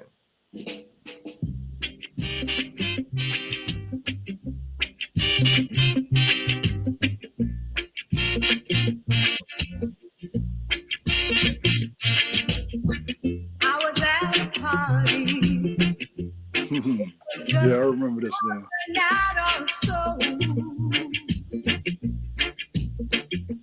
And I met a friend of yours, a friend you never introduced me to. Oh, we were just She's so beautiful there. And in a private car, Yeah.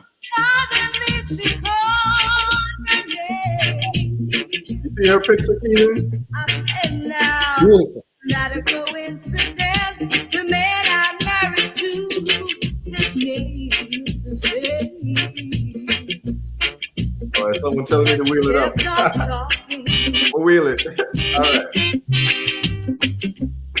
You hear that horn, right? Yes, sir. This is the best. I was at a party.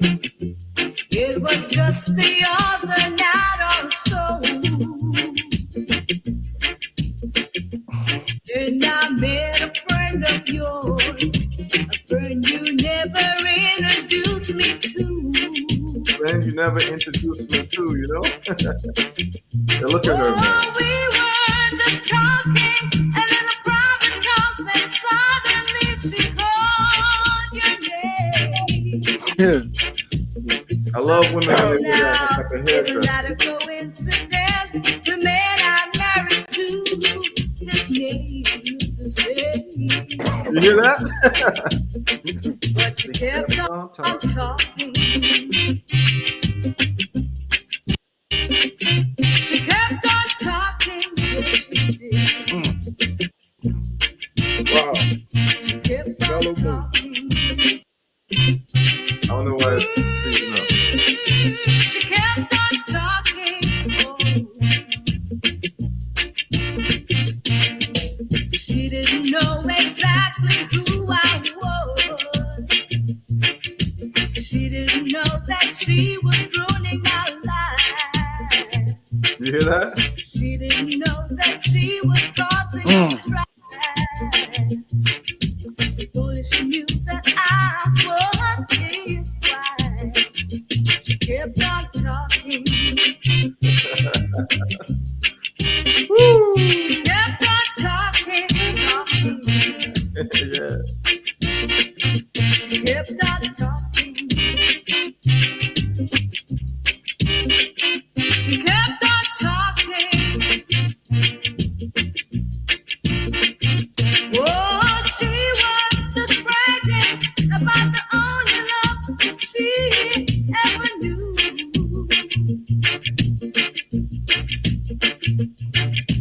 Deep down in my heart, all I have is faith and trust in you. She kept on talking. See how cool that music is? Uh-huh.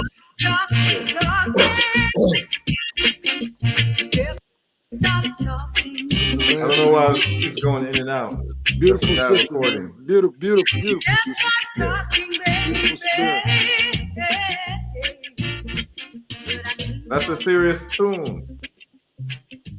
Very serious. Yeah. Serious sister. Yeah. All, This all is of them. The I3s, like you said, they were angels, man. Ain't no question about it, man. They were off the Yeah. chain. Yes, sir. yeah. So here's the thing about that story, right? She's talking about she kept on talking. So it's basically a love triangle, right? And so I want you all to hear it from all three sides. All right. Now, so the wife told you her side, right? Would you like to hear the husband's side or the other woman's side? Because the wife The just other talked. woman's side. You want to hear the other woman- woman's side? Yeah. Okay. So I'm gonna play the other woman's side, and then I'll play the husband's side. Okay? Yeah, man. All right. Here we go. This is the other woman's side. She has also an argument too.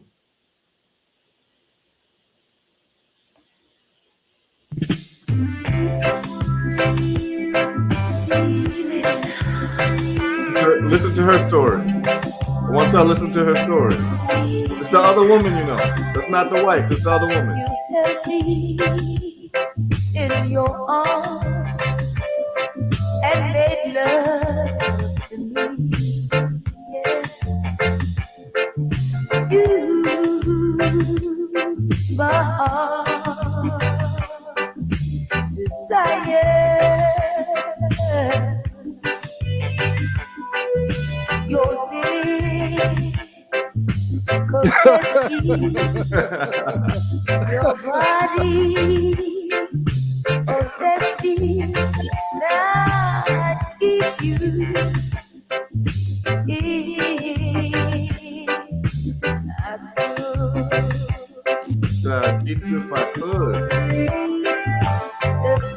time would stand still and leave us feel this way. You know what? I'll be satisfied here with you. She's got her point of view, you know?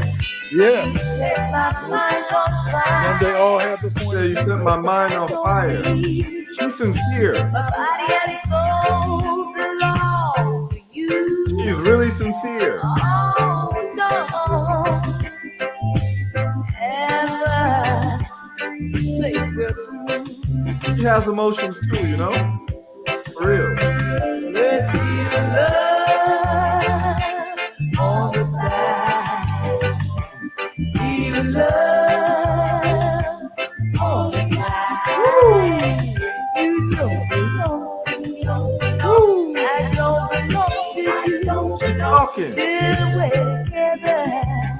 Listen what she said. If that's enough for you, It's enough for it's me. enough for me. Hey, Your time is deep, and you've got to leave and go home to your family. And your woman, she'll be waiting there for you. Oh, Lord knows there's no explaining, but love we share. There's no explaining. It's just between us two. You can't stay away from me. I can't stay away from you. Honey, we belong. She's human, you know? She's And human. right now, She has emotions too. love on the side. I feel bad for her because she's sincere. Love on the side. She really likes this dude.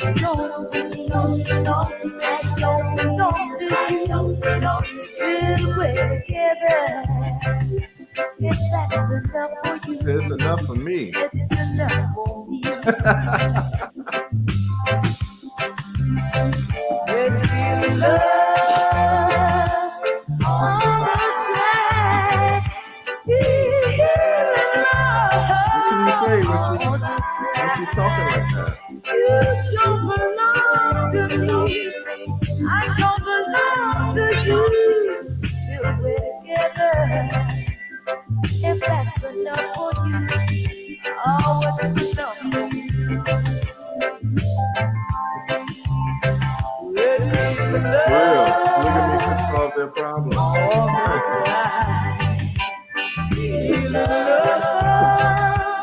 on the side. You don't belong to me. I don't belong to you. This is a human situation. She's a sympathetic character. Let's put it that way. You understand what I'm saying? Because you listen to the song, I don't know if you got to hear it when you stepped away, Singor, but she's talking about basically his qualities and how he treats her and what they do together. Yeah, And that she really, really cares for this dude. You understand what I'm saying? But she respects that he has to go home. She gets that. But she's like, whatever time we get, if that's enough for you, it's enough for me. You understand what I'm saying? She's accommodating. She's very agreeable. She's not really trying to cause drama. Right. Because remember, in the first story, she's just talking about this love she's got. It's only later she finds out that he's got to go back home to his wife. You understand what I'm saying? So, like, in a sense, it's like two innocent parties, man. But she really likes this guy. Like, it's not, you could tell it's not nothing like this, something insincere. Like, all you hear is sincerity in her voice, man. Mm-hmm. You understand what I'm saying? She sounds very sincere. So now I'm going to play you the husband's response. Hopefully YouTube doesn't play a hate on me. If it is, just come to Twitter. Is that Garnet? Garnet? Yeah, that's Garnet. That's Garnet. Listen to this. This is the man. Baby, I'm so confused. confused, don't know what to do. Baby, have I told you things wouldn't be so easy? I have a family and they're depending on me. You hear what he's saying? He's telling you, like, I'm a man of responsibility. You understand what I'm saying? I got a family and they're depending on me, yo. He's letting you know. He's letting you know he's not an irresponsible man. You understand what I'm saying? But this is the situation that he finds himself in. He's letting you know.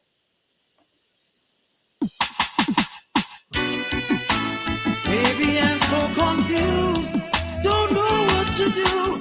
Baby, have I told you things wouldn't be so easy? I have a family and they're depending on me. I know you wish there was no one else. You don't have to tell me you want me for yourself. But commitments have got a hold on me. It's got a hold on me, you know? Commitment won't set me free. Commitment, why are you treating me so? Tell me, what have I done to you? Woo! Last night was good for what it's worth. My life needed such comfort. It's a beautiful song. But don't go expecting too much of me. I don't want you to be. See, he didn't plan to hurt her, you know? Commitments have got a hold He's on letting her me. know commitment's got a hold on me. Commitment won't set me free. Commitment, why are you treating me so?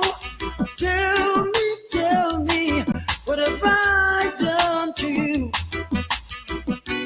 Want you, but I can't be with you. Yo, this tune is too beautiful, man. Live with this, how long can I resist? My body's here, but my mind is there. Holding you close, loving you the most. Commitments have got a hold on I think he's the greatest singer ever. Commitment Like of all time. set me That's my opinion. I know. Commitment, why are you treating me so? Tell me, what have I done to you? Baby, last night was good for what it's worth. Hey, my life needed such comfort. Yeah. But don't you go expecting too much of me, baby. I don't want you to be. Oh, yeah. Commitments have got a hold on me. Commitment won't set me free. No. Commitment, why are you treating me so? Tell me, what have I done to you, baby? Commitments have got a hold on me. Yeah, that tune is too beautiful, man. Commitment won't set me free, and I mean that. Commitment, why are you treating me so? Tell me, what have I done to you? Want you, but I can't be with you. Can I live with this? Oh, Lord, can I? What? Yo, Garnet Silk killed that song vocally, man. Yeah, he did. Yo, that was so insanely beautiful right now. Like, that was so beautiful to my ears, man. Like, what an amazing song. And then the song before that, too, and the song before that. These are amazing songs, man. Like, this is the standard. You understand what I'm saying? Like this is what it's about. Like that's excellence. Like that's part. Like you understand what I'm saying? That's like excellence without peer. Mhm. You know what I'm saying? Like the storytelling on all three songs, Yep. the arrangements of all three songs, and then the singing, the singers on all Right. three songs. Mm-hmm. It's incredible. But out of the three, which one would you all prefer? The first one. Marcia. First, no, the Judy Moore. I mean, yeah, Joey Moore. Yeah. I'm sorry. The So first you one, two, the Judy. first one. You prefer the first one? Why? Judy, because it's Judy. No. I mean, I like the first one because the horn line was Yeah. the horn line like, made it. The horn line took it I away. go with the first and the last one. Who would you compare Gregory Isaacs with? Oh my goodness, Gregory Isaacs is the cool Dennis cool Brown. ruler. Cool, yeah. I mean, I'm just saying if you're gonna compare now, who you like more is you know, but Yeah. that's the who else could you compare him to? Well, now Alton Ellis, Freddie McGregor, Alton Ellis. No, like I mean, but what we talk? Are we talking about Lovers Rock? It has to be Barris Hammond. You have to. oh compare Barris him to. Hammond, yeah. Then you're gonna have to really kind of. All right, so with the Barris Hammond versus Gregory argument, we're really gonna have to go tune for tune to try to sort this argument out. We're gonna have to understand who's saying what, because we want to know who's really talking. Gregory was talking. He was really talking, but Barris can talk too. He can really talk. But I think Gregory might have talked a little bit better. Mhm. Like you understand what I'm saying? Yeah, he man. said, Night nurse. please don't you hurt her because she once shot an arrow in my heart. But Night Nurse, man, Night Nurse. Even like, though she isn't in my top 10, still she is on my chart. You know what I'm saying? The way she loved brings sweet, sweet memories. Yo, he's different. He's Yeah. different. Tell her it's a case of emergency. Yeah, he did say that. He said that. Tell her it's a case of He emergency. did say that. He said it's Yeah. a case of emergency. He really Yeah. said that. Yeah. y'all, I'm about to put my Blacktricity lights out. Yeah, You man. know, I think it's about that time for me, my brother, as I'm well. trying to hang. Yeah, man. I've But- had a but- beautiful but- time but- with y'all, man. And We then just, you just gave me that great music, man.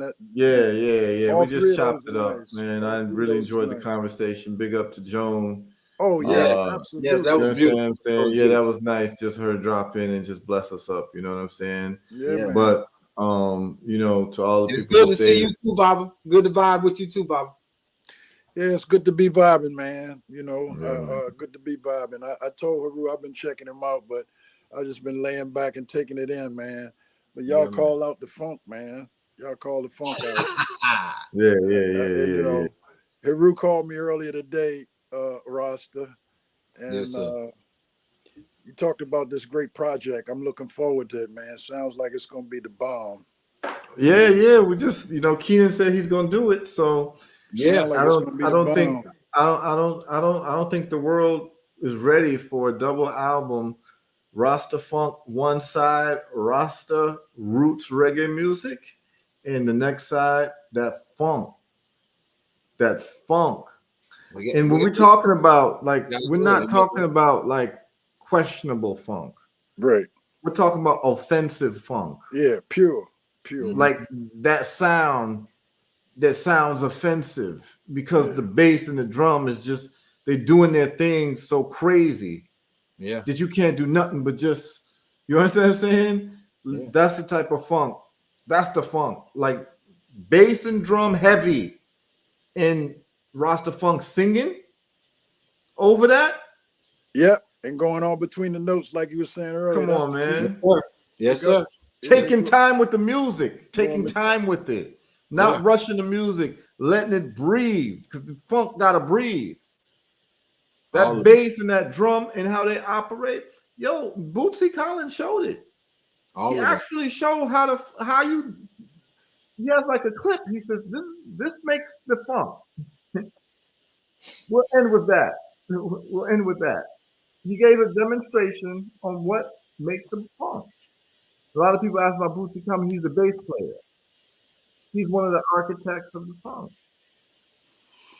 Yeah, you know Boosie's in this area, man. Oh, really? Yeah, he's in this area. He's Scorpio, man. Scorpio, bro, man. He in this area. He can't play no more. 1, 2, 3, 4. 1, 2, 3, and you hit on the one. You know, 1. You know. James Brown. And then you would try to fit your different notes, what you felt in between that, like. Oh. You know, and that's the funk. You know. And you can change that. You know, it's however you feel, but you just have to fit it between that space, that little space that you got. That space. That's right. 1. That's what I'm saying. It's both. It's the space and the in between notes. You know. Yeah. 4, 1, 2, 3, 4, 1, and then you go back to your funk. Here you go. 1. You ever seen Corcoran live? Heru? Yeah. And then you want to break it down. Break down. 1, 2, 4. You know, and there you go. You got your basic funk formula there. You know, you can do anything you want to do with it. You know. Anytime.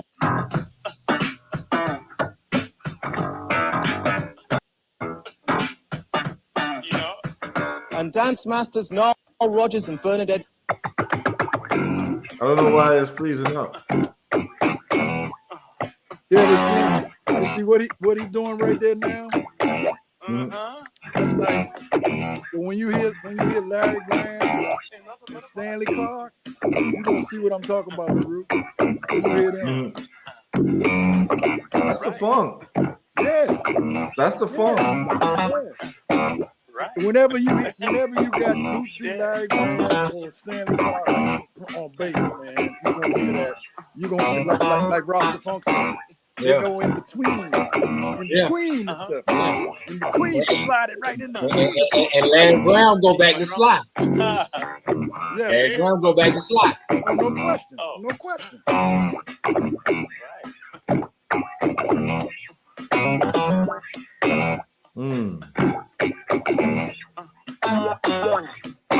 Right. One more time. I got a picture of all three of them standing together, man. I gotta find it. Boosie Collins, Stanley Clark, and Larry Graham. Wow. That was hard. That was hard. You know, Mike plays bass better than he play guitar. You just get the girls playing guitar. Who? Mike Hampton? Who you talking about? No, Mike, he plays with me. You talking about somebody plays guitar and bass with me. Yeah. Okay. Yeah. I tell people all the time. Well, you saw what Boosie was doing on that bass just now, and can you imagine a jazz solo? I could watch Cochran Hope with an upright bass. Man, he hit all of that and more. Okay. Yes. Upright bass. Okay. Hey, man, he don't be playing around. He give it up like that. Okay. That's, because he studied it. I mean, he knows it, and it's like a drum. That's right. That's the thing. That's the thing That's with a right. good bass player that knows how to drum too. That's right. Yeah, it's just incredible. Yeah. Skeet was bad to play with George Clinton. Skeet Curtis was bad. Hell yeah. But Bassoon, I think his name was Bassoon, something like that. The first bass player, and then also was another one. They had so many bass players aside from Boosie. See, Boosie could jump around because he had another bass player.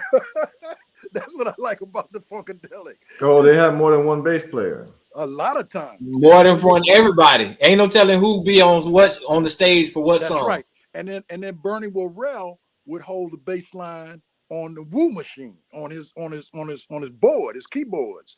Yeah. I mean, it's incredible. I mean, when you hear him, man, the Woo master, oh my goodness. And you got that bass line coming from the keys, and then you also got somebody like Boosie. And then you got drummer kicking like that. Yeah. Like Tyrone Lampkin and one of them, man. Oh, man. Yeah. Ain't nothing but the funk. That's all I can say. And that was not, like I say, it was not just George Clinton. And that's what Rasta Funk was saying. It takes a lot to really bring that funk out like that. Yeah. Yeah. Yeah, man. And all the singers, he had all kinds of singers, man. But I still say Earth, Wind, and Fire had what I call smooth funk. Okay. Earth, Wind, and Fire was a smooth funk group. They were coming strictly from the comedic, Earth, Wind, and Fire. I mean, that's just where they were coming from, man. And you can't take nothing away from them, man. I mean, I've seen them in concert together too. Okay. Yeah, with Red Earth, and you're gonna talk about some mean white boys. I have to call it like it is, Heru, and Yeah, I'm a Garvey, but Red Earth. Yeah, you gotta call it white boys, man. They could play. We call it Doobie in the Funk. I was just gonna say, but do you really want Doobie in your funk? They had some Doobie. They had some Doobie in their funk, but okay. Yeah. Okay. Big John is my name. Playing funky music is my claim to fame. I'm from the big city. Yeah. Okay. Anyway, y'all, with the funk, huh? Yeah, because like I said, man, funk is funk, man, and you know it when you hear it. Can't get around it. That's right.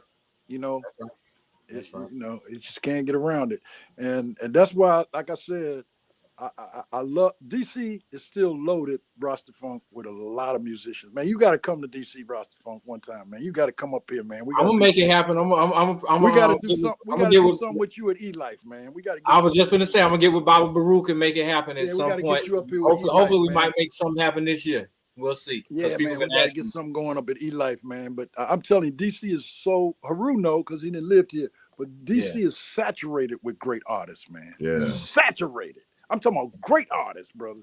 Free Benjamin. My God. I mean, people love Ayanna Gregor, but when you hear Free Benjamin, when you hear her sing, man, you was like, oh my God. And play guitar. So we got some artists here in this area, man. We blessed, man. We blessed. Yes, sir. Yes, sir. I mean, I remember seeing Raheem Devon slinging CDs in the open mics, Yeah, Raheem Devon. Yeah. I mean, we got some bad artists here, man. Yeah. And known and unknown. Yeah, I remember he just used to go to open mics, man. Rasta Funk, I don't know how much you know about go-go music. Oh man, I love go-go. Hey, well, DC, we made go-go happen. I'm gonna tell you a story about go-go. Chuck Brown could not play when he got out of jail. He could not play where they were selling alcohol. So what the Soul Searchers did was connect with this brother named Max Kidd and a lot of people when they started sponsoring what was called go-go's. Sock hops. There was sock hops with my mother and them sock hops, like in the evening with children, young people could go where no alcohol could be sold. That's how Chuck Brown got rolling. But in the Soul Searchers. But then you have Reds and the Boys. You have Experience Unlimited. You had Mousetrap. Experience Unlimited. All these groups, Black Heat. You had Trouble Funk. I mean, Trouble Funk, Essence. All of them groups, man. And they had horns, man. You ain't go without horns and congas. Well, that's true. That's true. But what I'm saying, all of them groups, all those Brute, all those groups, man, were classic bands. And all of them, Heru played the funk. Even though they played go-go. Yeah, go-go ain't number funk. Go-go ain't never funk. Well, Olatunji told us when he came to town that go-go was natural born African music, broke loose out of the hood of DC. He could hear it. Yeah. That's what Olatunji said. Yeah, that's all that rhythm is. That's Lucky Dube performed on the same stage with Experience Unlimited. And I'm gonna close on this. We had a group, Heru, called X Clan. No, I'm sorry, not X Clan, X Slaves. And X Slaves was a reggae group out of Southeast DC. None of them were born in the Caribbean. They grew straight out of Southeast DC. And all the artists that came here that heard it, they said, hey, that's just how it happened in the yard. Them brothers was from Southeast DC. Wow. And they played reggae, and their name was X Slaves. And they could play that reggae, man, but they had a different sound of reggae because they grew up in the go-go world. Now we got what is called Rego. Ross Ledge is off the hook. Okay. And he combined one time to Ross Ledge, Ross Ledge is his name. And he connected go-go with reggae through Chuck Brown and Bob Marley. And Okay. man, he is off the chain. He went to Africa, tore Africa up. Mm. Bad brother, man. Ross Ledge, bad brother, man. Okay. And he grew up he's in his 50s, but he grew up here in DC. And then we got what is it called? I saw him in Ghana when I was in Ghana. Yeah, that's where he tore up Yeah. Africa. Ross Ledge, bad brother, man. Yeah, when I was in Ghana, I seen him there. And they playing his music over there now. See, but his vibe, it's the vibe, the funk. He had that's definitely reggae, go-go, funk, combined. And that's what he did. And he took a long time, Rasta Funk, to do that. I mean, to get catch hold, because the go-go folks was like, that ain't go-go. The reggae people saying that ain't reggae. But now everybody loves it. Wow. Because what he did, he was consistent with it. He just kept on it, and it's nice. It's nice. I'm gonna check him out. Oh yeah, check him out. I didn't even know about him. You pull up a YouTube. Yeah, well, it's a whole lot of man. That's how it go. It's artists down there. I don't know, but growing up in DC, I know all the artists, man. That's what's up. And Duke Ellington, they came out of Duke Ellington School for the Arts. Okay, a whole lot of artists. And they stick around. Some of them around DC, man. Some Diallo Sumbri, he's in Africa. Yeah, he's in Ghana. And my brother Jabari, Heru Jabari, he playing with Corcoran this Sunday. And guess who playing with them on drums? Who? Diallo's son. And he is bad. I'm talking about bad. Trap drummer. Bad. Man. Yeah. He played djembe drums and trap drummer. And when you put him and Corcoran and Jabari, and then they got a sister on keyboards, and they got some horn section, man. Corcoran say, don't call his music jazz, don't call it anything. It's just play music. That's what Corcoran said. He said, I play music, man. Improvisation. That's what we were talking about earlier. Talking to each other. Talking back and forth. Max Roach said that they gave the music the name jazz because it was jazzy. We did not call it jazz. We just doing improvisation. Okay. Get in where you. Matter of fact, we don't like jazzy. Yeah, that's what I'm saying. We don't even like that. That sound white as fuck. Yeah, but that's what Kenny G do. Listen, I'm telling y'all, Max Roach did an article in Garvey's Voice. Did y'all hear me? Max Roach did an article in the Garvey's Voice. Okay. And he was talking just about what we talking about. About they call it jazz. We call it music. You can say improvisation, but we call it music. In other words, they can go anywhere they want. Don't try to lock us in nowhere. We go where we want. And depending on the artist, depending on the gig, depending on the energy, that's what I like about Kenny Garrett. Kenny Garrett, y'all hip to Kenny Garrett? I'm not hip to him. I know that Corcoran plays with him. But I don't know his just Google music Kenny Garrett. Kenny Garrett is world renowned. Horn. Kenny Garrett grew up just like Corcoran grew up, with playing with people like the Giants. Okay. See, my thing is this, man. Like, when it comes to horn, I gotta hear it a certain way, Singor. You listen to Kenny Garrett. I'm listening. He plays like so. What it's called for me, man. The most beautiful jazz for me is the ballads, man. With the horn as the lead. You're gonna like Kenny Garrett. It's so beautiful, man. Like it's so beautiful to listen to that, man. Listen, like Miles Davis has a song called Essentia something. It's like Essentia pour leche fall. Yeah.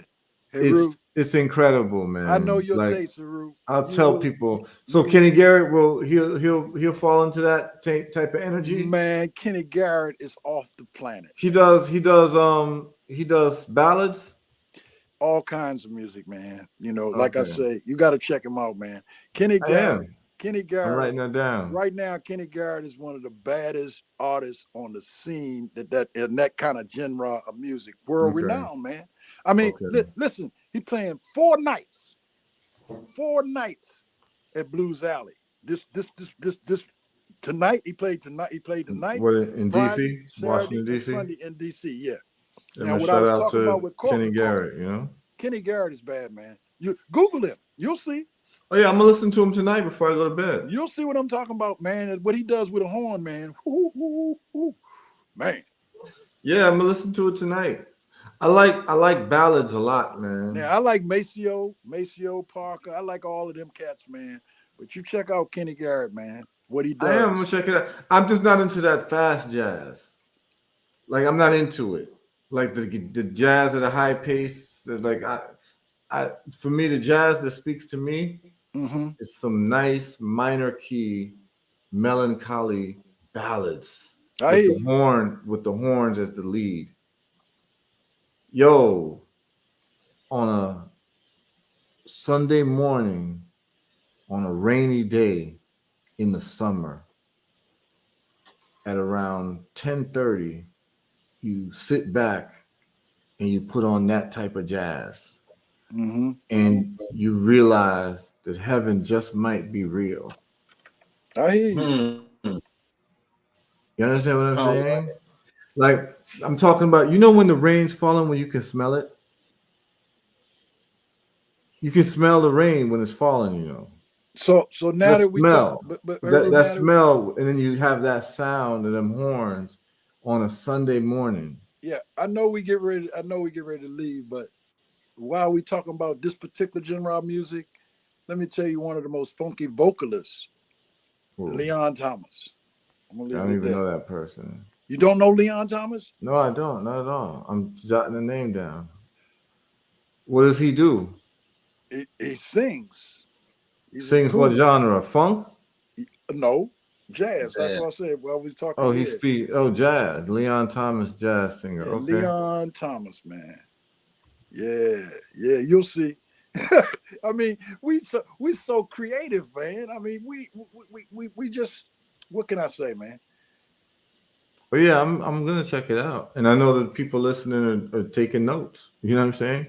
That's the thing, you know, listening to this show, man. Like we're just chopping it up, but please take some notes. If Yeah. you heard some things that gave you some information, man. Oh, here comes somebody. Shakara, big up Shakara. Hey, well, Shakara, you say Leon Thomas, the absolute truth, then Yeah, you know the deal. You done heard him. I've just yeah. I don't tried to know school Leon everybody. Thomas, but I'm gonna listen. I'm absolutely gonna listen. Like these suggestions you gave me, man. But And you who kept else? Heru, Who you else kept is like in that jazz you that didn't plays roll the us all the horn? way to the next day. And Shakara is always sun up is almost time. Sun up, Shakara is Yeah, done. yeah, yeah, yeah. No, but I just want your advice on something though. Like, what jazz artist that's a horn player or has horn in it that plays ballads very well? There's this cat that I have. I forgot his name. Um, but his ballads are really nice, man. You say you Uh, forgot his name? yeah, I forgot his name, man. I might be able to find it here somewhere. But his jazz is really good, man. I forgot it. Man, Dexter Gordon. Oh yeah, Dexter Dexter Gordon. Ain't Gordon. nothing but the truth. Yeah, Dexter Gordon. His jazz ballads are really nice, man. I like Miles Davis jazz ballads. Um, but yeah, if you could point me in direction, or if anybody listening can point me in the direction of a horn player who plays beautiful jazz ballads, a jazz horn player, any horn, it doesn't have to be just saxophone, any horn. If um, someone just put in Leon Thomas and Pharoah Sanders, the The creator creator has a has a master master plan. plan. That's right. Okay. I think I've heard that then. Yeah, you have. Yeah, Yeah, I know yeah. that one. You just knew it was Pharaoh Sanders, but it's Pharaoh Sanders and Leon Thomas is singing. Okay. Pharaoh is Okay. playing, and the creator has a master plan. And that's Leon Thomas. Okay. All right. So that's who Leon Thomas is. Mm-hmm. All right. Cool. I'm gonna check some more. I'm gonna check some more of his material out, man. Most definitely. But no, I was asking you, Senghor, do you have anybody that you might have in mind, like a horn player I would, that plays? I'd have to Is go to. Freddie Hubbard one? Does he play Mm, ballads? no, I wouldn't. I wouldn't say Freddie. Well, he's Okay. sorry, but I wouldn't. I wouldn't pick Freddie Hubbard for that. I'd have to go to Corcoran, man, because there's so many horn players out here, Yeah, man. yeah, yeah. I wanna. Yeah, that's a perfect question for Corcoran. Oh no, he'd give you a straight up answer because he didn't play with all of please, them. please ask him that for me He tomorrow. got some bad young horn players that are out here now playing with him, but I'm talking about legendary. He could tell you the legendary folks. Yeah. You know, Corcoran has played with a lot of people, man. For his age, he's played with a lot of people and travel all around the world. Africa. I know. That's why I want to ask him this question because, man, if I can get a list of the best jazz like that, it would really enhance my life, you know? Mm-hmm. Like in terms of quality of life. I'm telling you, like, when that rain falls on a weekend and it's summer, you can smell that smell. There's nothing better than a spliff and some ballad jazz, man. Like really, there's nothing better than that. I don't think there's anything better than that moment. You know what I'm saying? Like it's like everything just goes together. And that should be sounding so beautiful, man. Sly and Roby. I keep on going to Sly and Roby because you like Sly and Robbie, huh? Taxi. Yeah, because when you talk about the music to lay back and chill on, man, them bass line, man. You like the Sly and Robbie. Yeah. Huh? I mean, well, you know, you go back to Sly and Robbie and the Bear Brothers, you know, because that's the only comparison. Them two. That's the only comparison. Serious dubbers. Yep. Yeah. I mean, you know, yeah. And then then you have Lovers Rock, you know. Lovers Rock is absolutely really beautiful too, you know. Sanchez and these men, you know. Oh yeah. These men have songs, you know. Like really serious songs, man. Yeah, well, you know, what you was talking about Aswad and Steel Pulse. Right. You know, it's something about what they've done with music coming out of the UK that Aswad and Steel Pulse? Yeah, because they give you a sense of Aswad has some hard tunes, no question. Aswad has some hard tunes. Yeah, them brothers are tough, man. Brothers. Yeah, early Aswad got their own style of funk over there in the UK. They got their own style. That's what I'm talking about. That's what I'm saying. That what I'm saying, Ross. Early Aswad was incredible. It depends on the environment and the area, because a lot of the songs I learned a whole lot from them groups, man. Just listening to their songs. Yeah. Because if you listen to their songs and you follow what they're singing about, then you start finding out what's happening over there in the UK, man. For real. Yeah. That's just how they were. Both of them. Aswad had a lot of jazz influence. All the 99% of their changes is jazz changes. Yeah, well, I'll tell you one thing right now. Aswad natural progression live at BBC sessions is some of the greatest music, the hardest bass line. Yeah. Like probably it might be the hardest bass line in the history of the world, yo. Like I'm not even playing. No. Like it sounds like hyperbole, right? But then think about what I'm saying. That bass line on natural progression live at BBC Session Studios is probably the hardest bass line in the history of bass lines. Is so ridiculous. Did you ever hear the Twinkle Brothers? Yeah, I did. Okay, you digging in the crates now, Senghor. No, I'm just saying we talking about some real powerful reggae music. Yeah. Twinkle Brothers. I just No. I'm gonna tell you right now, man. Like I haven't heard nobody talk about the Twinkle Brothers in a long time. Just the fact that you said the Twinkle Brothers, man. My respect for you has just grown leaps and bounds, man. Like it's like, damn, I didn't know you knew about the Twinkle Brothers, man. Man, I told you. That's how serious you taking it? I told you. I didn't know you taking it that serious. Listen. When I got into Bob Marley, after I got out of Third World pulled me in, and when I heard Bob Marley, I was hooked. So I hung out with all the reggae folks, brothers. So I mean, yeah. You know about Ijahman Levy? Of course. Okay. Of course. Okay. Of Okay. You know course. about Ijaman Levy? We Are a Warrior. Yes, You know, man. He said Jah's no secret. You know what I'm saying?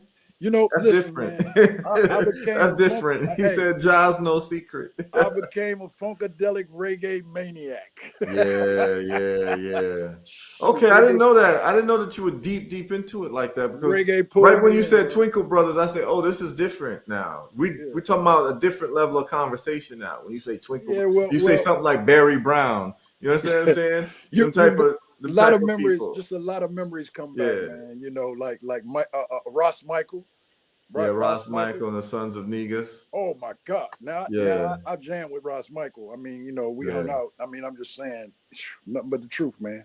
yeah. Nothing but the truth. Talking about some real hard reggae music. Yeah, you know what I'm saying? This is all we really care about, man. Let me tell you something. Um the wildest thing I seen, man. Well, no, I've seen a lot of wild things. Regular. But one of the sweetest memories I have of like reggae music, like the real, like the authentic roots was the Abyssinians Oh yes, man. in You heard me? 2000, I Did you think it was hear what I said earlier? 1997. I saw them. Sadamasakara. Yeah, I saw the Abyssinians in 1997 in New York City at SOBs. And let me tell you something. When you go to SOBs, it's a legendary place. So it doesn't pack that many people, but it's a legendary place. Like all type of acts have gone through SOBs. So Abyssinians were playing that night. And I swear to you. So SOBs is in Manhattan, in New York. So I swear to you, man. Every single old time Rasta in New York came out that night, man and woman. Okay? And when the Abyssinians came on stage and played from the first song, the happiness in that room, if it could, people screaming in tears, if they could have bottled that into a bottle, Mm-hmm. it could power Africa for about 300 years. Mm. That's the type of like the energy that was in there from like elders, like it was elder people, and you could tell they don't come out. Right. You understand what I'm saying? Right. Those are the people who don't want to hear nothing else, and they're not coming out unless it's that thing. Yeah. They're Overstood. not like young people who just want to go out just to Right. go out. Exactly. No, these folks are people who not leaving the house for nothing. So Mm-hmm. if they left the house and they came, they were coming to expect something, and they got what they were looking for. The Abyssinians gave them every single thing they came to find. I can imagine. Yo, Abyssinians bad group, they man. wouldn't let them finish the first lyrics of any tune. They had to wheel it up 5 times. Shadrach, Meshach, and Abednego. Woo. Like, you know what I'm saying? Yo, the Bruh. place was going crazy.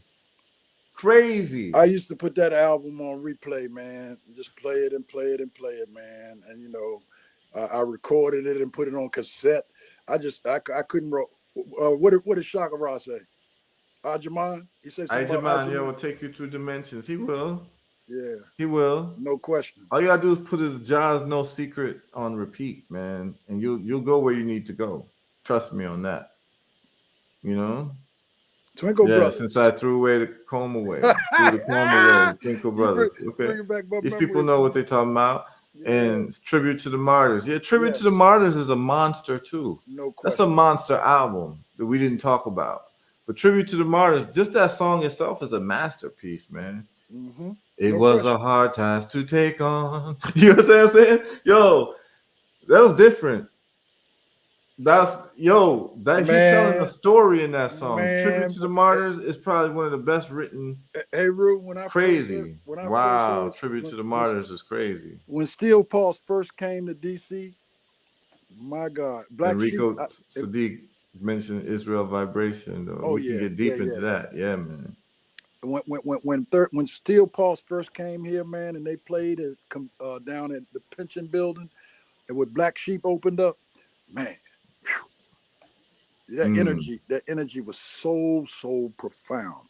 Israel Vibrations, oh my goodness, they dropping the names now, man. And Ru, you might have to do another yeah, I might have to do reggae one, spin man. time, Yeah, man. we just have to do a reggae spin. We'll just do it all on Twitter, man. We can do that because I mean, these brothers who's talking right now, they obviously know what they're talking about because you don't just bring out these names and these like these albums unless you really like about that life when it comes to roots reggae music. Like you're talking about Tribute to the Mars, Israel Vibration. Israel Vibration, such a wicked group. Like people don't understand, man. Like especially Apple, man. Apple is incredible, and they got like, all right. If you want to know how wicked Israel Vibration is for anybody listening, just go on YouTube, put in Israel Vibration, Mighty Niggas. Put in Mighty Niggas. You know what I'm saying? Yeah. Eagle and the bear. Yeah, man. Hey, Heru, Yeah. why maybe go to your I don't know which accounts you have, but what I was telling you is, let's just say you have a Rumble account. I don't know, but Yeah. you can share it to that account, and then when you're on the show, you can use your Rumble account to play those videos, and it's like you're looking at your video that you shared, but you're actually sharing it to us on your show too. And YouTube ain't gonna stop that. And YouTube ain't gonna stop that. Okay. All you're doing is sharing it because it's gonna play from Rumble. Wow. No, but I think what they have in their algorithm is actually like they have the song itself. The song. Okay. I got what you're saying. I think it's the song itself. But if you're playing it from your account or you shared it, you know what I'm saying? Because people share copyrighted stuff all the time. They share it. Yeah, I think what happened though is that like Universal Music Group, especially, like if you play their song, they have it on an algorithm, and so like if it matches, then they block you. I got you. You know what I'm saying? I got you. Yeah, these people are talking. They're talking about culture. Yeah, we talked about culture and Joseph Hill. All right, let me ask Rico Sadiq. We really need to get off, but Rico Sadiq, since you're talking, culture or burning spear? Excuse me, brother. Tell me where you stand on that, Rico Sadiq. Culture or burning spear? Who you picking? If you had to choose, culture or burning spear? I want to see what he's gonna say. I'm glad I jumped on Heru. He said, Shakara. No, you gotta choose one, Shakara. You can't get away with it. You gotta choose one. What Shakara say?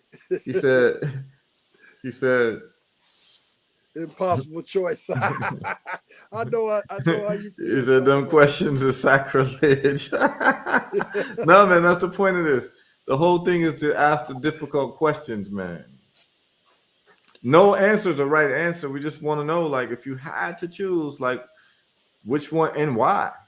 There has to be a reason why. You know what I'm saying? So, yeah. Okay. He said he had to choose burning spear. That's because of the Garvey. It's because of the Garvey. Well, it's all the Garvey tune. Yeah, it's the Garvey tune. Spear, man. Yeah, it's all the Garvey tune, you know? Ghost to Garvey, man. We have big burning spear, man. Even though I love them all, it ain't about, like you said. Burning spear is hard, man. Listen, I got a concert. I'm going to play next week. Hopefully they don't block me. But I have a concert of Burning Spear when he's young. It's a concert he did in Germany. I want to play it for people to listen to. Wow. It's incredible, man. It's absolutely incredible when you see this. Yeah. Like, it's really incredible. Well, the energy he had. Yeah. And the band that he was playing with. And the songs he was singing. You know what I'm saying? Burning Spear in the concert starts with Follow Marcus Garvey. Yeah, it starts with that song. That's what it starts with. So it's just he's setting the tone. Mm-hmm. That's what I like about Burning Spear. He's definitely a great artist too, man. He has a great presentation. Very few people are on the level of Burning Spear. That's true.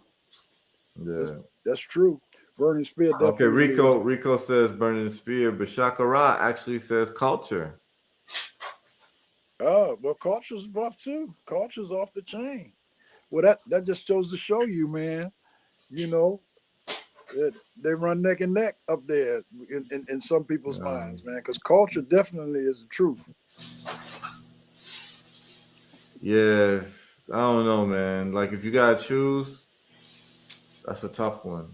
That's a real tough one because Burning Spear said, "Wa da da, whoa, wa da da." So I'm gonna wait for Yeah, Rasta Funk to come back, yeah. and I'm gonna go ahead and get some rest. There's love in Africa, love in America, love in Jamaica. Yes. Where is your love, Jamaica? So I what's can't your take? find your love. Hey, Rue, I don't know your love. I don't know Hey, Rue, about your love. I'm gonna move to another continent. What's your take on Nasio Fontaine, man? Marcio Fontaine is a boss, No man. question, man. He So his is, album Revolution, he has an album man, called Revolution. It's some of the best man, music, man. man. You know what I'm saying? So, yo, like people don't know about Nasio. Dara got Babylon caused all the problems. Dara, He Dara, told you Dara, Babylon caused all the problems. hey, Dara Tompkins bought Nasio here, man, for a Bob Marley Nasio, tribute. wicked, wicked, Oh wicked, my wicked God, artist. bro. Me Nasio, Zama, I'm telling Kathy, you. all of us, man, just woo. He was hot. Nasio is a wicked, wicked No question. songwriter, a wicked artist. No He question. has tunes that stand the test of time. He told you, "God bless Africa." You understand what I'm saying? So I gotta sing like you know what I'm saying? Rasta He Funk. told you, "God Rasta bless Funk. Yes, sir. Africa." You know, You hip to Nasio Nasio Fontaine? Fontaine. Yeah. Woo, buddy. Nasio Fontaine is a boss. He's Yeah. he's in the pan. He's one of them. Let's put it that way. Okay, He's he's one of exceptional. them. He's Yeah, he's exceptional. one of them. He's one of Yeah. them. And if you don't know Nasio Fontaine, to people listening to me, please get familiar with it. Yeah, good. It will enhance the quality of your life. No You question. understand what I'm saying? It'll No enhance the question. quality of your life. You want to listen to Jah Glory? Big tune. Jah Glory is a big tune. You want to listen to Apple? Though the apple, rosy round the outside, yet Jah know is rotten on the inside. Gog and Magog. You know what I'm saying? Yo, Nasio Fontaine is the business. Listen, if you get a chance, man, you listen to a song called Urban Lovin'. It's a play on the word urban, like the city, lovin', and then herb, like ganja, and Mm-hmm. lovin'. Right. It's a song called Urban Lovin'. Beautiful song, man. Talking about a beauty queen that lived, across the street or next door to him. That's Nasio? Nasio Fontaine. It's called Yeah. Urban Lovin'. Okay. Okay, do yourselves a favor and listen to that, and it's enhance the happiness in your life. I wonder if I've heard that. I got to check Urban that. Lovin', man. Urban Lovin'. Big tune. Nasio Fontaine. He has what's that other big tune? Babylon Calls All the Problems, and he has the next one. Reggae music, chant down Babylon. Yeah, he has a tune called Reggae Music. Yo, Nasio Fontaine is a boss. Mm-hmm. Here's the thing, is like, I don't think people understand what's out there in terms of reggae music. Like, it never ends, yo. It never ends. The thing about reggae music, once you go down that rabbit hole, it's a rabbit hole that never ends, man. Right. Well, I told you about the last concert I went to see none other than Luciano. Oh, And come on, man. Heru, Masterful. you've been in the Howard Theater since it's No, I reopened? haven't. Anyway, I sat in the back. Rasta Funk got me a little comfortable seat after I had come in, man. And I everybody's jumping all around. I said, I'm just gonna sit here and meditate and take it in. And I ain't lying. Like I told Heru, I was ready to fly out of there, man. Yeah, The energy that Luciano, he's one of them Luciano too. brought in there, man. Yeah, he's one of them. Woo, He definitely is one of them. Man. Yeah, Luciano is just incredible, man. He's he's the best. He's the best. He's incredible. And the thing is, like, he has such a catalog of hits that you can't even, like, you don't even remember that he has that many hits. Right. He has that many songs that when he's playing live, you're like, oh damn, oh, you understand what I'm saying? He's incredible, man. Yeah. Listen, there's a song you might not have heard of his, but you're gonna love it. It's called Only a Fool. If anybody here, I don't know if I can play it. You understand what I'm saying? Only a Fool is one of Luciano's best songs, and it's not traditional like reggae. Okay. No, I'm not. But it's hard. Like it's beautiful, man. Only a Fool. You never heard? You probably never heard Only. Here, man. I'm gonna do it, man. I'm not hip to that, man. All right, and man. I've been to quite a few Luciano, concerts. I never heard that, but you never heard Only a Fool, right? And he doesn't do it live a lot. But what I'm telling you is, if I play it for you now, it'll be one of your favorite Luciano songs. I hear you. All right, wait, hold on, real quick. It's gonna be one of your favorite Luciano songs. Trust me. I hope they don't block me. If they block me, y'all meet me on Twitter. You understand? Yeah, and Luciano is definitely popular, so they may. Yeah, they might, but we'll see what happens. Night after night, great speeches. Day after day, showing his handiwork. Listen to this. Only a fool. Oh yeah. I'm hip. I got it now. As soon as he started, I have heard this. Go ahead. That there is no God. Yeah. I'm hip to this. But in his thoughts, he must be man. You hear that? Yeah. Who made the sun to shine? Yeah. And who rules the end of time? I didn't know that was the name of this song. And who created me and you, mankind? Woo. Oh, well, yeah, there you go.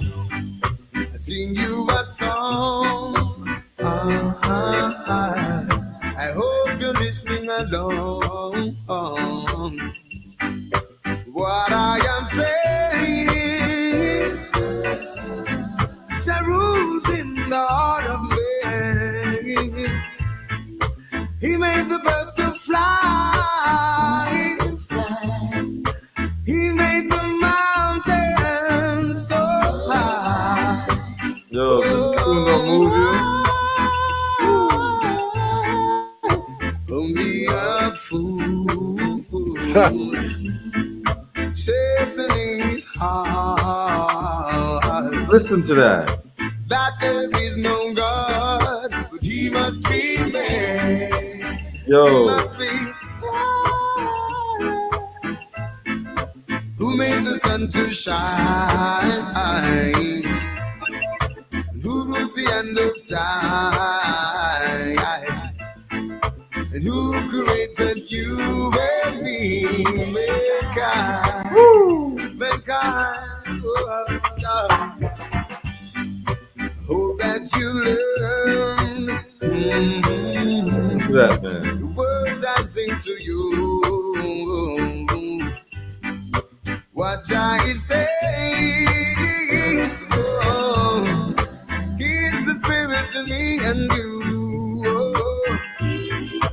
He made the babe to cry, and he made you and I. Oh yeah. Never. You're right, Shaka. Chasing his heart. That there is no God, but he must be man. Woo! He must be man. This is where they end. Who made the sun to shine? And who rules the end of time? And who created created me and you, mankind. Oh, yeah. Who made the birds to fly? And who made the mountains so high? And who created me and you, mankind? Oh man, That was nice. wasn't that extremely beautiful? Wicked, man. Yeah, really nice. Everything Luciano does is He's top of one the of the line. best, man. Like I said, he's one of them, man. Like Mm. you can't give him his you can't give him credit enough, man. That dude makes some of the most beautiful music ever. Mm-hmm. His voice, you know, outside of Bob Marley. So this is what I'm gonna say, right? When it comes to like reggae music, like so for me, Bob Marley has been like almost like a friend to me. What I mean is that Bob Marley's music has like it changes my mood. It makes me more hopeful. Um, I've leaned on Bob when I was down. Like you get what I mean? Like he's been an aid to me in terms of just getting my vibes back. You Yeah, understand? yeah. Um, and so like the only other person's music that does that to me even close in terms of when I listen to Luciano, I feel a profound sense of peace, man. When I listen to his music, Mm-hmm. like I Yeah. feel peaceful. You know what I mean? His music does that to me. Like it changes my mood. Mm-hmm. You understand what I'm saying? He's the only other artist whose music just has that quality. And the crazy thing is, every story I've heard of him, that he's actually even a nicer person. Mm-hmm. You Yeah, man. know? Yeah. Like I He's even a said, nicer person than he is that's a good one. talented. Like he's actually a For me. nice guy. That's a good one for me to say good evening, y'all. Cause Yeah, man. for real, Luciano is nothing but the truth. Ain't no question about it. And he's the last major reggae artist that I got to see recently Yeah. live. Because one of the things that's happening, we got a lot of local reggae artists doing a lot of different things, man. You know, here that are good. But when the Giants come through here, I don't like to miss them. And I missed a couple of the other concerts, but I caught that one because it's Luciano. I mean, I missed the Mollies. I missed Right. all of And it that. was pure positive vibes in that whole place, right? No question, man. No, Everybody was happy, right? even in the street. Elated. I mean, even in the street. I'm saying Yeah. when he comes, it's so spiritual. His energy is so metaphysical Yeah, man. that it's like that. I mean, it's just like that. And I don't say that with too Yeah, many he's artists. incredible. Yeah, You he's know what I mean? incredible. But with him, it's all metaphysical, spiritual oneness, energy, and I ain't have to get up and dance, man. I just sat there and took it in because the energy, the Yeah. energy that he brings, man, is it's incredible. And I know what you're saying when you say the feeling. Luciano is a very nice person, blessed spirit. Met him as a child, and years later, as an adult, he remembered me, greeted me so genuinely. Yeah, everybody says that about him, man. I never got. I've been in the back room with him, but I never really got to really reason with him, like I will one day, I'm sure. But the brother is off the chain. And everybody that says that, Shaka Ra, I know a lot of people. Heru, you said it right. They say he's pure. He's pure, man. He's spirit. Kathy, oh man, Kathy loved the ground he walk on. Most people who love music and hear Luciano, they soul. I don't know nobody that has ever told me, well, I don't particularly like that song. Every song he play. Hmm. So he gonna be a legend. He's already a legend. He gonna Yeah, be he's one of them, man. He's one of no, them. he's a legend. Definitely. He's a legend. Yeah, definitely Prince Lincoln and the And Royal the Royal Ross. Rosses, yeah, Definitely, absolutely. definitely. Humanity. Humanity. Yes. Humanity, humanity, humanity. Yeah. Come on, man. We know that. We know exactly what you're talking about. Yeah, I'm just Yeah. gonna have listen. It's just that YouTube be player hating so much, but forget them. What we gonna do one of these nights next week, y'all? We're gonna do a reggae session. It's gonna be a reggae session. I don't know if it's gonna be next Tuesday or whatever. I'm gonna tell everyone after a certain amount of time, come on Twitter. We're gonna have a reggae section and just like really enjoy the beauty of this music that we love, you know. Because we could talk about it, but it's better to show it, you know, because a lot of people, some people like who tune into this, they've hit me up and be like, yo, I've never really been around reggae music, and what you played was like incredible. Can you give me like a playlist or a mix? Can you send me like a list of songs, or can you send me I'm saying? I'm happy to do that. I'm happy to do that. That's because there's too much slackness out here, man, and all kinds of things to do everything they can to break the strong Blacktricity vibe, man. You know, these airways don't be playing the real stuff. They be playing a lot of, you know, bubblegum stuff, you know, bubblegum music, you know. Take you somewhere else. Take your vibration somewhere else, huh, Rasta Funk? Yes, sir. Yes, sir. Yes, It's like, we want the funk. That's right. Nothing but the funk. Yes, right. Yes, I. Gotta have it. And if you want to know, funk equals MC squared. Period. Funk equals MC squared. Yeah, man. Okay. Yeah, man. You know, like I say, funk don't only move, it removes. You know, and that's what people need to understand. You know, the real. And like I said, in 21st century terms, it's Blacktricity.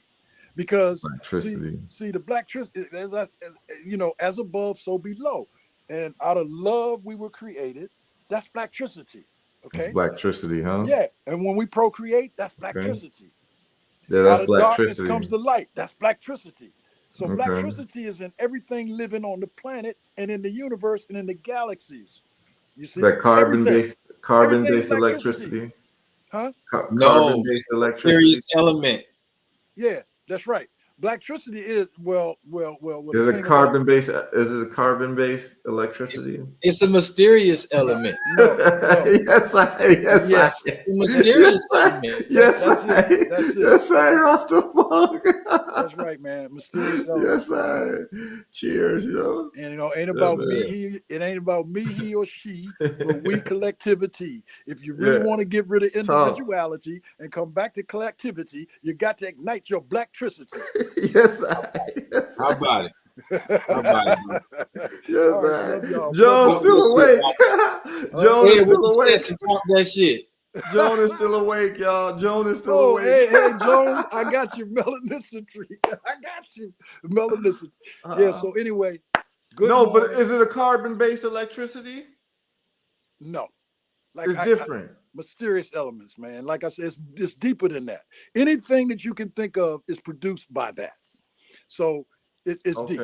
It go way, way beyond what you can imagine. Like I say, if it's omniverses out there, you know, it's out there. It's way out there. And then when they talk about the black hole and all that kind of stuff, man, you know, that's Blacktricity, man. Is the Blacktricity, Joan is saying melanicity too. Same Blacktricity thing. Different or they're the same? No, same thing. Blacktricity and melanicity is the same. Same thing. Okay. Same thing. What is the relationship of Blacktricity to the funk?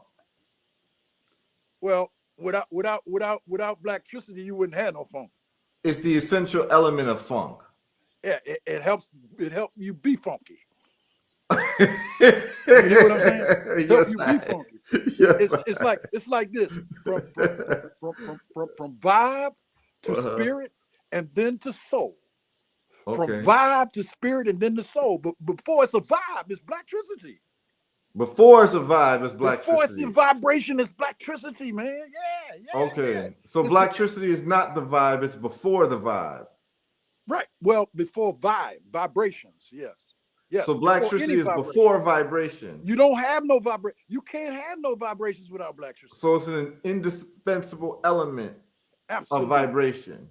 As above, so below. You gotta have it. It's kind of like the up. It's kind of like the upstroke. You can't hit the drum without going up with it. Does Blacktricity move faster than the speed of light? Absolutely. It's even faster than the speed of light? Yeah, man. You don't got no light without darkness. Yes. You gotta have the darkness first. You know, even to see where the light is at. Joe said ghost and gore. Yeah. So yeah, Yeah. man. It's all love though. Love y'all. What? Love you, Joan. Love you, Joan. Appreciate you. Yeah, no, You she's too. saying go like she's cheering you on. Like, go ahead, man, talk. That's what she's Yeah, saying. yeah. I felt her. I felt her. So, She's a queen mother too. okay, but all right. So the Blacktricity moves faster than speed of light. Yep. I don't think you can put anything before it. Okay. Nothing. That's So why it's so critical. That's why it's critical. That's why it's critical for you to tap that Blacktricity inside, man. It's critical because it ties you to everything in the universe. And that's what we are, man. I mean, that's what we are. We made up of Blacktricity, and even when your physical matter is no longer, Blacktricity still exists. okay. Blacktricity don't stop. Okay. So when we talk about the ancestral energy, that's connecting to the Blacktricity because the ancestors are connected to the Blacktricity, and the Blacktricity is a linkage tying you to what's happening. And Rasta Funk, every time I hear your music, man, I think about Blacktricity, bro. I want to say that to you, man, because I turn people on. They say, "Who is Rasta Funk?" I say, me and Kathy, we tell people, you got to hear this. And then they hear it. They say, damn, that is Rasta Funk. Right. Because you like that, man. It's like that. So within this Blacktricity, what's going on with Mother Earth? Mother Earth is pregnant for the 4th time. Not the 3rd time, 4th time. The 4th time? 4th time. This one is it. All right, but what happened the first time? Well, that's when the Blacktricity brought life on the planet. Number one. Okay. Number that was two, the first pregnancy. That was the first pregnancy of Mother Earth. Yes, and the second one is when we moved all around and started going all places. The 3rd one is when we got out of whack, and the 4th one is going to be putting us back in the blend again. Okay. 4th pregnancy. Okay, so we're in the 4th pregnancy now. Oh yeah, they call it the age of Aquarius. Okay. Coming out of the Piscean age, they call it. That's the water in the womb, huh? That's the water in the womb. Yeah, the water barrier. Okay. The water barrier, coming from the fish to the water barrier. Okay. The fish is the Pisces and the Aquarian. Right. And for people that understand astrology, and it's dark in the womb, right? So that means the Blacktricity is in the Blacktricity is in the womb. Out of darkness comes the light. Out of darkness comes the life. Right. Out of Blacktricity, and it's like a famous drummer once told me, Senghor, we all are drummers. I said, what do you mean, Baba and Goma? We all are drummers. He said, your heartbeat, don't it? He said, when it ain't beating no more, you ain't here. He said, so as long as it's beating, it got a rhythm. So he said, just like that rhythm with your heart, that's what it is. And you know what? The Rastas say, that's Naya Bingay. Okay.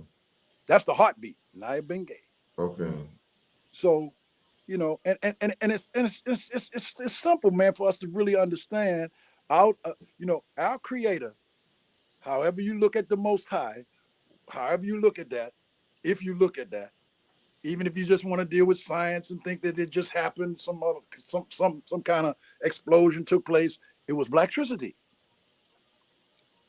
Okay. Creation, Blacktricity. Blacktricity. And when I went to Ghana for my first time, Heru, I think it was January 2017. Okay. I was drumming with the brothers, and we started kicking, and I said, y'all Blacktricity is hot. And they said, what? I said, Blacktricity.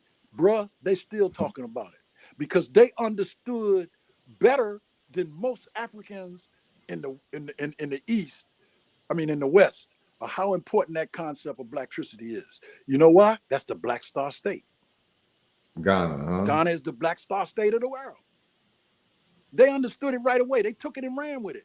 They did shirts, man. They put Blacktricity on shirts. Okay. Because they understood. And we're gonna do that too. But what I'm saying, Heru, is they could really relate to that. Okay. Because So you just started saying Blacktricity to them and they just caught on to it? Yes, that's what I'm saying. In one day. Okay. The day I was getting ready to leave, That's right. we were drumming and we started vibing, and I got filled with the energy, and we were drumming, and I mentioned the concept Blacktricity, and I said, thank y'all for that Blacktricity. And they said, what? So we started talking about it. Next thing I know, Tashaka was over there and sent shirts over here with Blacktricity on it. And they said, Cinco, do we have permission? I said, permission from me? Hey, I'm just me, Mysterious Elements. I don't own Blacktricity. Blacktricity comes through you and me. Blacktricity is even in a tree. Right. Okay. So it's not, and you know how it came to be. You know, you being a poet and Rasta Funk, you being a writer, y'all understand what I'm saying when I'm saying it ain't mine, okay? That's not mine. That's something that came to me, and we put it out there. Now I heard of Blacknificent. I heard of a lot of things, but Blacktricity is more powerful than electricity. You got to plug up electricity. With Blacktricity, all you got to do is hug somebody. They got it. Okay. That's all you got to do is hug somebody, right? Yeah. And you don't even have to. Hey, look, I do Reiki. I'm a Reiki 2 person, so I can run the Blacktricity at you without touching you too. Right. So Blacktricity moves in waves and spirit, and when we talk about music and harmony, man, Blacktricity. So that's what I was saying. And back in the day, I looked at it as funk, because to me, like I say, funk can't be defined. Right. Funk is a manifestation of Blacktricity. Blacktricity. Yeah. That's how I see it, you know. And Blacktricity is something that we must have, so we get away from individuality and get back to the collectivism, get back to building. Like you always say, man, if you ain't looking to Africa to build, you ain't looking to Africa. You got to, I mean, that's the whole point. We need to raise our Blacktricity and rebuild Africa, and the whole world will be, listen, the Congo, for an example. Let's just look at the Congo. Okay. If we all concentrate our Blacktricity and focus on the Congo, if we all do Reiki and focus on the Congo and run the monopoly capitalists out of there, which is going to take more than just Reiki, of course, but run them out of there, that's it. The gig is up. That's the Congo. Just the Congo. Yeah. People don't realize how big the Congo is, man. Congo's huge. I heard you say that, man. Congo is huge, man. Yeah, man. It goes from basically one side of Africa to the next, you know. That's right. That's how big the Congo is, man. The Congo is a huge. But it's so many resources that have been raped out of there, man. That's why they butchered millions. We talk about all this butchering and war and murder going on. Man, Africans been murdered by tons of numbers, man, and we still here. We still here. Exactly. Because of what? Because of what? Blacktricity. You can't kill it. You can't kill Blacktricity.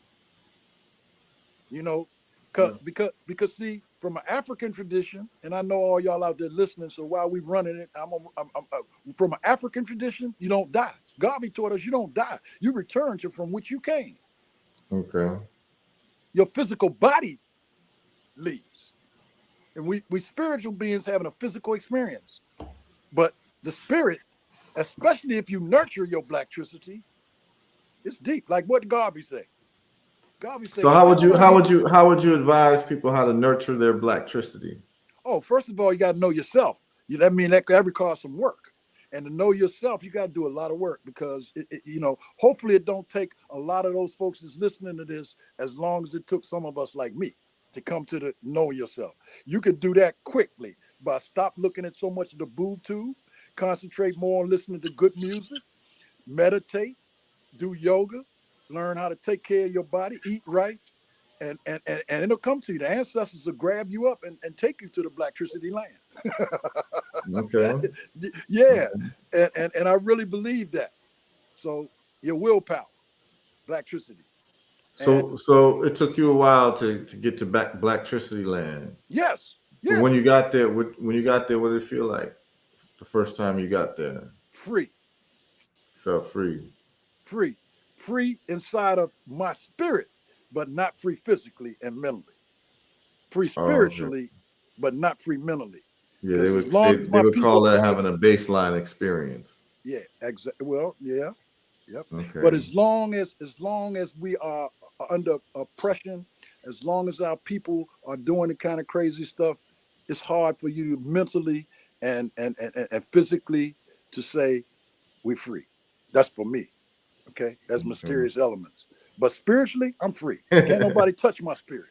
Can't nobody touch my blacktricity. Right.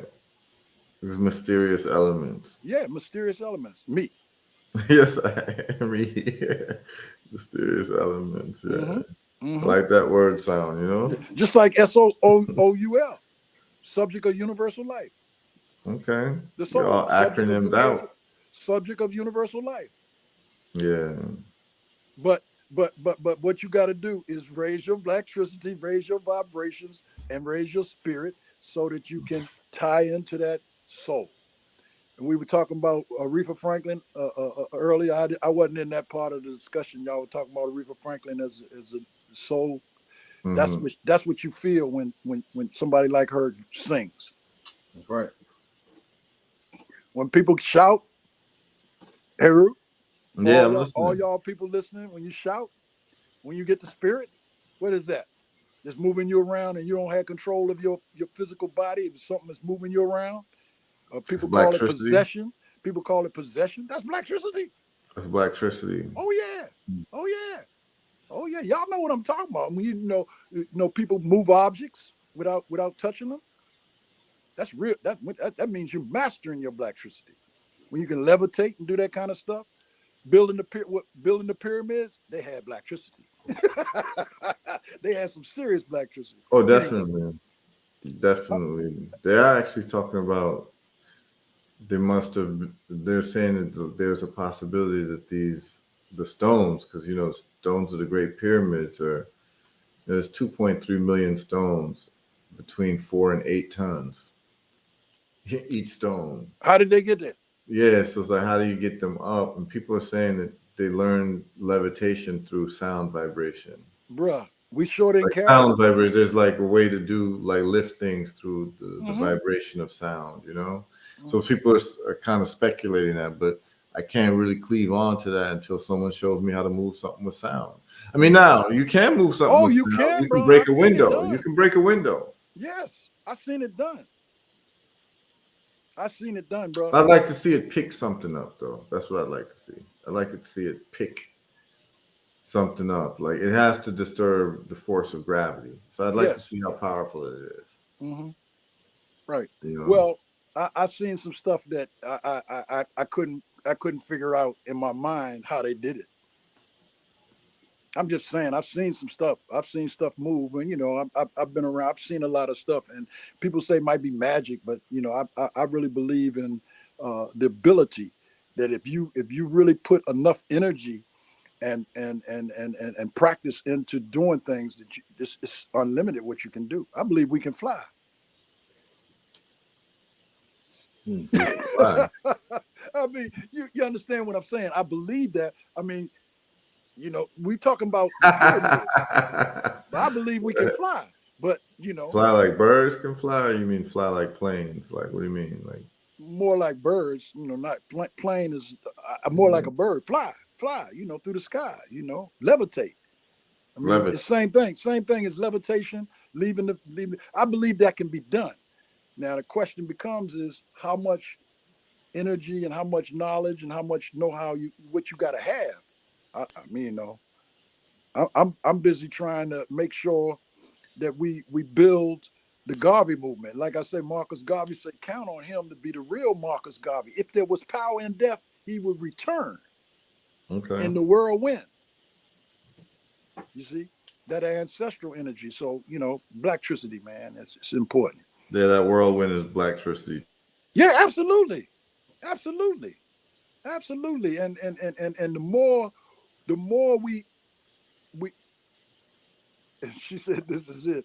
The more we concentrate. If you said it before too, if everybody puts their energy focused on the same thing at the same time, something gonna happen. Especially if it's a lot of us. Right. Right. And it's like the power of meditation. Meditation is powerful. It's more powerful than sleep. If you meditate for 9 hours versus you sleeping for 9 hours, you'll feel better. If you meditate for 9 hours versus going to sleep, try it. Try Yeah, I'll try it. meditating instead of Why going to not? sleep one night. Try meditating all night and see how you feel the next morning versus you going to sleep. Try it. I'll try it. Yeah. No So you problem. know, so meditation puts everything to rest. You know, your body's still resting. You know, your mind is more at rest. You know. Anyway, Rasta Funk. Yeah, man. Baba, Baba, It's you Yes, all dropped sir. it tonight. You dropped that knowledge tonight. we we Yes, we or should I say, mysterious elements dropped it yes, How sir. because about Mysterious uh, elements. your thing? Sister Joan took us to the whole nother level. You know, She did. she took us to a whole nother level. Joan was cooking. She was cooking. Yeah, Always, yeah. always. Every time I've heard her, Heru, when you turned me on to her and I did a whole thing with her, man, we did that. Nah, man. Always, Joan be cooking, man. She always yeah, comes she was comes comes cooking. correct, educational, Yeah, inspirational. Got the vibe. She got the yeah. funk. Oh No yeah, she question definitely about it. got the funk. No Definitely. question. No She question definitely about it. got the funk. Like Yes, No sir. that. question. You heard her. She got a Yes, song. sir. She did a song. You heard her. What Yeah, she said? The blues is the funk. yeah, You know, yeah. I She heard said her. that from I the heard her beginning. loud She and clear. came in just out the gate saying that. Yeah, yeah, Out the gate. You know yeah. what I'm That's a saying? blessing. That's a blessing too, Yeah. man. That's a blessing. Well, I never will forget. What's this date? April. What was it? April 26th. Now We're it's at April right now. 26th. It was Yeah, it's April the 25th, 25th. right? Yeah. They say now it's April 26th. Yeah, No, yeah, that's Yes, right. sir. we just been on just chopping it up, man, and people been tuned in. So I hope people got some good things out of this. You know what I'm saying? I know I got some Like, good Yes, stuff out sir. of it. I you got some know, good stuff out of it. some You people know, been tuned in from the beginning since 8 o'clock, man. Um, so I'm just glad people enjoyed this, man. If you found this to be interesting, subscribe, do all that good stuff. If you want to hit up the Cash App, that is $herbal results. And if not, just holler and just say you enjoyed the show. And feel free to tell me which aspect you enjoyed of the show. So we just get a little bit more sense of, what people are digging. So we don't always try to keep it so hardcore. Sometimes we like to keep it entertaining and just nice and cool with just nice, cool, breezy conversation. That these are the type of conversations I have on a regular basis. And I enjoy them, and I enjoyed today tremendously. And it's the way life is, man. It's always beautiful when you can congregate with people you like, yep. and you Oh, can yeah. just talk with no Oh, yeah. no other motivation but just talking, right? Like how many times do we engage in conversations without a motivation? It's actually kind of rare. We call people because we want something or want to know something. So you're calling with a motivation, but what happens when you just call people for no reason and just talk for no reason? It becomes the most free flowing, loving conversation of friends. Like the friendship is beautiful, man. I just like it. Hmm. Like the friendship, the conversation, the the knowledge, you know what I'm saying? The laughter. I love it. So give thanks for the people tuning in, man. Give thanks for those who did call in. Baba Singor every time, Rasta Funk every time, Joan Cartwright every time. Enough respect. Peace and love to everybody. For all your health needs, you can go to herbalresults.net. Herbal Results is the sponsor of this show.